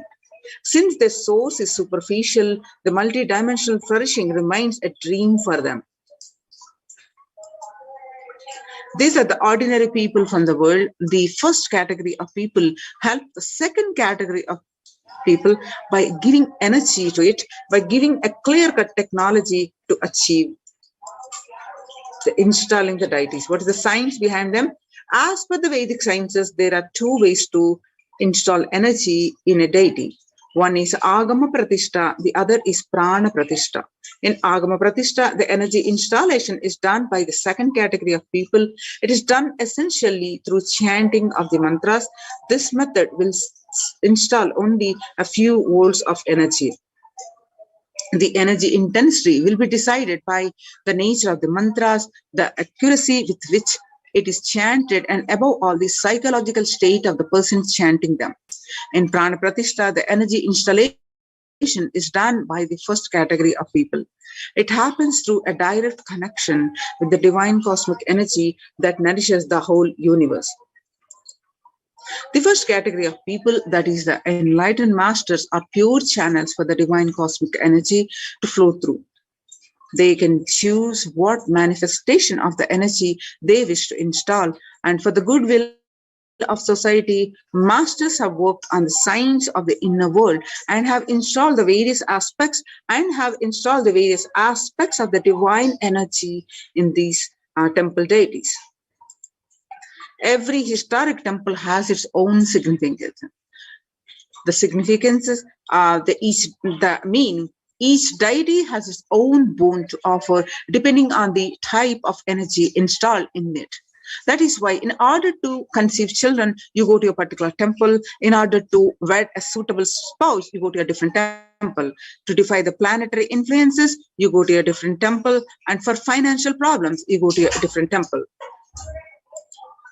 These benefits are nothing but the special energy packs. Temples are structures that replace an enlightened master's presence. Masters, by their shared presence, heal people. They heal not just the physical level, but also at the being level. They keep the inspiration for spirituality alive. Their presence offers an ambience of sacredness. Temples are spaces created by masters to offer these same things that they offer. While consecrating the Nithyanandeshwara Paramashiva temple sanctum at the Bangalore Adinam, the Supreme Pontiff of Hinduism said, "An enlightened master is the cosmos in human form, the ultimate human form fit to perform a sanctum consecration. For an enlightened master, the energies of expression through any means never get exhausted." For example, for an ordinary human being, the grief emotion or the joy emotion exhausts when expressed through tears. The pitta, the fire elements of the body, exhaust through anger. The lust energy exhausts through the sexual act. The power of speech exhausts in his very saliva the moment it uttered. All these energies of expression become exhausted as he uses them. An enlightened master, his energy expression cannot be exhausted through any of these means. Because he is existent, the inexhaustible source of energy in human form, because masters do not need a body to execute their work. They can continue to do the things they do even after they have left their physical body. The sanctum created and energized by them will radiate inexhaustible energy and nurture energy being that seeks it. Only a master who can function without the help of his body is capable of creating a true sanctum, one that will materialize things exactly the way he does. And there are some more things if we understand why the temple ecosystem, the Supreme Pontiff of Hinduism, is establishing all over the world. as we see, he has established the temples across the, especially in the United States. Each temple that he has established is a specific boon to give. For example, Houston, he installed the energy of the Navagraha dosha, Pariharasthala, and Prayaga, where you offer the oblations to the departed souls. The Ohio Sarvajnapitam is the Pariharasthala. So, Supreme Pontiff of Hinduism establishing these temples across the world as a radiate the specific energy field to take care of the devotees. And one more question we always wonder is, if God is everywhere, why go to a temple? To answer this question, Sri Ramakrishna, the great enlightened master of 20th century, gave a beautiful answer. There is a milk all over the cow's body, but we cannot get it just by piercing it anywhere. So though the cosmic energy is available everywhere, we are not able to perceive it because it is extremely subtle. Cosmic energy is available in the most subtle form. An enlightened being or highly evolved soul knows the science of distilling this subtle energy into a gross form which we can perceive and absorb. Temples are engineered by the great rishis in such a way that the cosmic energy becomes available to all as the source of healing and spiritual transformation. Why so many temples in Hinduism? In India, about 90% of all tourist attractions are temples. There are lakhs of temples across length and breadth of India, and in places like Varanasi, for every person living there, there is a temple. But why so many temples? Whatever where a civilization thinks are the highest experience, it builds structures related to that. If people in the country think football is the greatest experience, they build magnificent football stadiums all over. If people think education is the greatest experience, they build schools and colleges. For thousands of years, Hindus in India thought of enlightenment and God as the highest experience, so they built temples. For this reason, in any city, there will be a large temple built first, and only then a city will form around it. The human body is considered a miniature of the cosmos, and a temple is an expression of that human frame. Now let us understand the science of temples. Temples are created to replace the enlightened master's presence. Enlightened masters, when they leave their body, they wanted a space which can continuously inspire people, which can continuously heal, which can give them the experience of spirituality, which can give them a sacred feeling. In every tradition, creating a space for divine or creating a place in which people can relate with the divine has become a part of their culture, part of their life. People have put aside any constraints of money and time to erect inspiring structures built on faith, science, and mystery, as well as greed and fear. Throughout the passage of time, some of these magnificent structures around the world have become museums and wonders, and some continue to be the seat of religious authority. Many continue to attract faithful, offering solace, energy, social interaction, and a framework for life itself. But for many, the science of temples built on thousands of years of research and development has been lost. The understanding has been lost. Through the physical structures, they are still standing. For some, the belief, the experience is no longer there. By understanding the science of Indian temples, humans can experience the intelligence, power, miracles that these structures were made from and for. And what did the energy have to do with the temples? See, the last statement of the science, E is equal to mc square, that whatever exists is energy, is the first statement of Upanishad. As research is providing every day the cosmic truths that the quantum physics is still struggling to comprehend, were ultimately the already commonplace in the ancient and rich Vedic tradition of India, where when Einstein declared that E is equal to mc square, that whatever exists is energy, he confirmed that the Upanishads are sacred Indian scriptures said thousands of years ago. With an enlightened insight into the play of matter and energy that makes up the universe, the Vedic seas have declared more than 10,000 years ago that whatever exists is nothing but energy. Isha Vasham Idam Sarvam, that means Isha Vasha Upanishad, the last statement of science, E is equal to mc square, that whatever exists is energy, is the first statement of Upanishad, Isha Vasham Idam Sarvam, whatever exists is energy. So the last statement of science is the first statement of Upanishad, whatever exists is energy. In modern times, temples are truly the oxygen baths for the soul. With an enlightened insight into the play of matter and energy that makes up the universe, the Vedic seas had declared more than 10,000 years ago that whatever exists is nothing but the energy.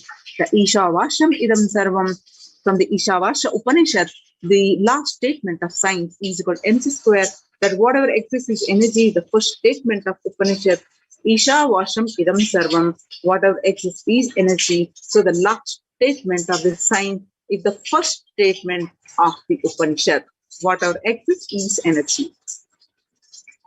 In modern times, temples are truly the oxygen bath for the soul.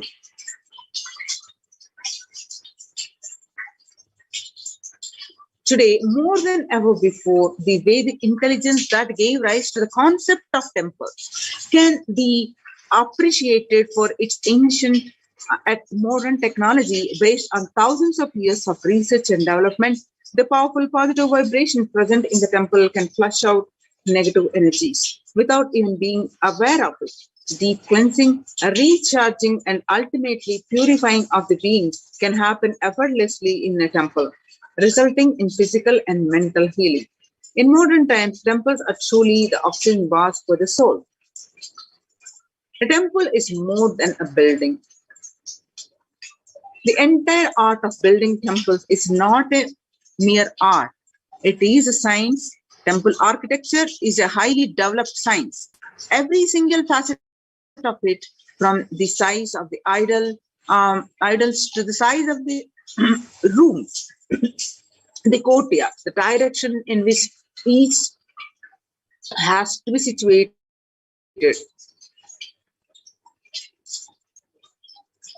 to the process of installing the idol in the sanctum, all these are laid down in detail in manuals that were developed thousands of years ago.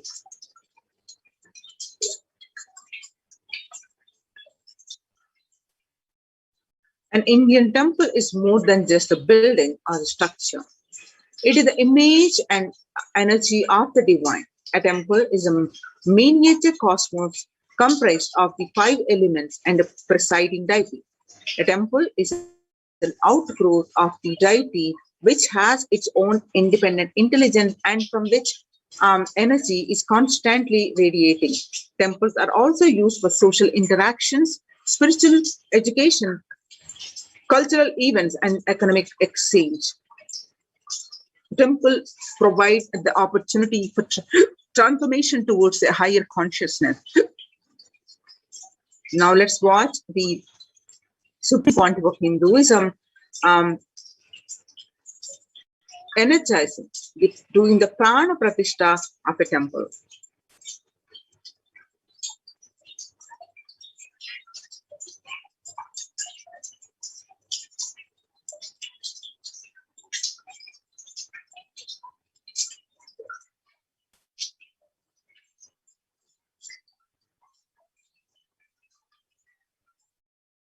During the supreme pontiff of Hinduism, doing the Prana Pratishta of the Venkateshwara in 2015 in Adi Kailasa Sarvatthi Peetham.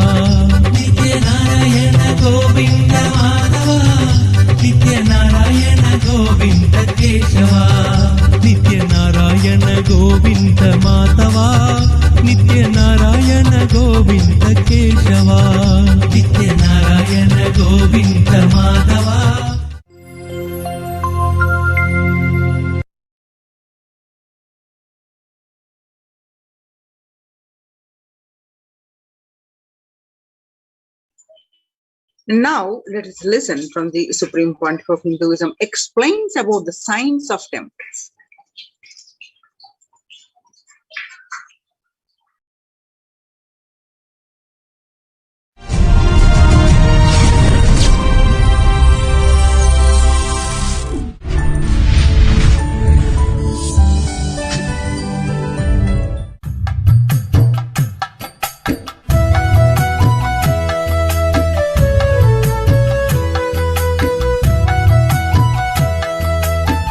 We'll enter today's subject.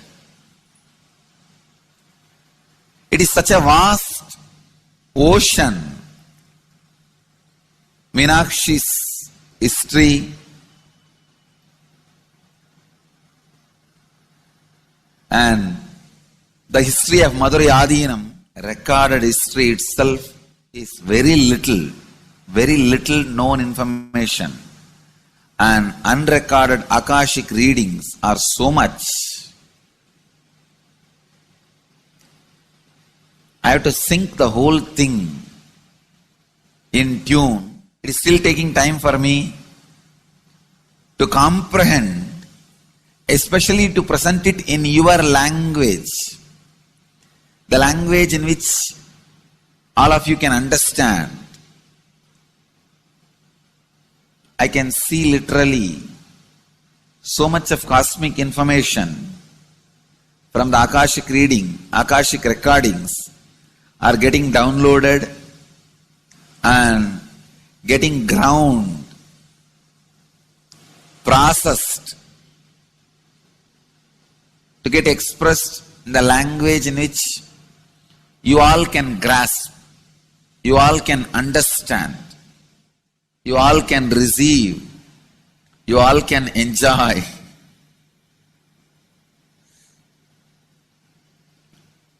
So it is taking little time. I'll answer some of your questions today related to this temple culture. As part of this Satsang series, Madurai Adinam series. This is a question from Rajiv, India. Beloved Master, people not belonging to this culture knows little about this particular Meenakshi temple. Please tell us who is Devi Meenakshi and her husband. Why this grand temple? What are the visible and invisible functions of this temple? Please tell us, Swamiji. Read the next question also. As we see in our present time, towers of mobile, TV or dish TV antennas everywhere connecting invisibility to satellites, doing an incredible function for individuals and for society. My question is, there is and was everywhere temples and deities in this culture. Anybody coming from outside just wonder, is this just sentimental carved stones, worshipping culture or just artistic sculpture? What is the invisible function of temples, deities? See, both questions, same answer. That is the reason I wanted to answer both the questions together. Modern day dish TVs, antennas, mobile towers, all of them work in the level of certain frequency where the words, pictures, visuals can be transmitted. See the verbalization and visualization,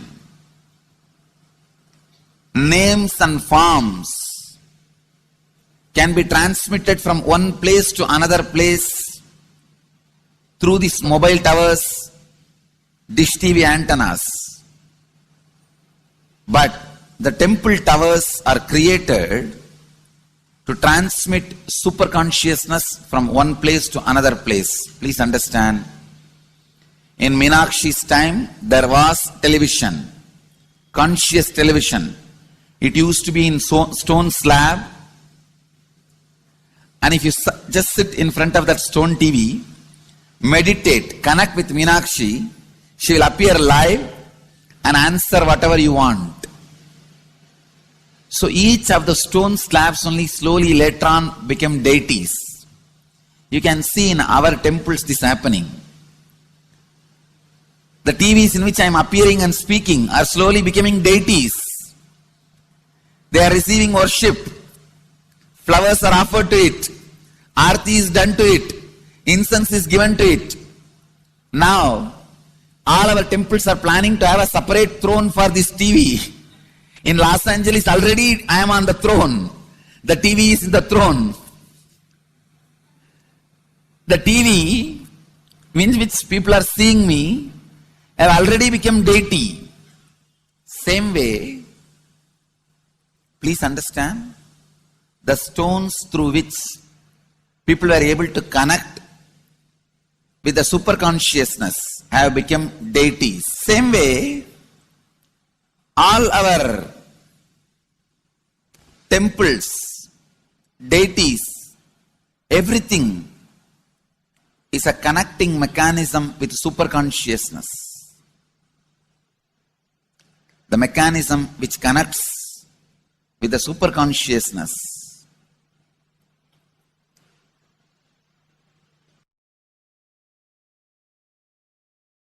please understand, the deities and temples are not just sentimental carved stones, or they are not just artistic sculptures. They are conscious transmitters. They raise you to the superconsciousness. In each house in Vedic tradition, we have a puja room. All the puja rooms are your private conscious airport, are conscious transmission centers. The main temple is a place from where continuous superconsciousness is radiating. So if you just sit and connect with a deep feeling connection, see, in those days human beings were so beautiful and simple. Just remembering the name of the deity is enough. They are already in connection with the deity. That feeling connection. When I read Patanjali's Yoga Sutra, it says, sit in Siddhasana and be in Samadhi. That's all. So the human beings were so simple in those days. Just if you sit in Siddhasana, you are already in Samadhi. If you sit, your mind sits. Now, if you sit, your mind sits. Mind is completely away from the body. In those days, human beings were so simple and intelligent. All the non-mechanical parts of their brain were awakened. It is Western culture which killed the non-mechanical parts of the brain, the functions of the non-mechanical parts of the brain. Please understand, in the Vedic civilization, always human beings were brought up in such a way that non-mechanical parts of the brain was fully alive and awakened. It is a cultural invasion, destroyed the greatest possibility of the human being when the non-mechanical parts of the brain is not functioning anymore. The temples, deities, all these are looking useless. Otherwise, they are a huge conscious infrastructure. Please understand. So, an example, suddenly, if we find some method to travel just 20 feet above the air, or 30 feet above the air, without petrol or diesel, all our automobiles, roads, everything will become useless. Then you will wonder, why so many automobile industries are established? Why so many cars are produced? Why this huge road waste? I think our ancestors are fools. You don't understand. At one period, it was used. It was being useful. Our temples, our deities, all these are useful if all your non-mechanical parts of the brain is awakened.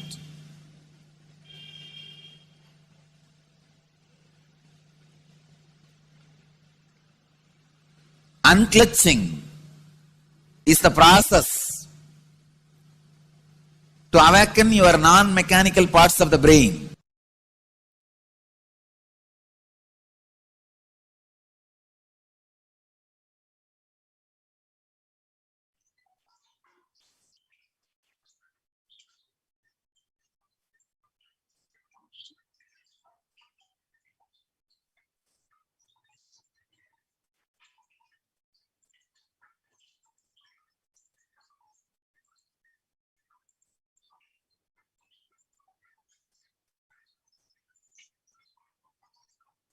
Now, with this understanding, we have in detail understood about why the temples, ecosystems, and how they are protecting from this huge pandemic. And not only that, they add to our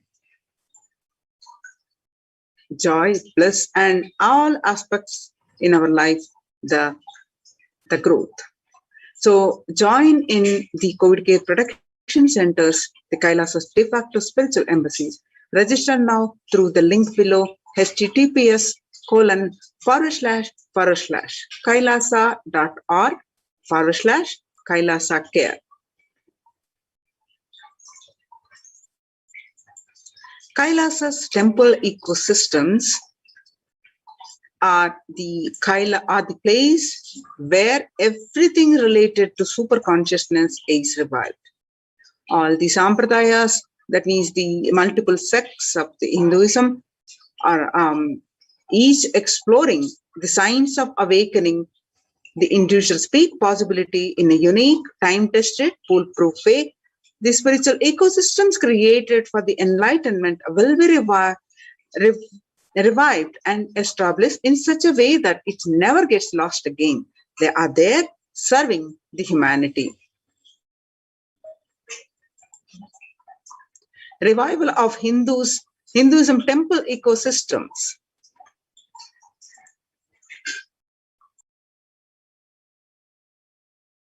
I am going to revive Hinduism by setting up a model community, enlightenment ecosystem. I am going to create absolutely from the scratch newly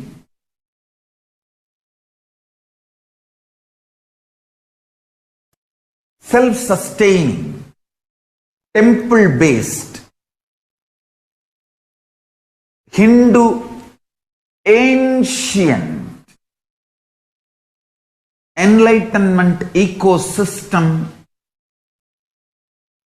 and civilization based on that. Understand? Kailasa is reviving the ancient Hindu enlightened civilization.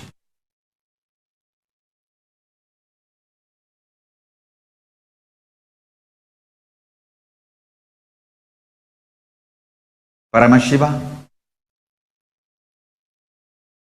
himself manifested this Kailasa Mandala, the enlightenment ecosystem, and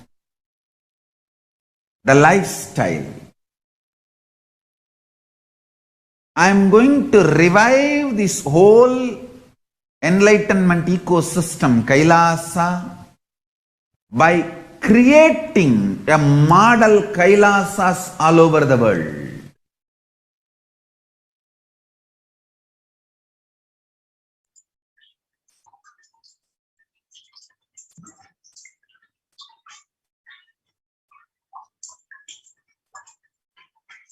So beginning from 1994 to this date, the Supreme Pontiff of Hinduism, has worked tirelessly in the revival of the temple ecosystems. Through Kailasa Department of Religion and Worship, the Department of Human Services led by the Supreme Pontiff of Hinduism, this lifelong commitment to the mission and vision of bringing global harmony, sustainable living and reproducible ecosystems has been proven in building active, contributing temple ecosystems around the world. You can see the glimpses how the Supreme Pontiff of Hinduism has established the temple-based ecosystems, the various glimpses, conducting the various programs, conducting the, doing the Fi Annadan, doing the Karaseva, leading by example and participating in the famine, various service activities, medical camps. He has established the Kailasa's ecosystems around the world, starting from 1994 and continuing to work to establish these temples, not only in India, but in the Western Hemisphere also, and in other places. You can see the various glimpses where the Supreme Pontiff of Hinduism tirelessly worked.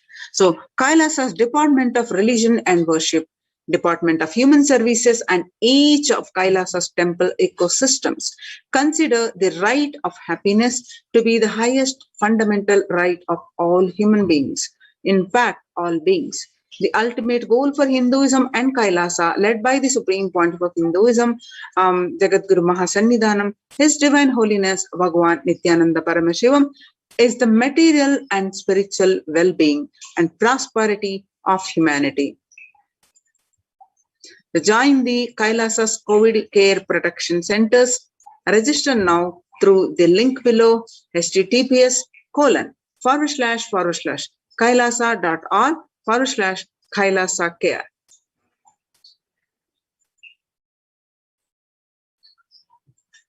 So we'll be moving on to the next segment of this program after a very short break.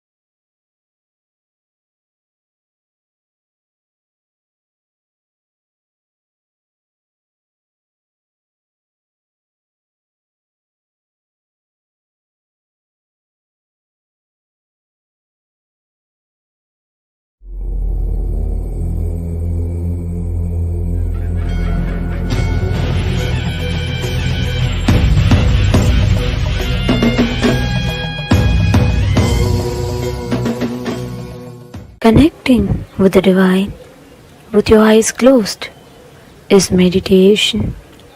Connecting with the divine with your eyes open is darshan.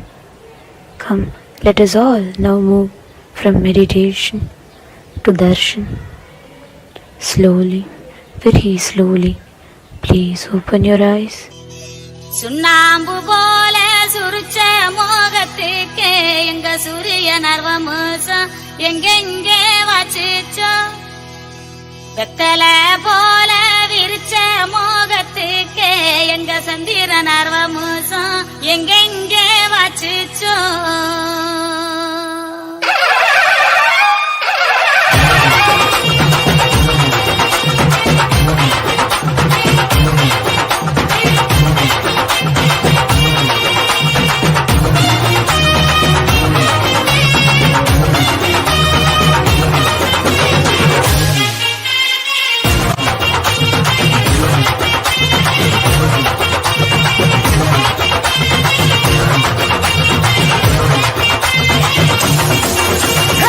இந்த நாடு நல்ல நாடு நித்யானந்த பூமிக்கு வந்த நாடு இந்த நாடு நல்ல நாடு நித்யானந்த பூமிக்கு வந்த நாடு சொன்ன வார்த்தையும் கொஞ்சம் கேளு சொன்ன வார்த்தையும் கொஞ்சம் கேளு இந்த சொர்க்க பூமிக்குள் வந்து வாடு சொர்க்க பூமிக்குள் வந்து வாடு இந்த நாடு நல்ல நாடு நித்யானந்த பூமிக்கு வந்த நாடு இந்த நாடு நல்ல நாடு நித்யானந்த பூமிக்கு வந்த நாடு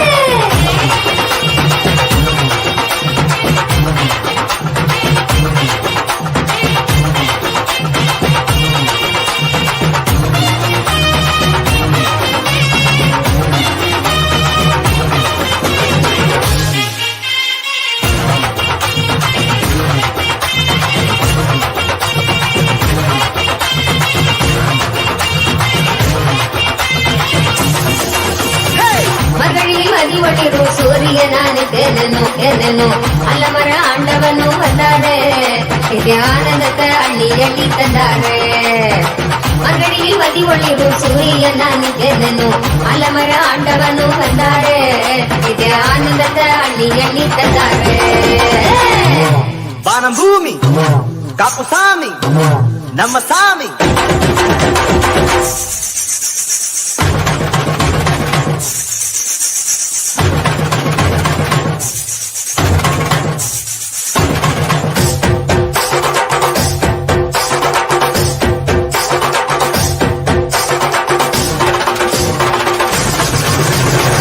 முத்துரவரத்தினமே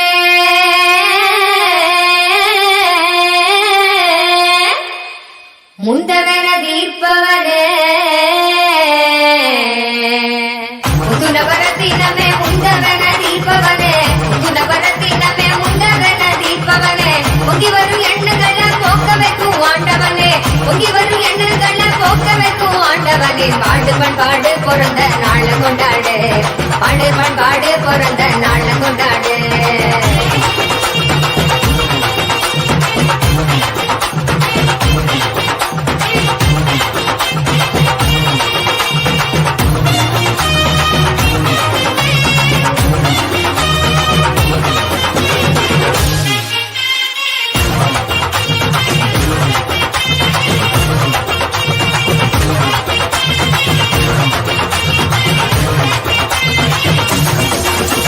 பரமஹம்ச நித்யானந்த ஞானோ தந்திந்த ஞானோ ஒன்றாக ஞானோ கொண்டாடி வந்தாரையா சிஞ்சா சிஞ்சா சிஞ்சா சிந்தித்தாய் போல் பார்த்து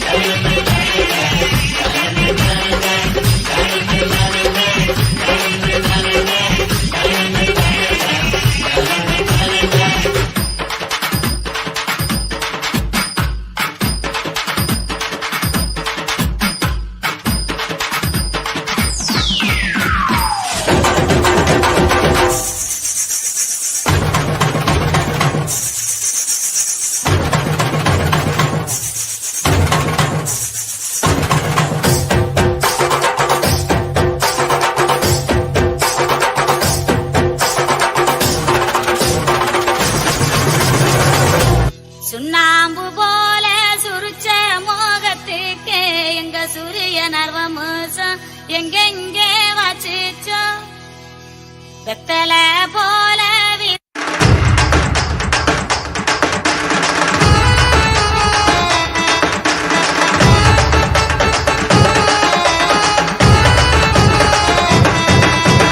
அண்ணாமலையில் பிறந்தான் புவி எண்ணாத யோகமே கொண்டிட நித்யன் ஈரேழு லோகத்திற்கெட்டா ஈசன் முக்தி நேரி அருளவே நித்யனாய் பூலகிற்கு வந்தம்மை ஆட்கொள்ள தேவர்களை காத்திட வைத்தான் தாயாய் பேரருள் புரிய உடல் ரோமம் சிலிர்த்திட நித்யனாய் வந்து அண்ணாமலையில் பிறந்தான் புவி எண்ணாத யோகமே கொண்டிட நித்யன் ஈரேழு லோகத்திற்கெட்டா ஈசன் முக்தி நேரி அருளவே நித்யனாய் அண்ணாமலையில் பிறந்தான் திருவண்ணாமலையில் பிறந்தான்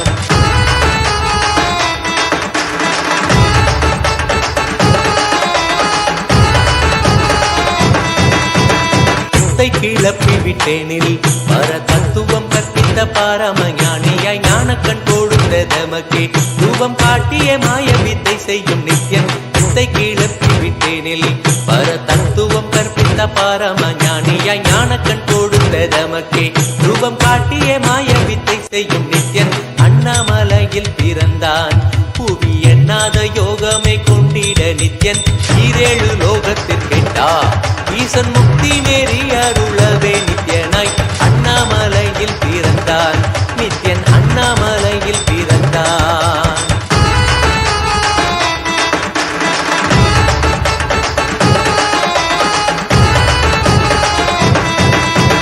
மெய்ப்பொருளான நித்யனை ஆழ்ந்து சிந்திக்க ஐயனின் ரூபம் விளங்கும் தாண்டும் சிவசக்தியாக ஐம்பொறிகளுக்கும் புலனாகின்ற நித்யன் மெய்ப்பொருளான நித்யனை ஆழ்ந்து சிந்திக்க ஐயனின் ரூபம் விளங்கும் யாண்டும் சிவசக்தியாக ஐம்பொறிகளுக்கும் புலனாகின்ற நித்யன் அண்ணாமலையில் பிறந்தான் புவி எண்ணாத யோகமே கொண்டிட நித்யன் ஈரேழு லோகத்திற்கெட்டா ஈசன் முக்தி நேரி அருளவே நித்யனாய் அண்ணாமலையில் பிறந்தான் திருவண்ணாமலையில் பிறந்தான்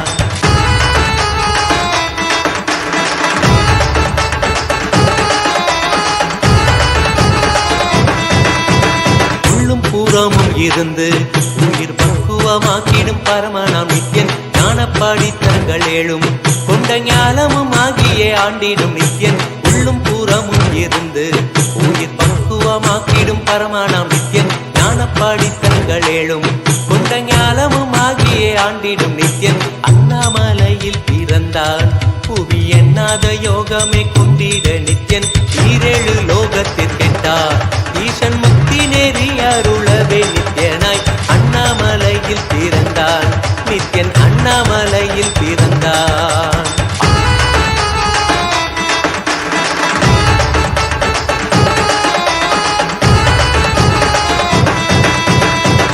வாக்கியங்களான அருள் கவிதைகள் நித்யனின் மகிமை சொல்லிடும் மகிமை அர்ப்பித்த பின்னே சிவசக்தி ஸ்வரூபமாய் தோன்றிடும் நித்யன் அப்த வாக்கியங்களான அருள் கவிதைகள் நித்யனின் மகிமை சொல்லிடும் மகிமை அர்ப்பித்த பின்னே சிவசக்தி ஸ்வரூபமாய் தோன்றிடும் நித்யன் அண்ணாமலையில் பிறந்தான் புவி எண்ணாத யோகமே கொண்டிட நித்யன் ஈரேழு லோகத்திற்கெட்டா ஈசன் முக்தி நேரி அருளவே நித்யனாய் அண்ணாமலையில் பிறந்தான் திருவண்ணாமலையில் பிறந்தான்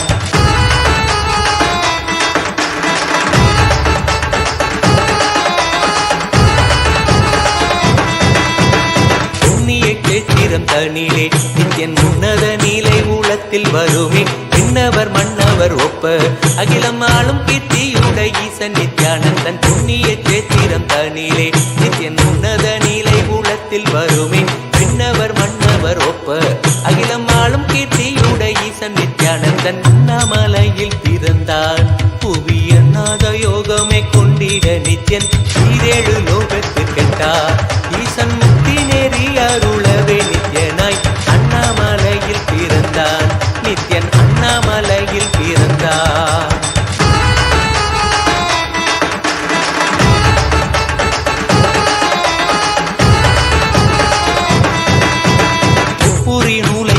தரித்தவன் ஐயன் வேதியன் வெந்நீர் பூசிய நித்யன் அண்டத்தின் மூலம் காரணன் முடிவற்ற ஆனந்தத்தை தொண்டற்கு அருள்வார் முப்புரி நூலை தரித்தவன் ஐயன் வேதியன் வெந்நீர் பூசிய நித்யன் அண்டத்தின் மூலம் காரணன் முடிவற்ற ஆனந்தத்தை தொண்டற்கு அருள்வார் உண்ணாமலையில் பிறந்தார் புவி எண்ணாத யோகமே கொண்டிட நித்யன் ஈரேழு லோகத்திற்கெட்டார் ஈசன் முக்தி நெறி அருளவே நித்யனாய் அண்ணாமலையில் பிறந்தார் நித்யன் அண்ணாமலையில் பிறந்தார்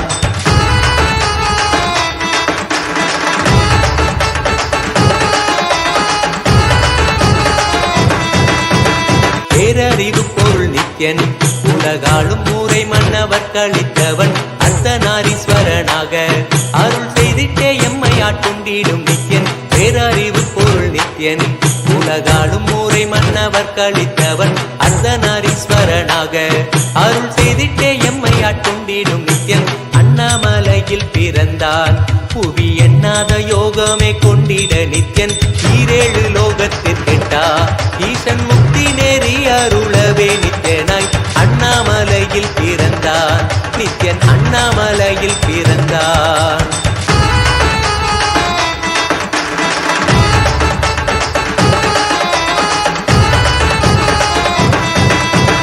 பிறவி பிறவியாய் தேவர்கள் பரம்பொருளான பரமனையை தேட ஈசன் பிறவாமல் ஆட்கொண்டு எம்மை ஒரு தத்துவம் தன்னை உரைத்திட நித்யனாய் பிறவி பிறவியாய் தேவர்கள் பரம்பொருளான பரமனையை தேட ஈசன் பிறவாமல் ஆட்கொண்டு எம்மை ஒரு தத்துவம் தன்னை உரைத்திட நித்யனாய் அண்ணாமலையில் பிறந்தான் புவி எண்ணாத யோகமே கொண்டிட நித்யன் ஈரேழு லோகத்திற்கெட்டா ஈசன் முக்தி நெறி அருளவே நித்யனாய் அண்ணாமலையில் பிறந்தான் திருவண்ணாமலையில் பிறந்தான்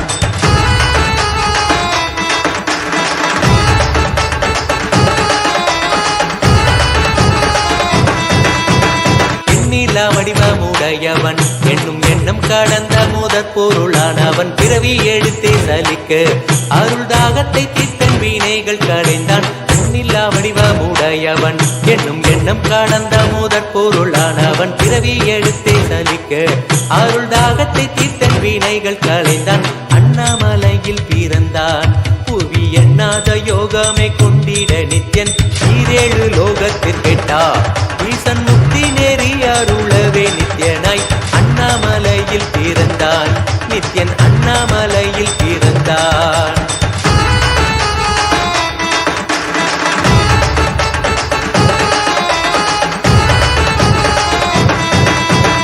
ஆனந்தமாய் என்னுள் நித்யன் முக்தி மார்க்கத்தை காட்டி விட்டிருந்தருள்வான் மாலையன் காணாத சோதியன் தெளித்தேனாயே நித்திட ஞானம் அருள்வான் ஆனந்தமாய் என்னுள் நித்யன் முக்தி மார்க்கத்தை காட்டி விட்டிருந்தருள்வான் மாலையன் காணாத சோதியன் தெளித்தேனாயே நித்திட ஞானம் அருள்வான் அண்ணாமலையில் பிறந்தான் புவி எண்ணாத யோகமே கொண்டிட நித்யன் ஈரேழு லோகத்திற்கெட்டா ஈசன் முக்தி நெறி அருளவே நித்யனாய் அண்ணாமலையில் பிறந்தான் நித்யன் அண்ணாமலையில் பிறந்தான்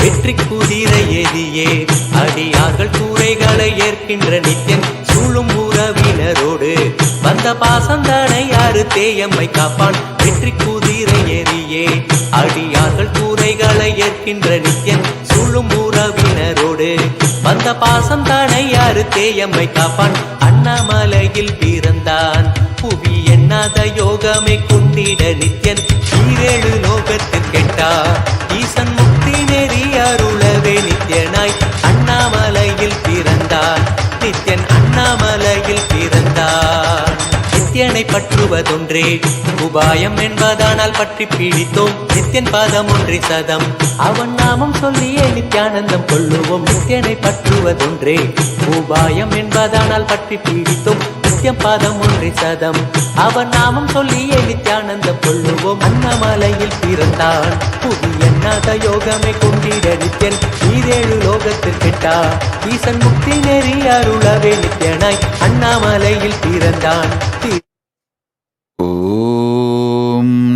Nithyanandeshwara Paramashivoham Nithyanandeshwari Paramashakti Madhyamam Asmadacharya Paryantam Vande Guru Paramparam.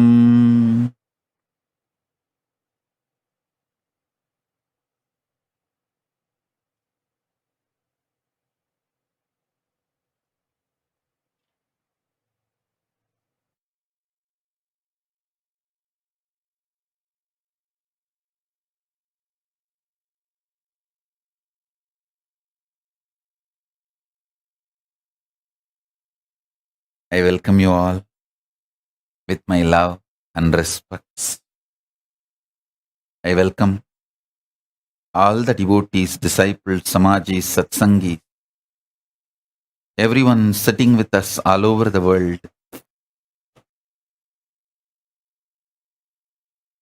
with my love and respects.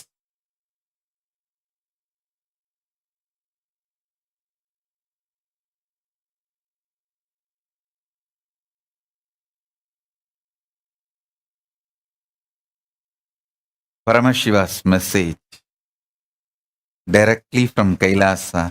Listen. Conscious sovereignty is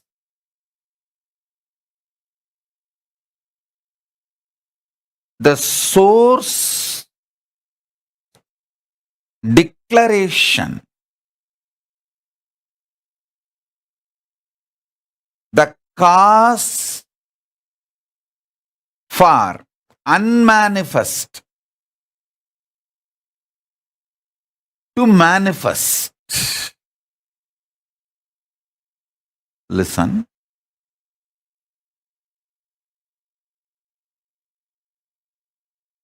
The unmanifest, Paramashiva, when it starts manifesting, the conscious sovereignty is the source theme mixed with bliss. Bliss is a lubrication. Conscious sovereignty is the source will through which the unmanifest becomes manifest. Listen intensely.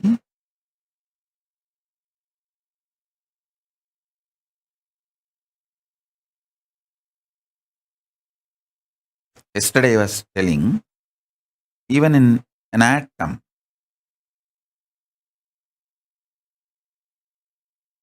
atom, cell, all this unit level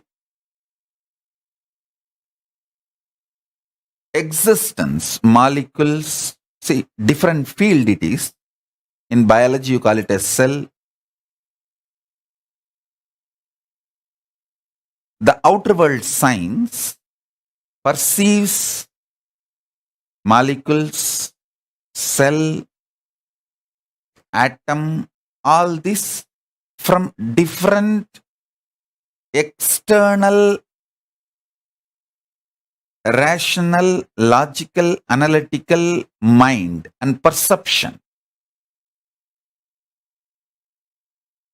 I am talking from the revelations of the greater science called Hinduism.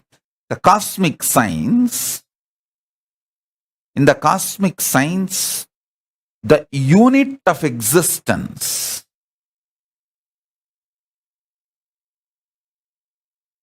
the unit of existence, in cosmic science we call it as tattva. The tattva in the modern science, you call it. In each field, you have a different unit, the core unit. In some fields, you call it a cell. In some fields, you call it as atom. In some fields, molecules. But I am talking about the cosmic science. In cosmic science, the unit of existence is tattva. The core tattva, unit of existence,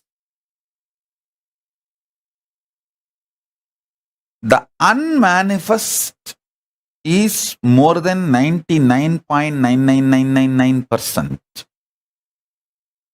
The outer world science also, modern science also agrees, even in the atom, unmanifest, that vacuum is 99.999%. Only very small, that existence of neutrons and protons. The modern science explains from a different angle. You listen to the truth from the cosmic science. I want all of you to know the modern science. Every department in any university, many universities have 30, 40. Some of the top universities have even 300 departments. But the whole department can make you genius only in that one department. I should say knowledgeable. If you study your whole life, spend your whole life in that department, you will become knowledgeable only in that department, that field. But the cosmic science I am revealing, if you understand, you will become genius, sarvanya. I tell you, being a sarvanya, genius, used to be the normal lifestyle of Hindus.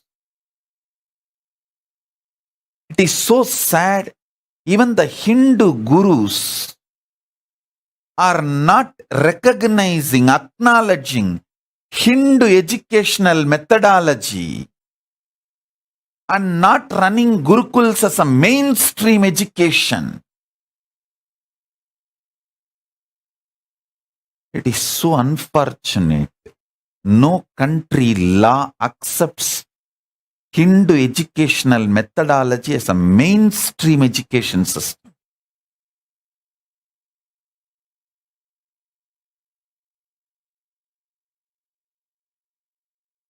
Anyhow, now it is my responsibility, Kailasa's responsibility, to make Hindu education system as a mainstream education system. See, if you understand the core unit principle of the cosmic science, you will become genius in any field you just put your attention. The unit of the existence, the tattva, should be understood in its core. Listen.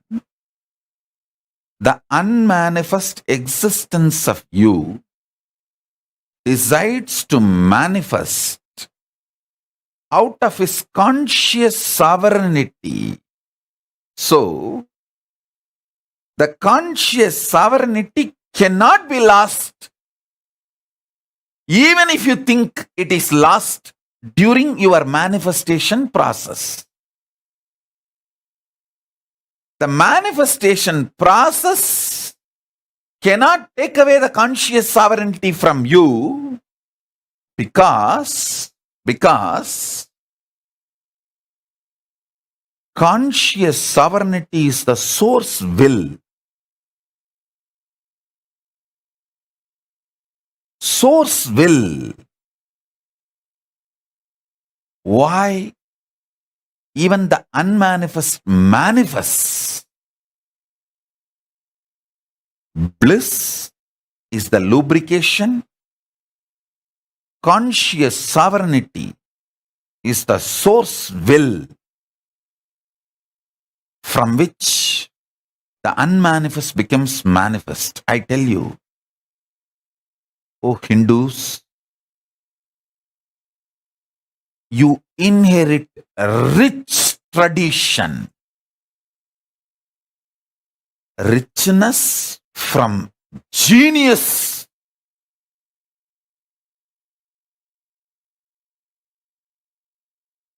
Being. See, our richness is not grabbed, stolen, swindling, or terrorism. That is why we neither believe in conversion nor believe in terrorism. We don't believe in grabbing countries' others' wealth through terrorism, population manipulation, conversion. We don't believe in any of this because we believe in the life centered on genius existence.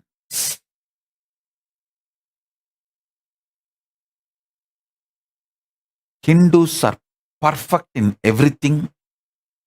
Modern day Hindus just lost your appetite for being a genius. This stupid NRI cheap lifestyle.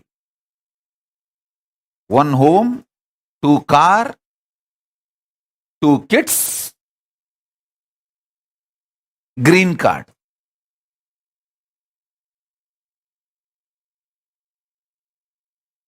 That is why you guys are nicely squeezed. Your whole life is sucked and dumped like a dirt by 50 by the global tech giants. Working for global tech giants is the hell and curse on the Hindus who don't want the genius lifestyle and who opt for mediocre, cheap way of existence. It's a curse you guys brought upon yourself.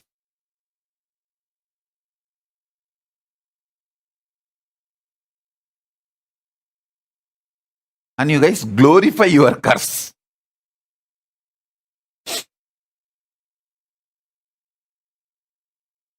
Oh, I'm a senior manager of this tech giant company. Pooh.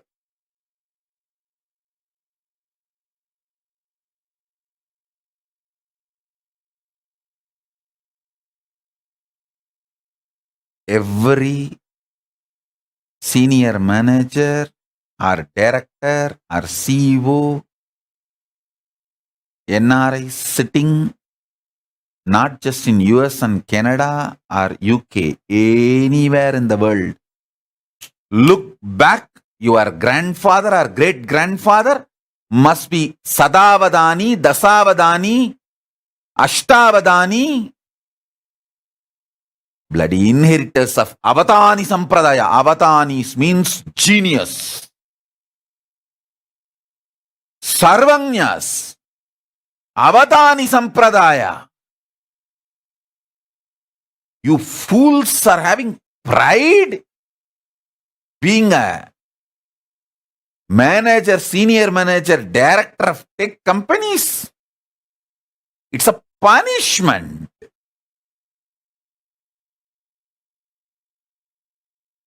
A born Hindu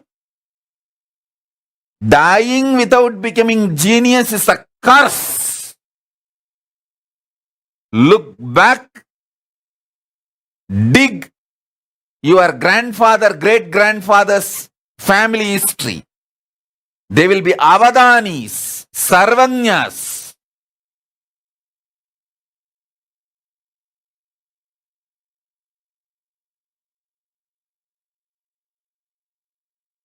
Appetite for being genius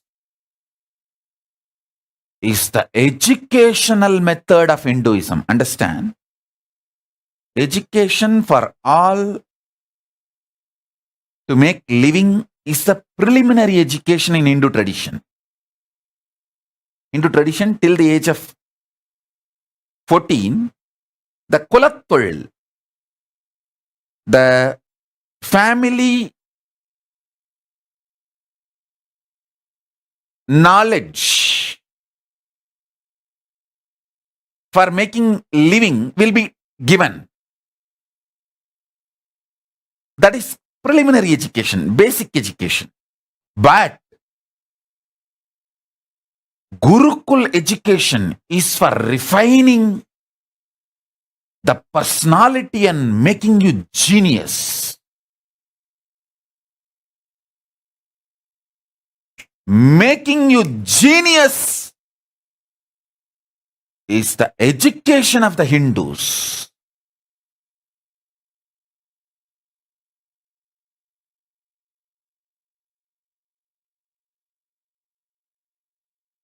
Narendra Sindhi is putting a nice message. She says, and in Canada, these Indians say, oh, the medical system here is so good, as if we live to be sick. Instead of thinking how not to get sick. Now, almost for last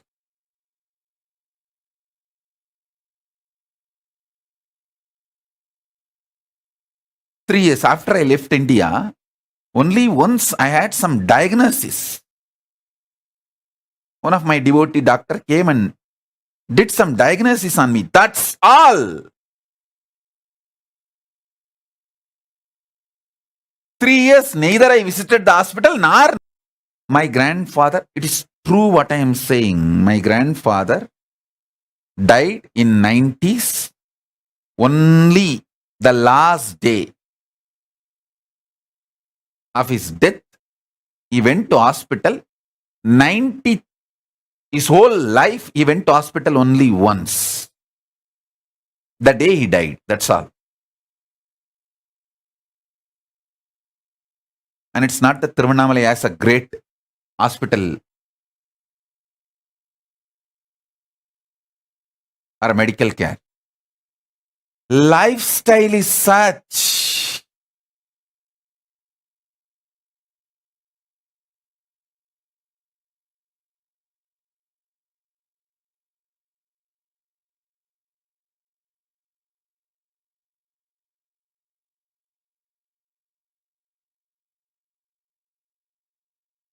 One of the biggest problem is this NRIs became a trend setting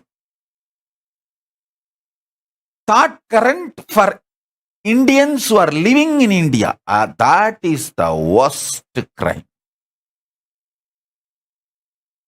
Worst thing happened to Hindus.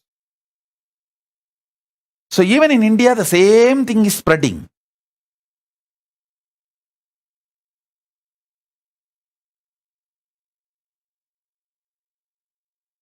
Two kids, one house.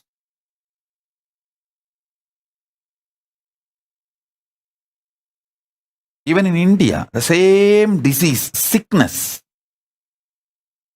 Mediocre mentality is lifestyle sickness. Appetite for being genius. See,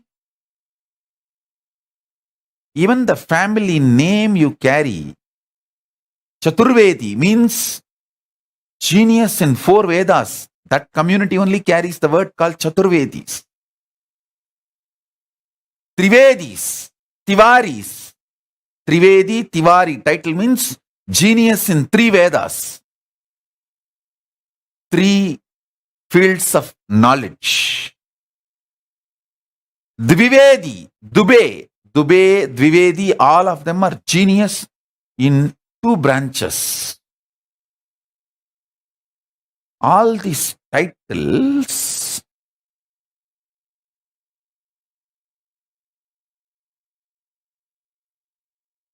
shows your grandfather, great-grandfather, they were all genius.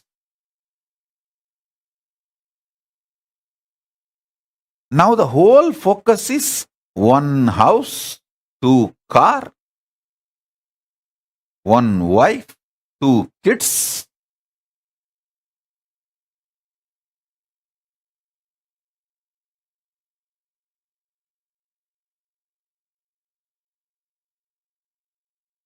Appetite for being genius, seeking the truth. And that brings real depth in life and fulfillment. Sorry for being strong, but unless I am being strong, who is going to tell you guys? Nobody else is going to be telling you the truth directly. They will say, oh, great. Wow, you are a manager. You are a director in such a tech giant company. Phew.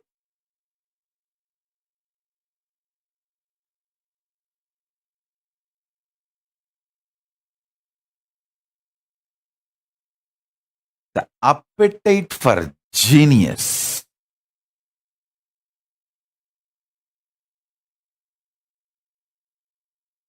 Appetite for being a seeker. Appetite for finding the truth of existence. Appetite for digging the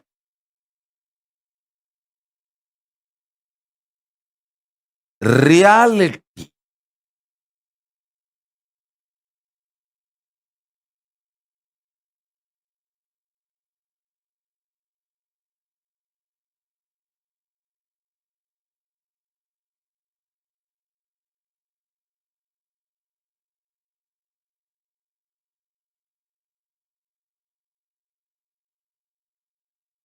Is appetite for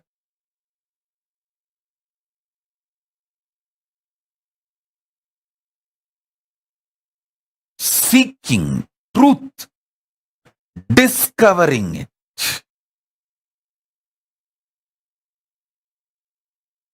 Appetite for being genius. This appetite for being genius is replaced by westernized Hinduism, the neo-Hindutva. The neo-Hindutva is making the whole Hinduism as a school college running organization religion. Hey! And that also Christian school and Christian syllabus and Christian medical system, hospitals. Many Hindu gurus come and tell me, they even cry to me, Swamiji,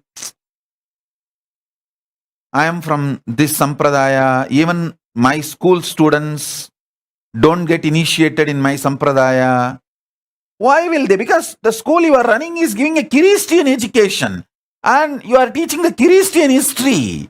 You are not teaching the Hindu history to them, or the real history to them. What you are teaching in your school, they are going to follow, then why will they respect you? Your school books, you don't open and see, it is directly abusing your ancestors, your sampradaya.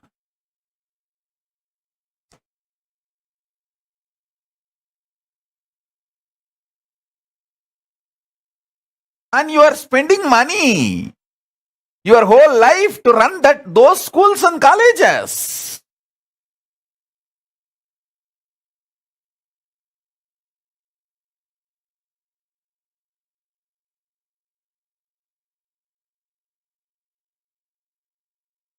one of the worst things done to the modern day Hindus, all their mutts and religious organizations are forced to run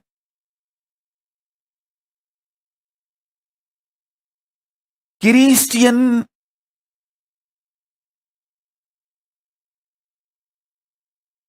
syllabus schools, Christian medical method hospitals,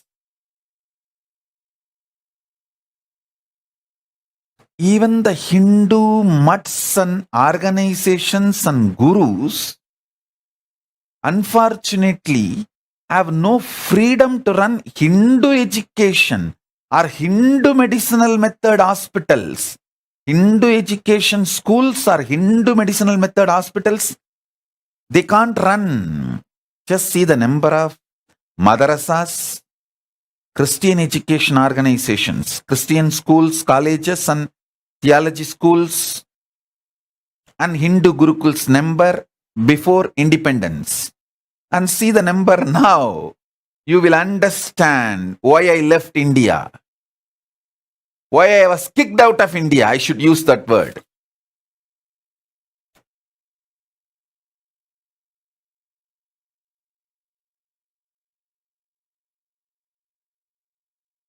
And unfortunately, the modern day Hindu gurus are not even thinking about it. They are not even thinking about it. Their whole thinking is all about getting the temples out of government. That's all. Even that, when they are going to achieve, is different. But even their thinking is not going beyond that. Even in their thinking, they are not going beyond that. And I am telling you, most of the Hindus, almost I can say 99% of the Hindus do not know we had an amazing hospital system, outpatient, inpatient, and lifestyle-based cure healing methods. This modern ideological racketeering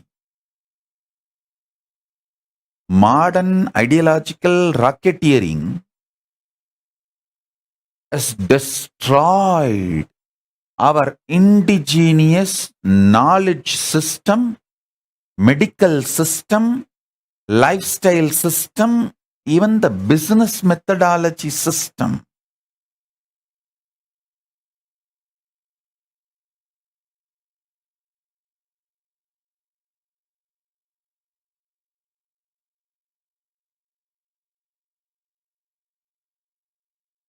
I think it is my responsibility at least to create one model community, one model piece. I have to create and show that it is possible for the Hindus to get confidence and courage. In India, the anti-Hindu gang, they realized I am setting up a model community with reviving the Hindu education system and Hindu medicinal system, Hindu lifestyle, everything. Then they understood, oh God, this is too dangerous. He's setting a model.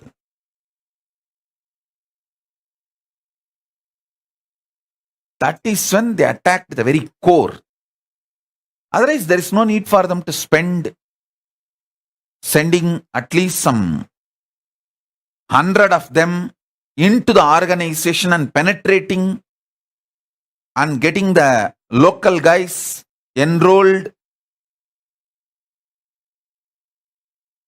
The number of spies and conspirator gang infiltrated into my Sangha, my organization. Now we are seeing very clearly when they are dropping out. When they are dropping out and going out and abusing, then we are very clearly able to see that whole gang, how they penetrated and spent years And we Hindus are very hospitable and very innocent. Exploiting our innocence and hospitality, penetrating into organization and spending years. And even these Hindus getting the opinions of the druggies about me to do their independent investigation, going to druggies and asking about me, going to rapists, child rapists and asking about me, going to devil worshippers, Satan cult, devil worshippers and asking about me and Hinduism to do the independent investigation. Funny. Not really funny. And I am telling you,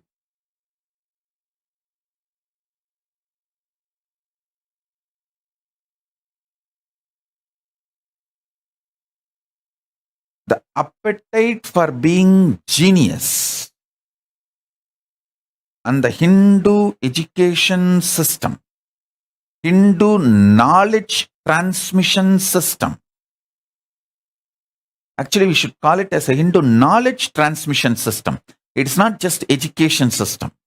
Education word is too poor. We don't educate, we just do knowledge transfer, I tell you. All the arts a Vishwakarma father mastered in jewelry making, he will transmit the whole thing by the age of 7 to the child, and after that everything the child learns will be the father plus. It will be specialization of what he got from father. That is why I call it Hindu methodology of the knowledge transmission is not ordinary education. Just through the body language, the way, in their very vibration, from the very muscle memory and biomemory and the DNA, the child grasps the whole thing from the father by 7. And from 7 to 14, he refines himself. He excels. Then from 14, it's all about becoming genius.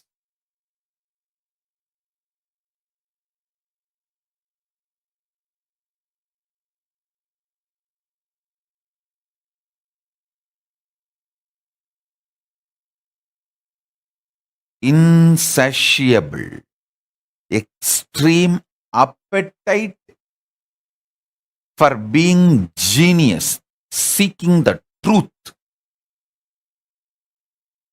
is the fundamental attitude of Hindus in life.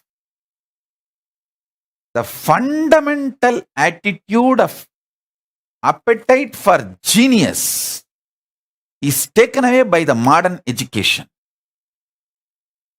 making Hindus mediocre, making them believe this one house, 2 kids theory, one house, 2 cars theory. One house, 2 cars is replaced. The appetite for being genius is replaced by one house, 2 car lifestyle, or one house, 2 car goal. One house, 2 car, 1 wife, 2 kids. This goal has been pushed, and the appetite for being genius has been destroyed in the very root. So the modern day Hindus, neither they spend their time nor intelligence or money or their treasure, talent, time, anything. They don't spend any of it in becoming genius, seeking the truth, being a personality with a depth.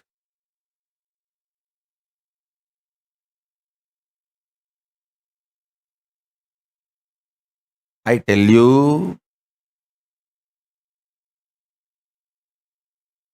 allowing the kids to date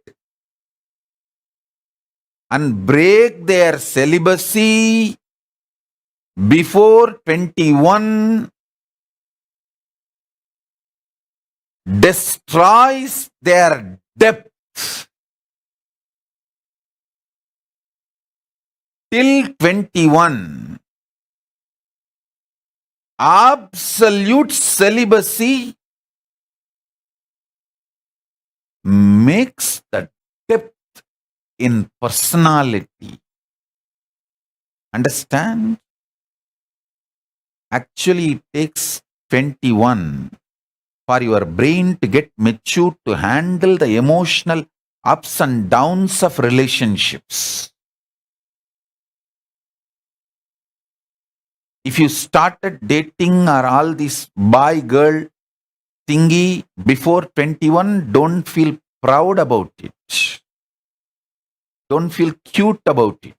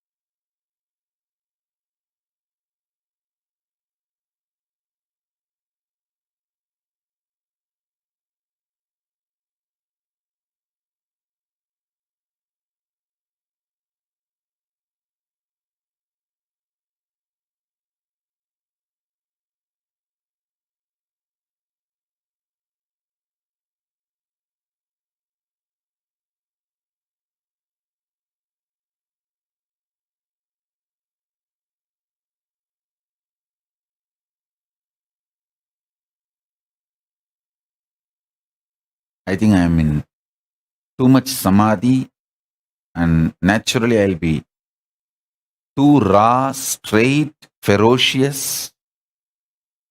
Better let me stop talking for now.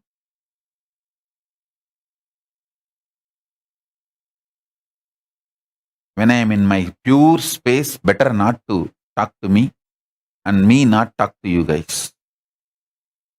Because people are not that matured to listen to the truth as it is. Better you receive the initiation. Let me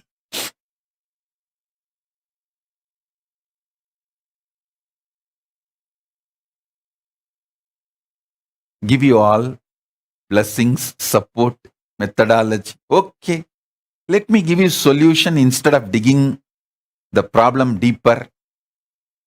But unless the problem is explained, you won't even learn the depth of the problem. That is the biggest problem.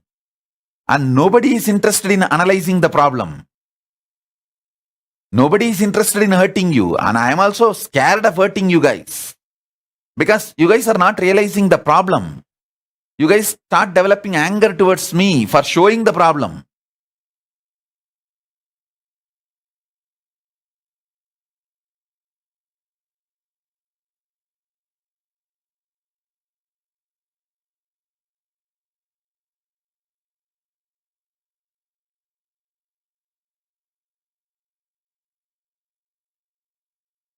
Hey, listen.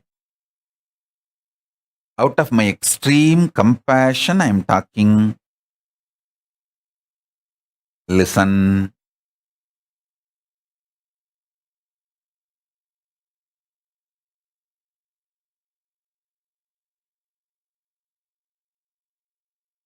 You NRIs are great, wealthy, highly tax paying.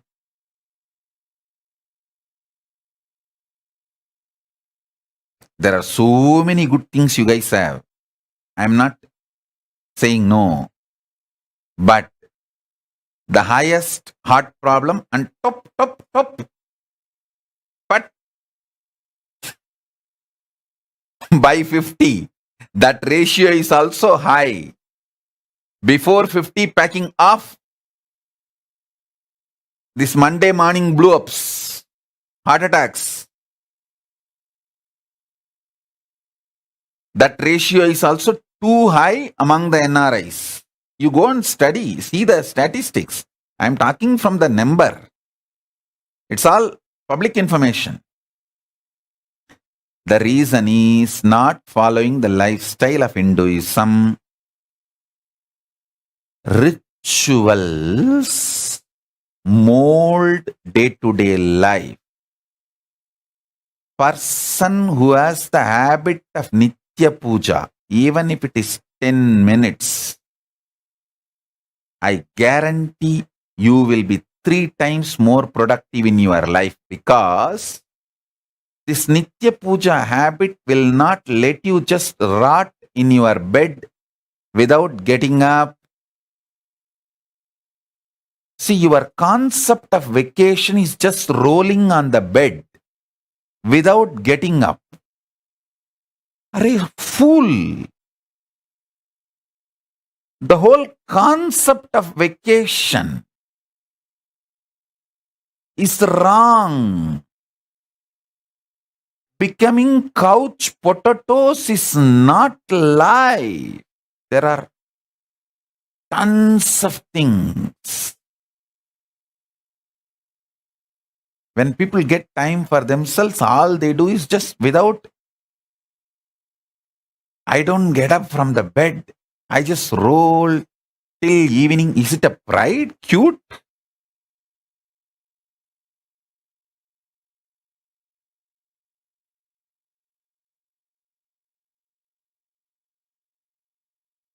Inactive lifestyle. Whether you feel depressed or you feel you have freedom to do what you want, or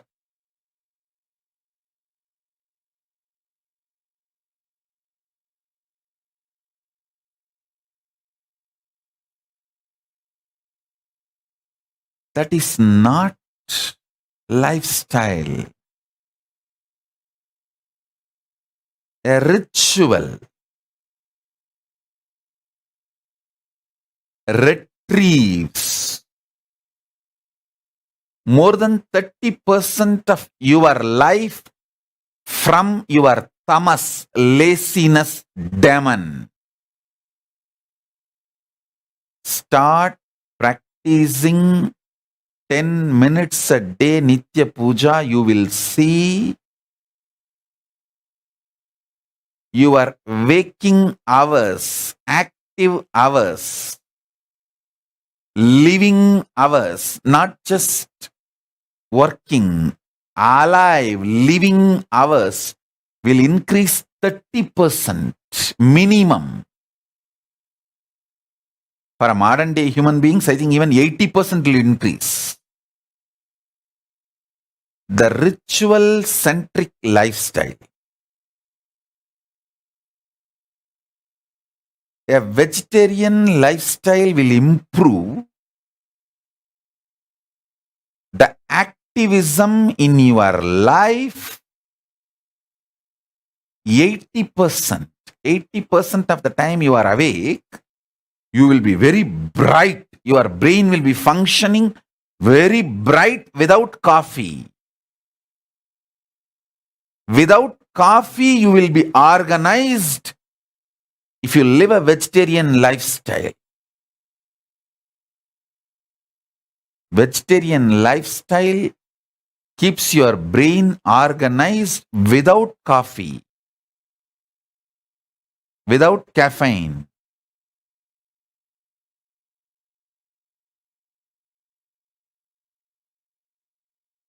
Understand? I am telling you, the day I started applying this Karisalangani powder for my upper palate and cleaning the pitta and kapha, I am living without any need for solid food or coffee, tea.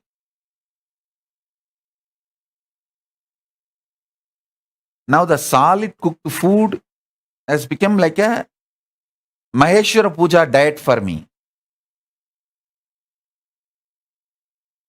Other times just little few seeds or fruits or juice.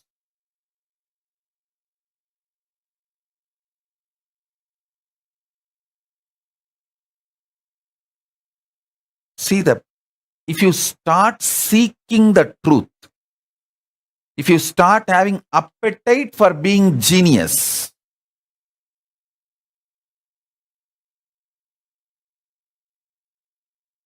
that appetite for being genius only can make you decide about this vegetarian lifestyle, ritual centric lifestyle.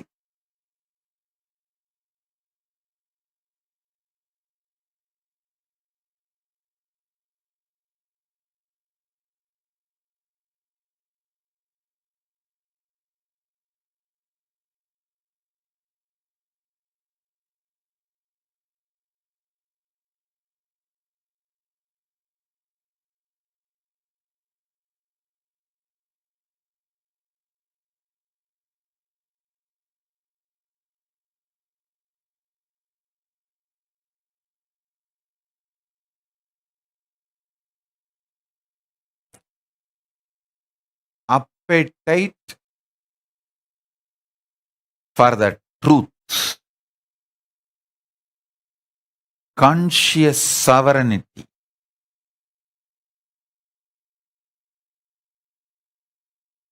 appetite for the highest reality is the fundamental ecosystem lifestyle, nature, existential reality for Hindus. Oh, Hindus, reclaim that first. Don't allow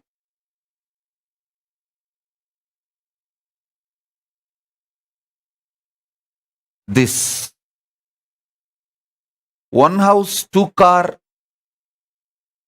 lifestyle to steal the appetite for the truth, appetite for the reality from you.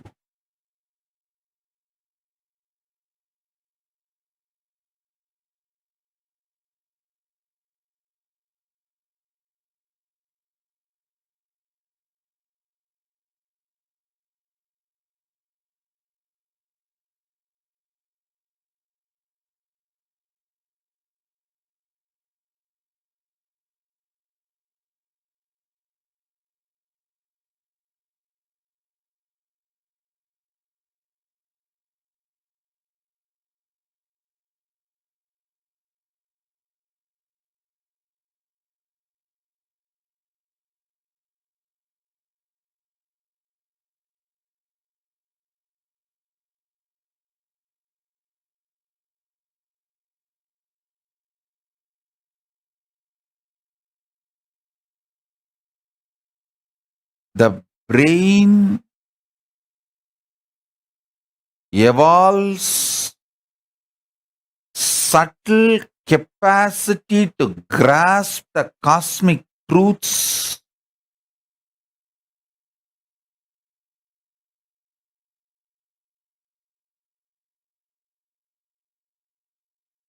if the appetite for the truth is encouraged in you.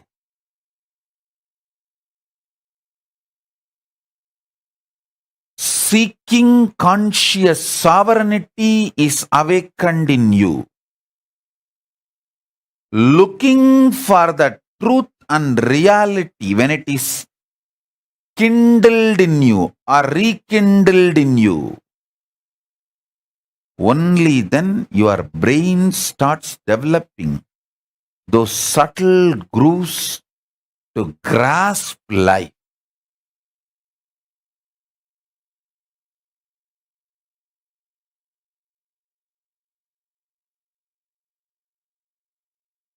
I really sincerely bless you all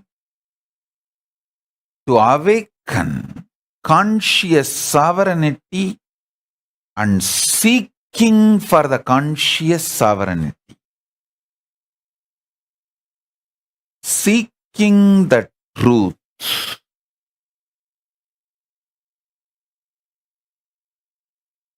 Being ferocious to reach the truth.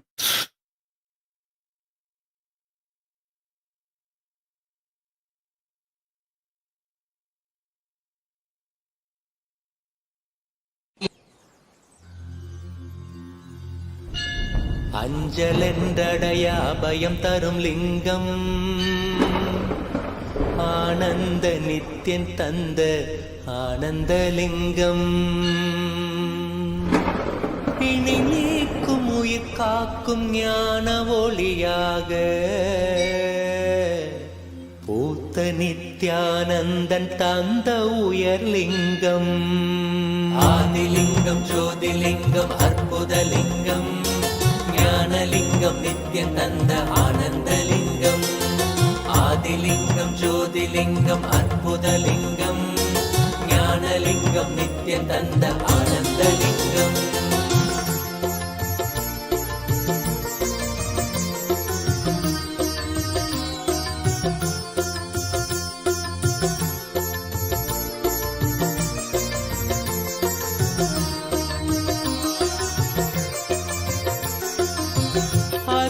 பதிதனிலே மலைவல வழிதனிலே அருமையாய் அமர்ந்த நித்யன் ஆனந்தலிங்கம் அருணயம் பதிதனிலே மலைவல வழிதனிலே அருமையாய் அமர்ந்த நித்யன் ஆனந்தலிங்கம் கருதிடும் அடியவரின் மலையெனும் துயர்களையே கடுகன உடைக்கும் நித்யன் ஆனந்தலிங்கம் கருதிடும் அடியவரின் மலையெனும் துயர்களையே கடுகன உடைக்கும் நித்யன் ஆனந்தலிங்கம் கவலைகள் விடி உறவே அவலங்கள் பொடிபடவே கருணையின் அருளழகாய் ஆனந்தலிங்கம் கவலைகள் விடி உறவே அவலங்கள் பொடிபடவே கருணையின் அருளழகாய் ஆனந்தலிங்கம் சுயமதை உணர்த்திடவே சுகமதில் நிலை பெறவே தவநிலை குயத்தும் நித்யன் ஆனந்தலிங்கம் சுயமதை உணர்த்திடவே சுகமதில் நிலை பெறவே தவநிலை குயர்த்தும் நித்யன் ஆனந்தலிங்கம் தவநிலை குயர்த்தும் நித்யன் ஆனந்தலிங்கம் ஆதிலிங்கம் ஜோதிலிங்கம் அற்புதலிங்கம் ஞானலிங்கம் நித்யன் தந்த ஆனந்தலிங்கம் ஆதிலிங்கம் ஜோதிலிங்கம் அற்புதலிங்கம் ஞானலிங்கம் நித்யன் தந்த ஆனந்தலிங்கம்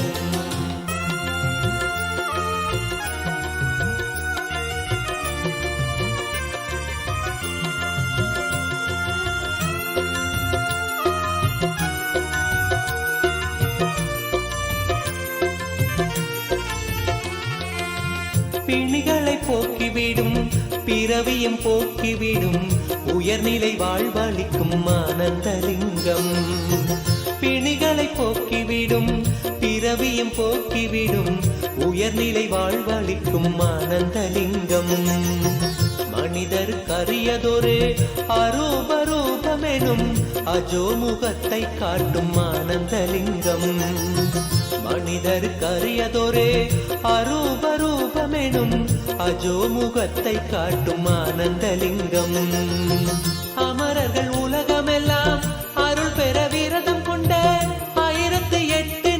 நித்யனானந்தலிங்கம். அமரர்கள் உலகமெல்லாம் அருள் பெற விரதம் கொண்ட 1008 நித்யனானந்தலிங்கம். குணக்கடல் குவலயத்தை குறைவின்றி காக்க எங்கள் குரு நித்யானந்தன் தந்த ஆனந்தலிங்கம். குணக்கடல் குவலயத்தை குறைவின்றி காக்க எங்கள் குரு நித்யானந்தன் தந்த ஆனந்தலிங்கம். குரு நித்யானந்தன் தந்த ஆனந்தலிங்கம். ஆதிலிங்கம் ஜோதிலிங்கம் அற்புதலிங்கம் ஞானலிங்கம் நித்யம் தந்த ஆனந்தலிங்கம். ஆதிலிங்கம் ஜோதிலிங்கம் அற்புதலிங்கம் ஞானலிங்கம் நித்யம் தந்த ஆனந்தலிங்கம்.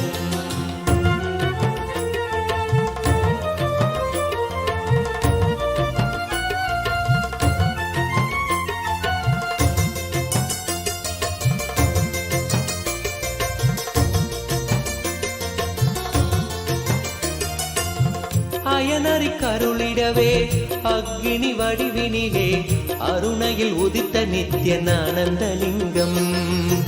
அயனறி கருளிடவே அக்னி வடிவினிலே அருணையில் உதித்த நித்யனானந்தலிங்கம். அன்பருக்காதரவாய் ஆலமிடற்றினிலே கட்டிய நாதம் நித்யனானந்தலிங்கம். அன்பருக்காதரவாய் ஆலமிடற்றினிலே கட்டிய நாதம் நித்யனானந்தலிங்கம். ஆதியும் அந்தமில்லா ஜோதியின் ரூபமென சூட்சமாத்மமான ஆனந்தலிங்கம். ஆதியும் அந்தமில்லா ஜோதியின் ரூபமென சூட்சமாத்மமான ஆனந்தலிங்கம். முக்தர்கள் பக்தரெல்லாம் முக்தியடைந்து விட மூலமதாக நின்ற ஆனந்தலிங்கம். முக்தர்கள் பக்தரெல்லாம் முக்தியடைந்து விட மூலமதாக நின்ற ஆனந்தலிங்கம். மூலமதாக நின்ற ஆனந்தலிங்கம். ஆதிலிங்கம் ஜோதிலிங்கம் அற்புதலிங்கம் ஞானலிங்கம் நித்யம் தந்த ஆனந்தலிங்கம். ஆதிலிங்கம் ஜோதிலிங்கம் அற்புதலிங்கம் ஞானலிங்கம் நித்யம் தந்த ஆனந்தலிங்கம்.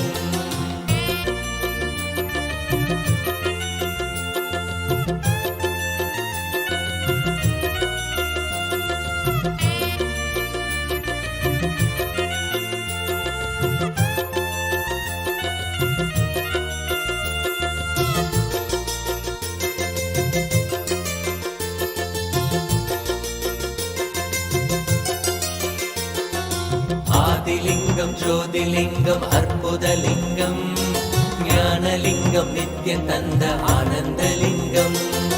ஆதிலிங்கம் ஜோதிலிங்கம் அற்புதலிங்கம் ஞானலிங்கம் நித்யம் தந்த ஆனந்தலிங்கம்.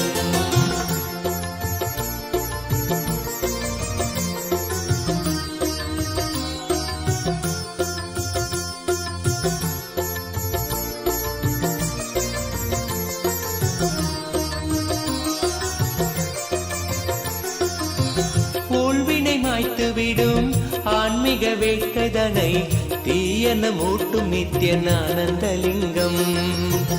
ஊழ்வினை மாய்த்து விடும் ஆன்மீக வேட்கைதனை தீயன மூட்டும் நித்யனானந்தலிங்கம். வாழ்மனம் கொள்ளும் பெரும் எண்ணங்கள் யாவையுமே பாங்குடன் நீக்கிவிடும் ஆனந்தலிங்கம். வாழ்மனம் கொள்ளும் பெரும் எண்ணங்கள் யாவையுமே பாங்குடன் நீக்கிவிடும் ஆனந்தலிங்கம். தாழ்வுகள் போக்கிவிடும் தீமைகள் நீக்கி நம்மை தூயவனாக்கும் நித்யனானந்தலிங்கம். தாழ்வுகள் போக்கிவிடும் தீமைகள் நீக்கி நம்மை தூயவனாக்கும் நித்யனானந்தலிங்கம். வேள்விகள் செய்து வரும் பேருயர் வாழ்வினையே வேண்டிட தந்து விடும் ஆனந்தலிங்கம். வேள்விகள் செய்து வரும் பேருயர் வாழ்வினையே வேண்டிட தந்து விடும் ஆனந்தலிங்கம். வேண்டிட தந்து விடும் ஆனந்தலிங்கம். ஆதிலிங்கம் ஜோதிலிங்கம் அற்புதலிங்கம் ஞானலிங்கம் நித்யம் தந்த ஆனந்தலிங்கம். ஆதிலிங்கம் ஜோதிலிங்கம் அற்புதலிங்கம். ஞானலிங்கம் நித்யம் தந்த ஆனந்தலிங்கம்.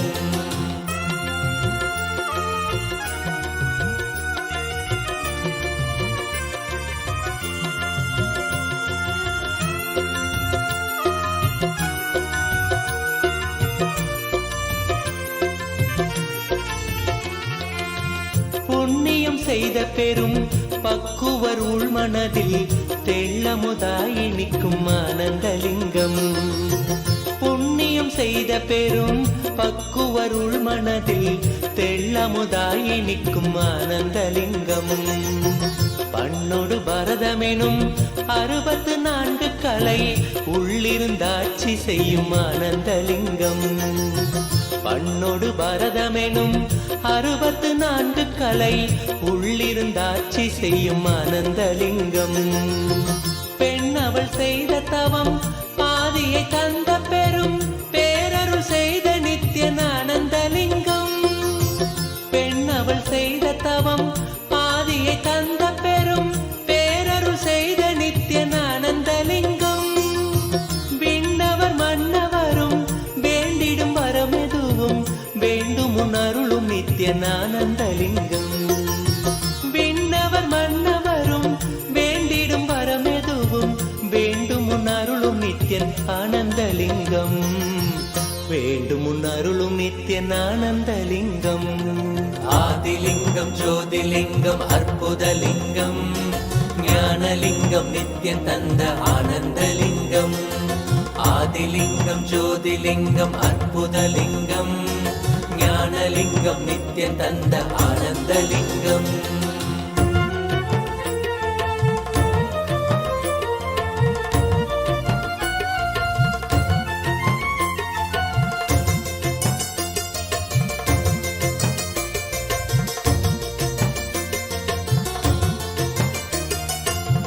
மூவினை தீர்த்துவிடும் மூல மறுத்துவிடும் சாவினை வீழ்த்திவிடும் ஆனந்தலிங்கம்.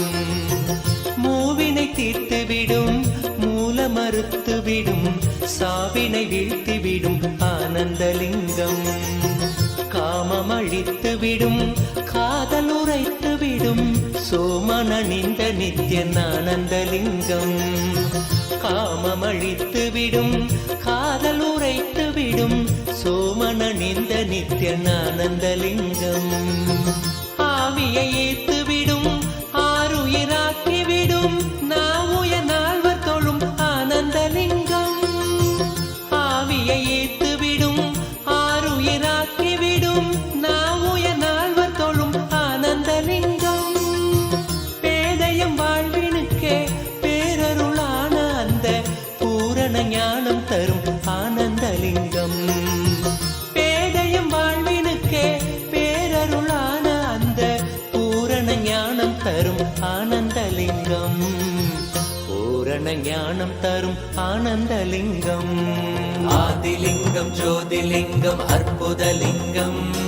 ஞானலிங்கம் நித்யம் தந்த ஆனந்தலிங்கம். ஆதிலிங்கம் ஜோதிலிங்கம் அற்புதலிங்கம். ஞானலிங்கம் நித்யம் தந்த ஆனந்தலிங்கம். ஆதிலிங்கம் ஜோதிலிங்கம் அற்புதலிங்கம். ஞானலிங்கம் நித்யம் தந்த ஆனந்தலிங்கம். ஆதிலிங்கம் ஜோதிலிங்கம் அற்புதலிங்கம். ஞானலிங்கம் நித்யம் தந்த ஆனந்தலிங்கம். ஆதிலிங்கம் ஜோதிலிங்கம் அற்புதலிங்கம். ஞானலிங்கம் நித்யம் தந்த ஆனந்தலிங்கம். ஆதிலிங்கம் ஜோதிலிங்கம் அற்புதலிங்கம். ஞானலிங்கம் நித்யம் தந்த ஆனந்தலிங்கம்.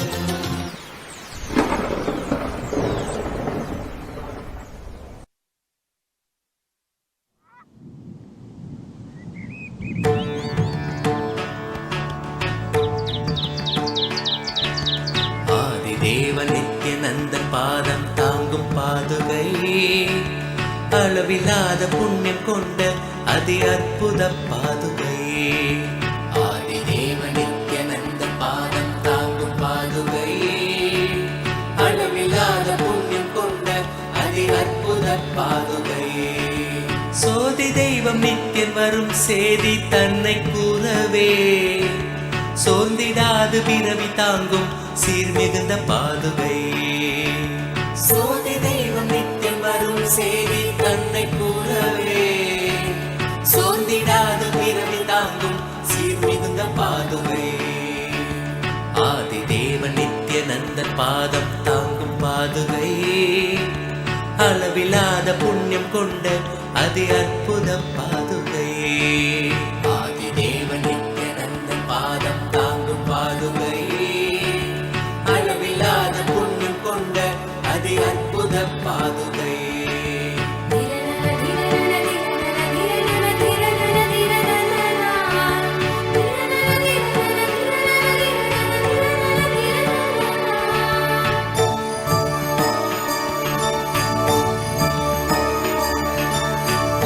வரும் கோடி பக்தர் ஆண்டவனை காணும் பார்த்து ஏங்கும் பெருமை கொண்ட பரமன் நித்தியன் பாதுகை.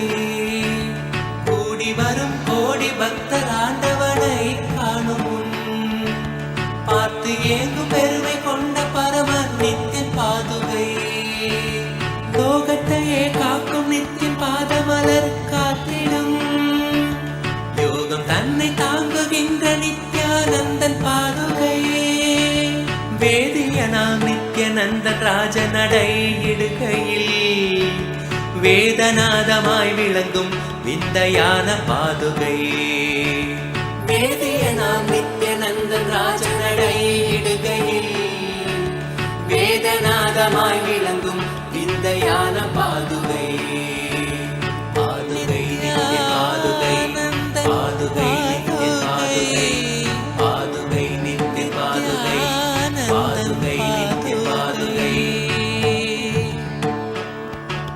தேடி தேடி கண்டிடாது மாலை சோர்வில் ஆழ்ந்திட நித்தியம் நித்யன் பாதம் பற்றும் பாக்கியம் கொண்ட பாது.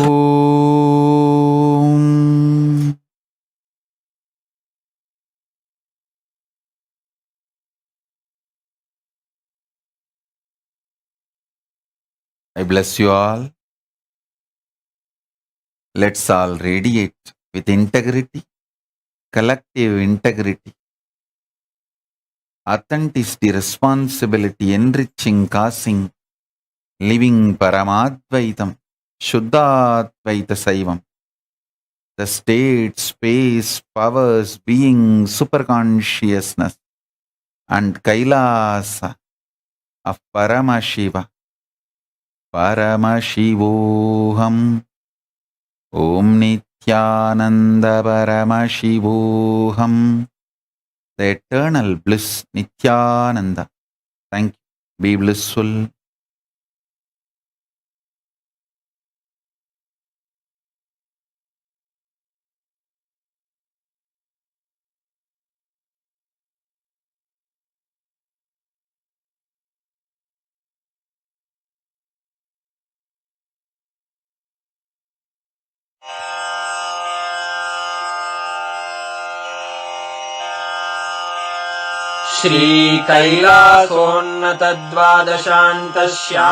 श्रीकैलासोन्नतद्वादशान्तश्यामलापीठारूढ श्रीमीनाक्षिसुन्दरेश्वरा भिन्नस्वरूप परशिवपुत्ररत्न Kumar गुरुमण्य.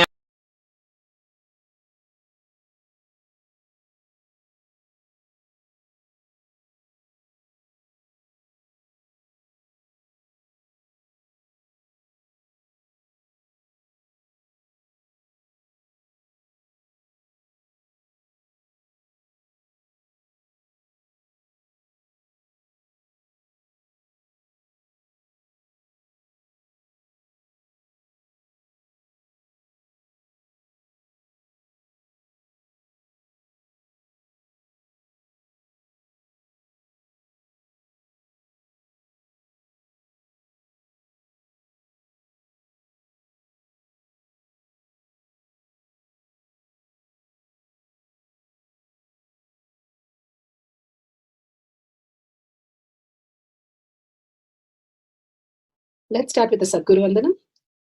Nithyanandam Paramasukhanam Kevalam Jnanamurtim द्वन्द्वातीतं गगनसदृशं तत्त्वमस्यादिलक्ष्यम् एकं नित्यं विमलमचलं सर्वदी साक्षिभूतं भावातीतं त्रिगुणरहितं सद्गुरुं तं नमामि।